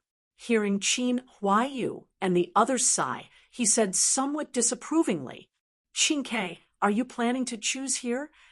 Hearing Li Tai's words, Meng Wenhao's heart moved, and he asked aloud. When Li Tai assigned the task in the morning, he thought that it would take a lot of time to choose the location of the telegram relay station. However, he never expected that after just a trip to Dragon Mountain, Li Tai had the intention of finalizing the location. Wasn't this too smooth? However, although he was surprised, Meng Wenhao did not let down his guard. He did not say anything about the telegram relay station because there was an outsider here, the guard of the Bingzhou provincial governor's mansion. It was related to the success or failure of the academy's mission and the safety of the academy's teachers and students. Every one of them had to be extremely cautious, more or less. However, before I decide, I have to confirm some things. Li Tai nodded and responded to Meng Wenhao. Then he said to the guard of the Bingzhou provincial governor's mansion, "Is there another floor above this Buddhist pavilion? What's the floor above for?" The guard quickly replied, "Your Highness, I have been to the floor above. It's just a few meditation rooms. There's nothing special about it. It should be habitable after some tidying up." Li Tai nodded and said, "Good. I know. There's nothing for you to do here. You have done well. Go down the mountain and return to the city to receive your reward from Governor Wang." From the beginning to the end, he did not ask the name of the guard of the Bingzhou provincial governor's mansion because he did not need to know. "Yes, thank you, Your Highness." The guard was overjoyed as he quickly bowed to express his thanks. After saying that, he bowed to Li Tai and turned to leave the mountain. Chapter 1854. Where are Mr. Ink Chue and the others? Back at the post house, Li Tai saw Dugu Feiying looking around in front of the post house. He was anxious to inform Ink Chue and the others about the location of the relay station, so he didn't take Dugu Feiying's abnormality to heart and asked anxiously, "Your Highness, Big Brother, you're back? Mr. Ink Chue, Mr. Ink Chue, and the others are packing up in the backyard." When Dugu Feiying saw Li Tai and the others, especially when he saw that Dugu Xian had returned, he immediately perked up and answered, "Last night, other than the teachers and students of Yanhuang Academy and the Imperial Army led by Dugu Xian, there were also the materials and machinery needed to build the telegraph relay station that they had brought from Yanhuang Academy on this trip to the north. These things were all priceless treasures in this era and couldn't be bought with money. In order to ensure that there wouldn't be any mishaps and that the purpose of their trip wouldn't be revealed, these materials and equipment were allocated a courtyard to store in the courier station. Furthermore, there were specialized Imperial Army guards guarding it day and night. This prince will go take a look." Li Tai nodded in response. After saying that, he directly walked into the courier station. Dugu Xian didn't follow. Firstly, the entire post house was under his control, so he didn't need to worry about Li Tai's safety. Secondly, Dugu Feiying's eyes clearly showed that something was wrong. This was something that Dugu Xian, who had been his brother for many years, could easily tell. "What's wrong?" After Li Tai entered the post house, Dugu Xian looked at Dugu Feiying and asked calmly. Dugu Feiying said, anxiously, "Big Brother, Provincial Governor Wang sent someone to the Wang family's ancestral home just now. He said that someone found the whereabouts of Zhu Xiecheng and Kang Chang'an. The Wang family has already sent people over." Dugu Xian was shocked and said, "What? The Wang family found the whereabouts of those two?" Dugu Feiying scratched his head and said, "Yes, Provincial Governor Wang's people just came to inform me. I also wanted to go over just now, but I remembered that Big Brother told me not to track down the whereabouts of these two people, so I didn't go. Big Brother, are we really not going to take a look?" Yesterday, after Dugu Xian had led his army into the city, after learning about the current situation in the city, he had formulated a strategy of biding his time and not making any moves. He had completely given up on finding the whereabouts of Zhu Xiecheng and Kang Chang'an and focused all his energy on protecting the safety of Li Tai and the others. Therefore, the task of tracking down the whereabouts of Zhu Xiecheng and Kang Chang'an was left to the Wang family. However, Dugu Feiying was somewhat unwilling to give up because there were still many mysteries about Zhu Xiecheng and Kang Chang'an waiting for him to solve. If he didn't catch these two people, he always felt that something was missing in his heart. The reason why I didn't let you continue to investigate the whereabouts of Zhu Xiecheng and Kang Chang'an was that I didn't want to divide our forces. But now that the Wang family has found the whereabouts of these two people, we should naturally go and take a look. Perhaps we can really find some clues from these two people. Dugu Xian pondered for a moment and said unhappily to Dugu Feiying, although in Dugu Xian's heart, Zhu Xiecheng and Kang Chang'an were most likely two small shrimps, and not the real leader of the spies. Now that the Wang family had helped them find these two people, there was no need for him to waste any more troops. Moreover, if these two people really did know something, then this trip would definitely not be a loss. Perhaps with the clues provided by these two people, they could follow the vine to the melon and catch the real mastermind behind the scenes. Good. The people sent by the Wang family told me that Zhu Xiecheng and Kang Chang'an are hiding in the basement of the 5th house on the east side of Shuren Square in the south of the city. I'll bring people there now. Seeing that Dugu Xian had agreed to go and check on the two criminals, Dugu Feiying immediately said excitedly. Dugu Xian frowned because he suddenly realized that something seemed to be wrong, so he interrupted Dugu Feiying and said, "You and the rest of the brothers stay here to protect His Highness. I'll go and take a look alone." Dugu Feiying was unwilling and wanted to refute, but Dugu Xian glared at him sternly, so he could only reply in a muffled voice, "Yes, big brother." Dugu Xian nodded and asked an imperial guard to bring him a mount. He rode alone and sped toward the south of the city. "Commander, these two people are Zhu Xicheng and Kang Chang'an, whom the master is looking for. They were hiding in the cellar in the backyard. However, when I brought people here, the master of the house had already disappeared."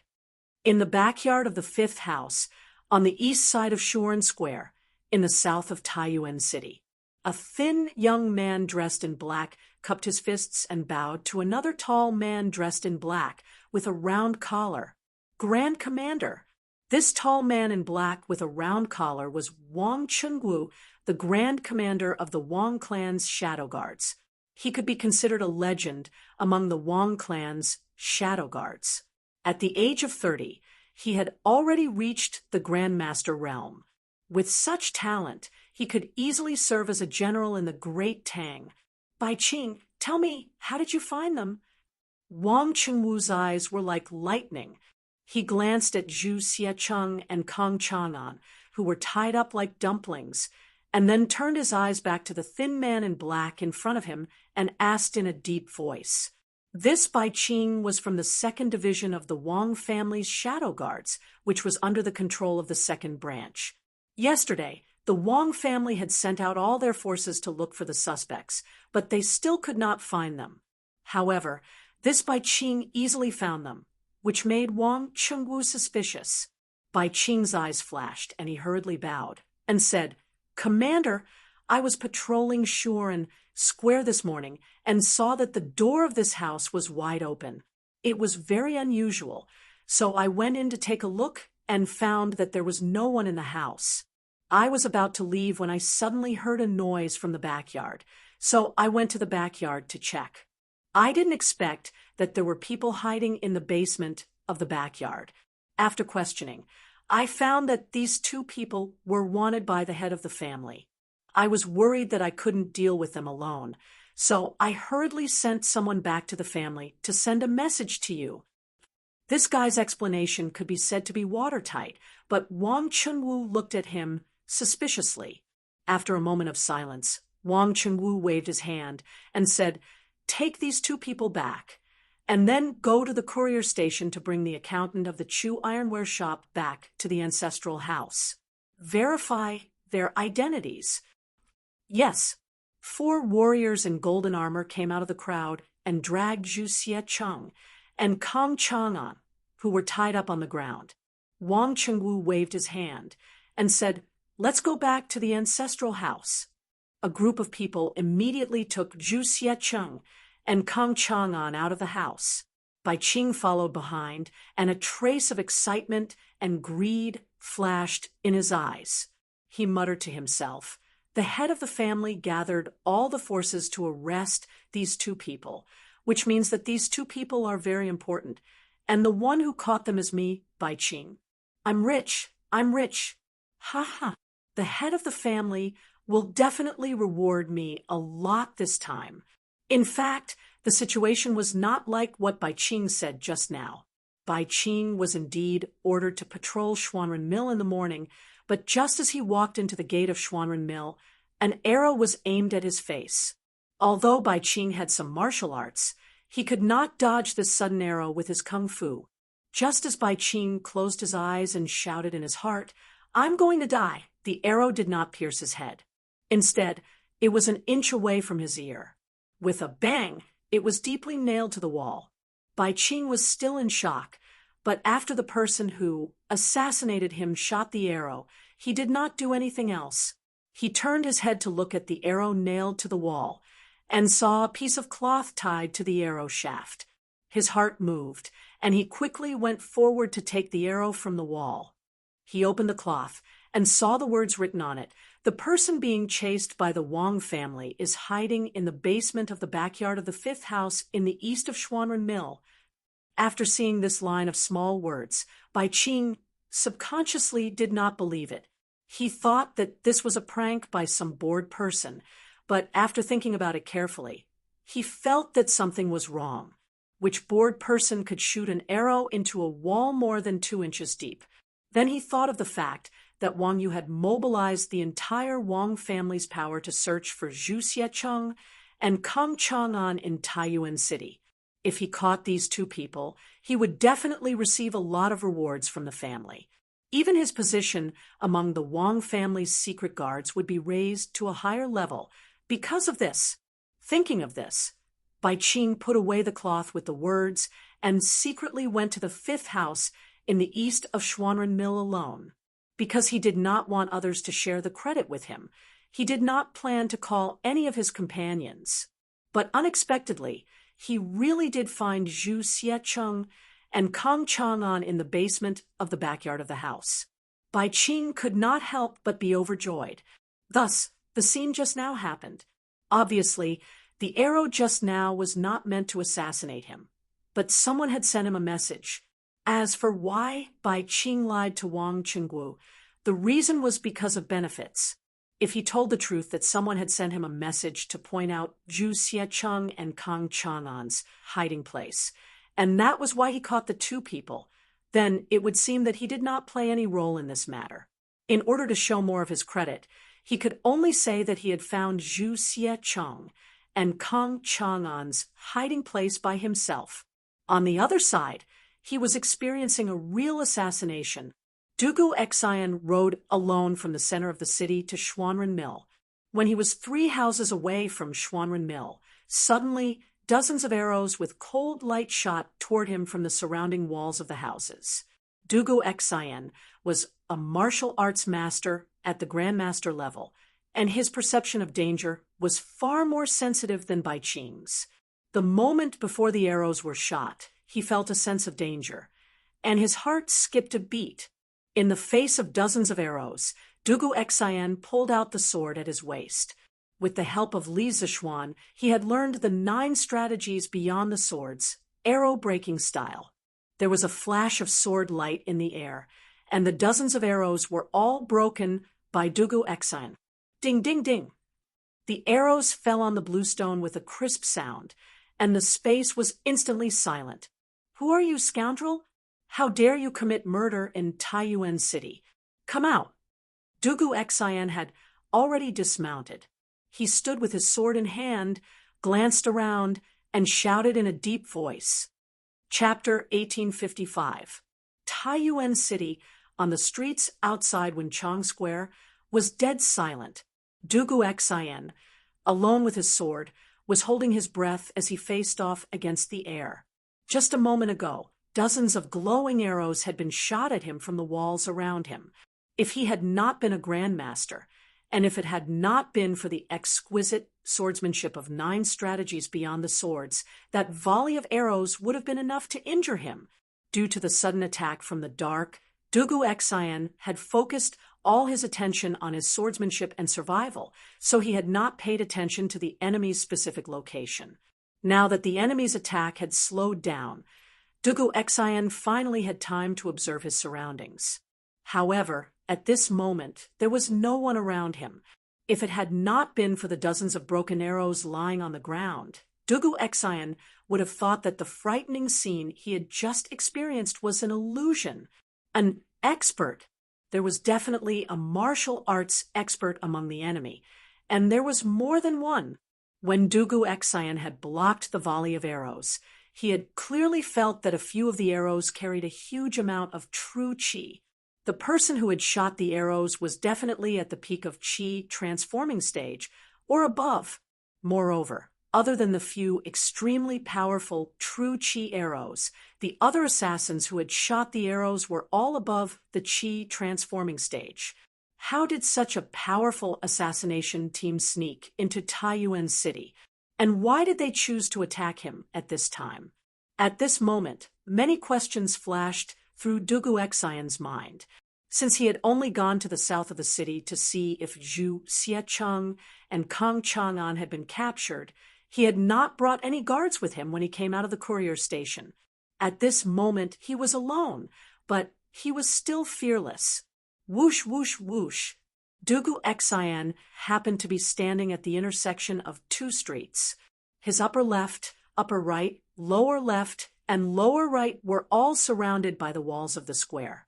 Just as Dugu Exayan held his breath and was on full alert, dozens of masked men in black suddenly popped their heads out from the top of the walls of the square. In response to Dugu Exayan's shout, they did not say anything. Instead, they responded with another volley of arrows. 9 strategies beyond the sword's arrow-breaking style. Dugu Exayan had not been on guard earlier, and that volley of arrows had not hurt him.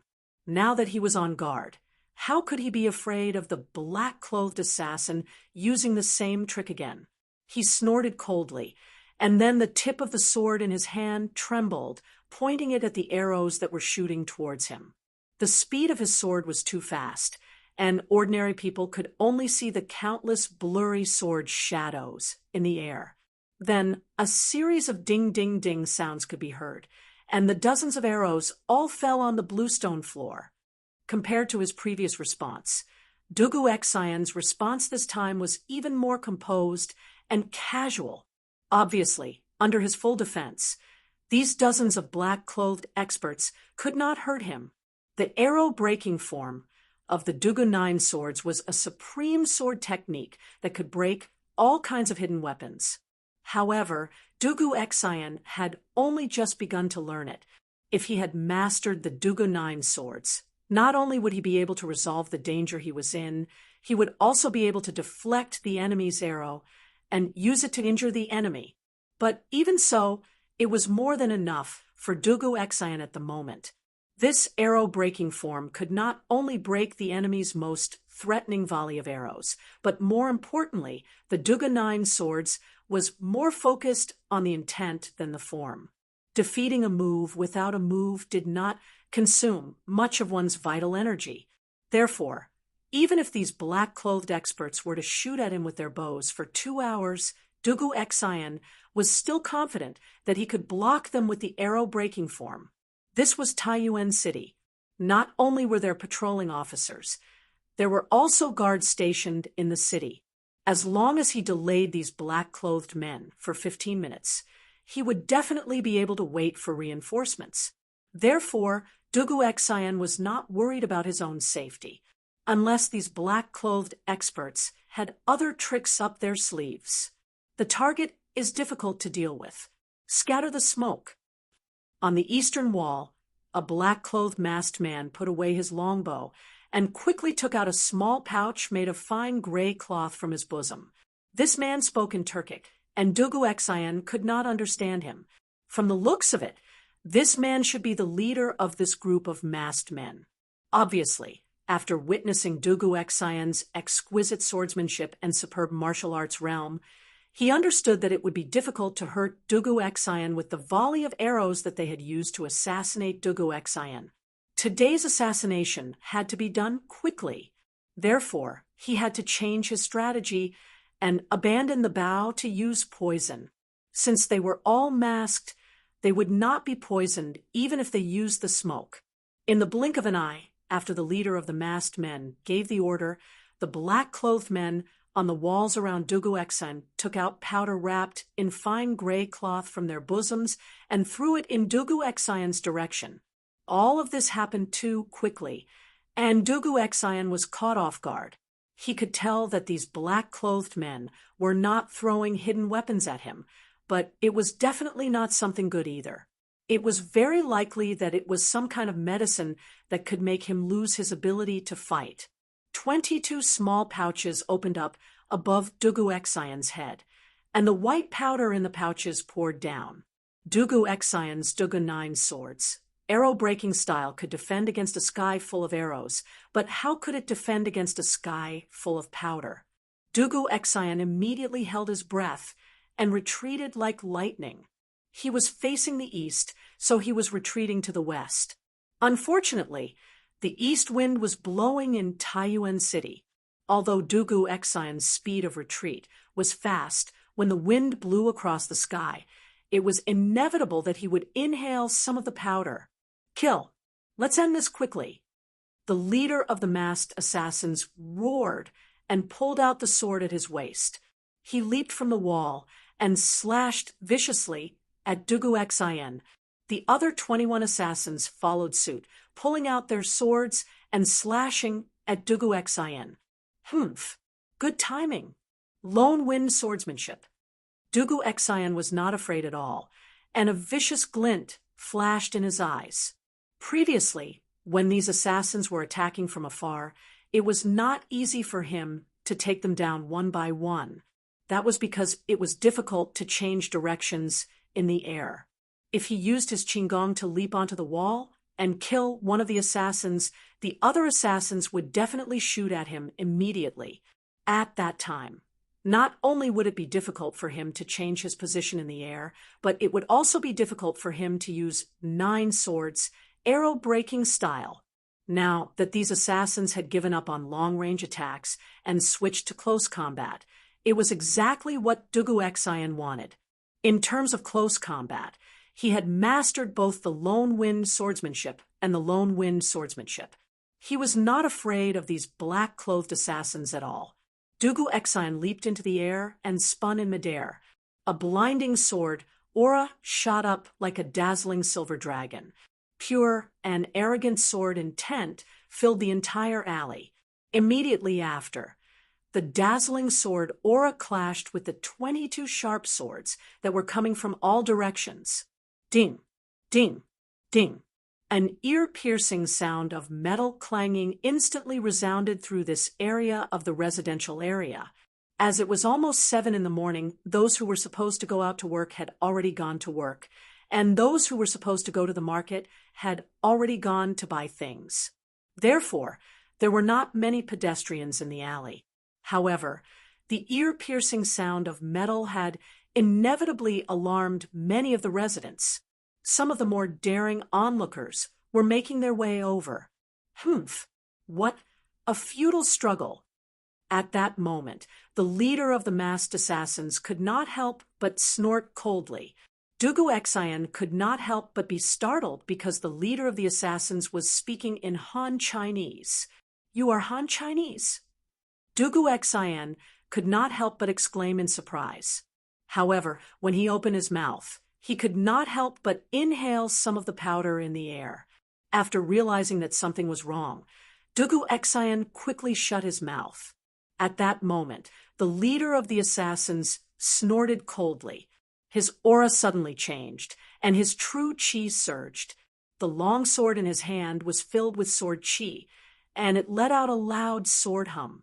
Then, he suddenly disappeared from where he was.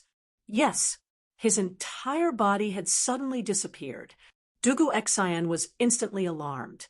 He instinctively used his footwork and leaned his body slightly to the right by 3 inches. At the same time, a long sword glowing with a faint blue light appeared on his left side without warning. It brushed past his belt and stabbed forward viciously. Clearly, the leader of the assassins who had disappeared had launched a fatal attack from behind. If Dugu Exayan had not subconsciously leaned his body to the right just now, that sword would have pierced through his entire body. A Grandmaster expert. This was the first time Dugu Exayan had faced the leader of the assassins head-on. However, it was this exchange that made him realize that he had underestimated his opponent's strength. This leader of the assassins in black was actually a Grandmaster expert. Moreover, it seemed that he was a Grandmaster expert who specialized in assassination. At this moment, Dugu Exayan suddenly felt a little dizzy. He understood that it was the effect of the powder that the other party had scattered. This caused him to feel a chill in his heart, putting aside the fact that the other party's strength was higher than he had estimated. He had even been poisoned by the other party. It was truly a case of when it rains, it pours. Dugu Exayan knew that if he could not escape in a short period of time, or if the reinforcements did not arrive before he fell, then it was very likely that he would die here today. The leader of the assassins exclaimed in surprise when his killing blow missed. Then he gently raised his sleeve, and several cold lights shot out from his sleeve, heading straight for Dugu Exayan's face. Hidden weapons. This leader of the assassins, as a Grandmaster expert, actually carried hidden weapons with him.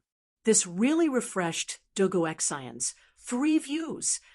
Generally, martial artists who had stepped into the Grandmaster realm had their own pride. Under normal circumstances, they disdained to use underhanded means such as hidden weapons and poison.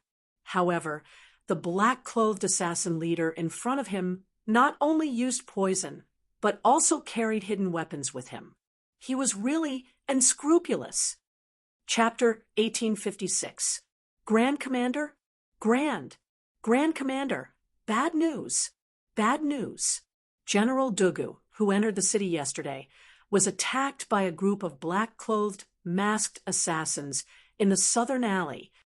The secret guard of the Wang family, who had run out from the place where Dugu Exayan and the black-clothed assassins were fighting fiercely, had just passed through 2 houses when he ran into Wang Qingwu, who was escorting Zhu Xiecheng and Kang Chang on back to the Wang family's ancestral home.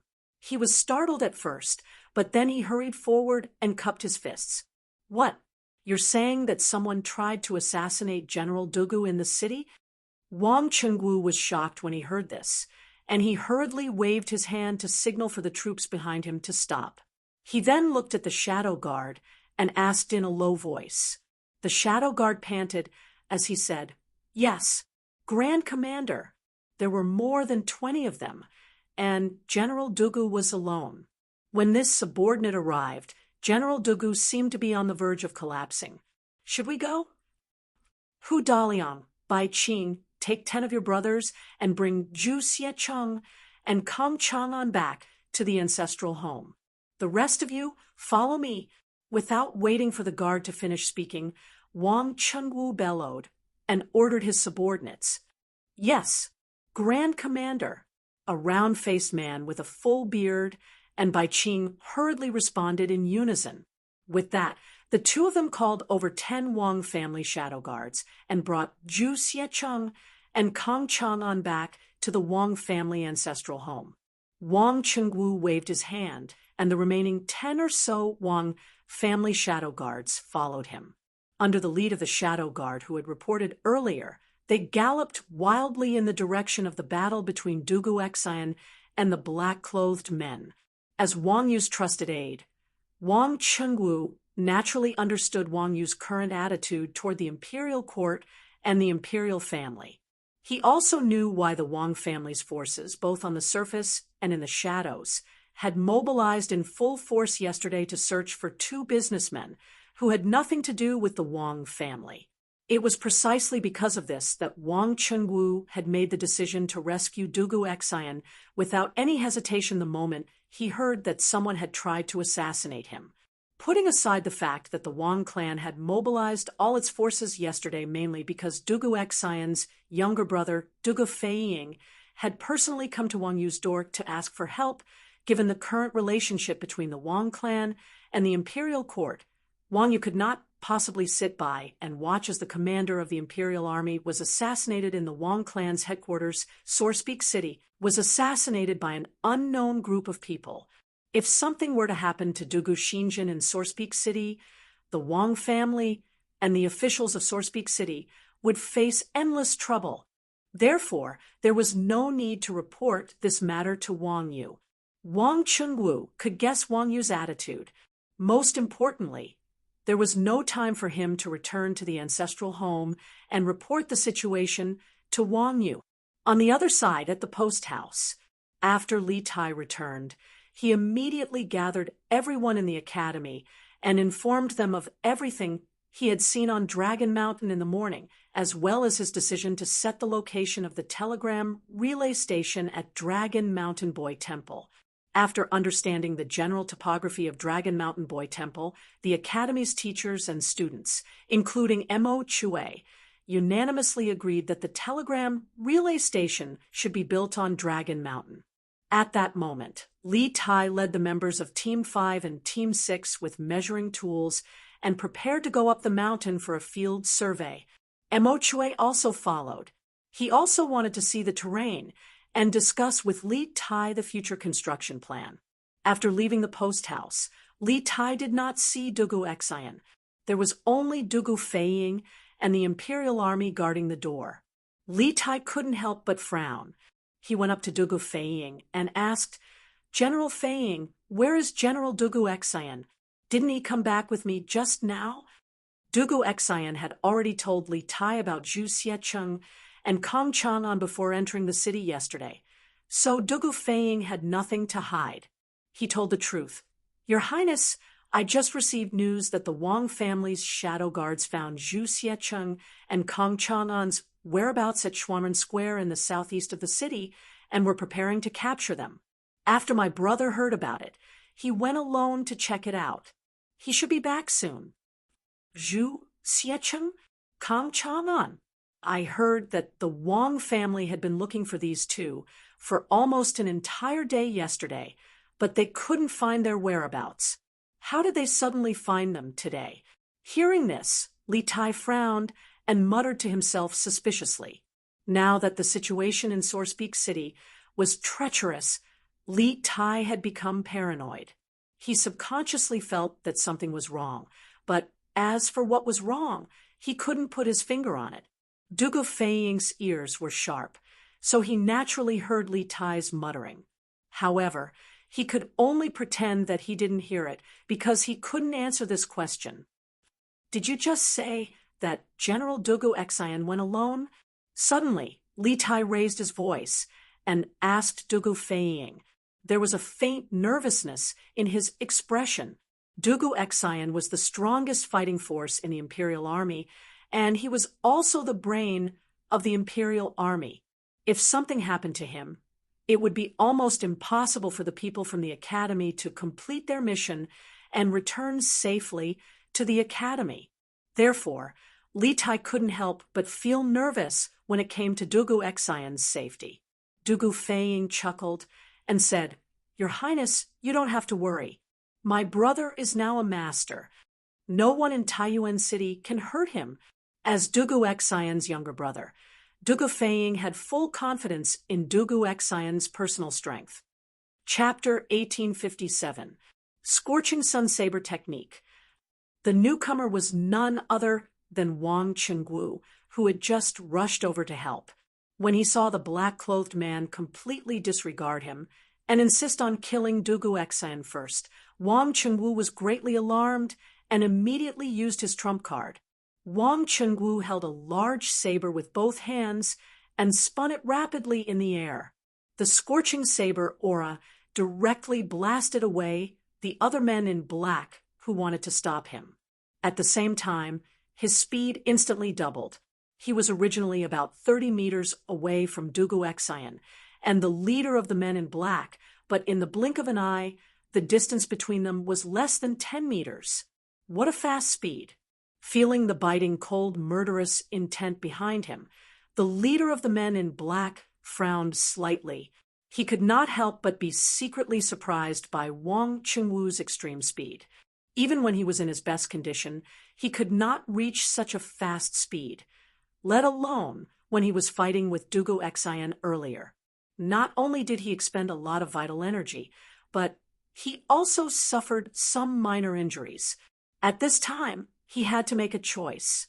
Should he continue to swing his sword to kill Dugu Exayan, or turn around to block Wang Chengwu's swift and domineering saber? If he continued to kill Dugu Exayan, by the time he stabbed his sword into Dugu Exayan's throat, Wang Chengwu's saber would be close to his back. He would not be able to block it in time and would be seriously injured or even killed. If he gave up on Dugu Exayan and turned around to block Wang Chengwu's attack, he was confident that he could withstand Wang Chengwu's saber. However, if he did so, Dugu Exayan would be temporarily spared from death, and there would be many more variables in this assassination attempt. It was a difficult choice, but there was not much time left for the leader of the men in black to consider, because Wang Chengwu's saber was about to arrive. Concentrate all your strength and kill Dugu Exayan first. At this critical moment, the leader of the black-clothed men did not hesitate. Almost instantly, he made a decision. He turned around at lightning speed and quickly formed a sword move to meet Wang Chengwu, who was flying towards him. At the same time, he shouted to the rest of the black-clothed men around him when he was attacked. Only children could make choices. Of course, adults would want all of them. The leader of the men in black did not want to die, but he did not want Dugu Exayan to live either. Therefore, while turning around to block Wang Chengwu, he decisively ordered the rest of the assassins to surround and kill Dugu Exayan. Although Dugu Exayan was a master, at this time he was not only severely poisoned, but also seriously injured. Any warrior in the Qi-forming realm could easily kill him, not to mention that there were at least a dozen assassins in the Qi realm around Dugu Exayan. Under the joint attack, Dugu Exayan would die. Therefore, the leader of the black-clothed men did not hesitate to turn around and block Wang Chengwu. You don't know your own strength. Seeing the leader of the men in black block with his sword, Wang Chengwu's eyes flashed with a trace of contempt and ridicule. He snorted coldly and pushed the genuine qi all over his body to the extreme. Suddenly, the temperature in the space around him rose sharply. The leader of the men in black was the closest. At this moment, he felt as if there was a big burning fireball smashing toward him. At this moment, he realized that he had underestimated Wang Chengwu's strength. Wang Chengwu was definitely a master of martial arts close to the middle stage of the Grand Master realm. The leader of the men in black wanted to change his move and turn around to escape, but it was too late. Everyone only heard a loud bang. The saber and the sword only had a short collision in the air, and the leader of the men in black was directly shaken out. He also hit the other two assassins who were going to assassinate Dugu Exayan. Although the leader of the men in black was in the same martial arts realm as Wang Chengwu, he forgot that he was good at assassination, not head-on combat. Wang Chengwu, who was flying toward him, was very aggressive with his genuine qi and saber skills. Obviously, he was good at head-on combat. The leader of the men in black was using his own weakness against his opponent's strength. The outcome had already been decided before the fight. It had to be said that the previous battle with the drugged Dugu Exayan had given the leader of the black-clothed men a misconception that his direct combat strength was also very strong. However, he had forgotten that Dugu Exayan had been drugged at that time and had been relying on his strong willpower to stay awake. His strength was also much weaker than before, and there was no way he could beat Dugu Exayan at his peak. Protect General Dugu. Try to keep one of these assassins alive. Wang Chengwu, who had shown his great power with one strike, did not stop. He swung his saber diagonally and split the two assassins who were surrounding him. He let out a loud cry, and then rushed forward like lightning, trying to save Dugu Exayan, who was struggling under the siege of the men in black. Seeing this, the dozen or so shadow guards of the Wang family hurriedly drew their weapons and joined the fray. Although the overall strength of these people was slightly inferior to the assassins as the Wang family's shadow guards, they had all undergone many years of rigorous training. In terms of combat experience and tactical coordination, they were completely superior to these black-clothed men. Thus, the Wang family's shadow guards and the men in black were locked in a stalemate.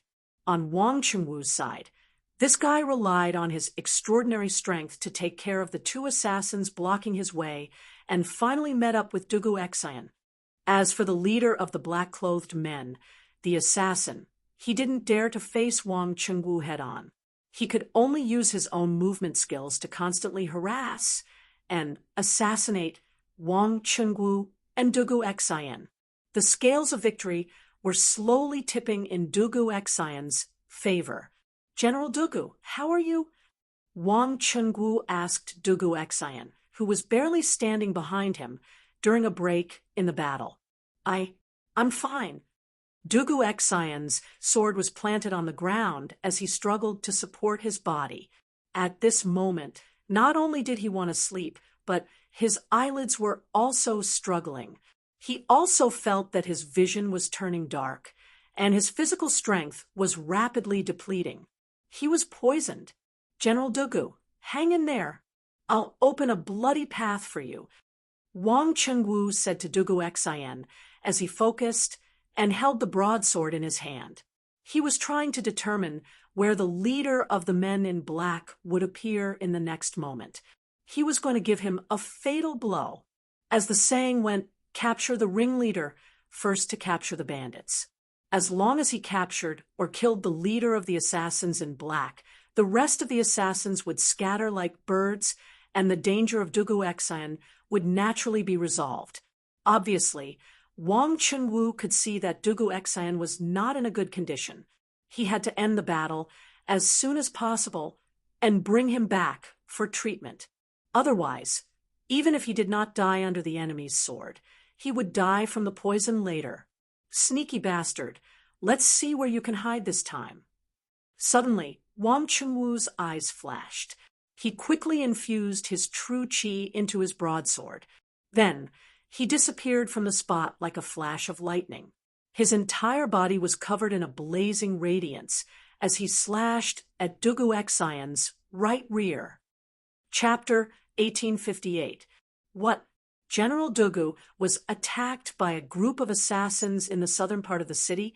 The shopkeeper of the Chu ironware shop, Kang Chang'an, was ambushed by 3 black-clothed men on his way back.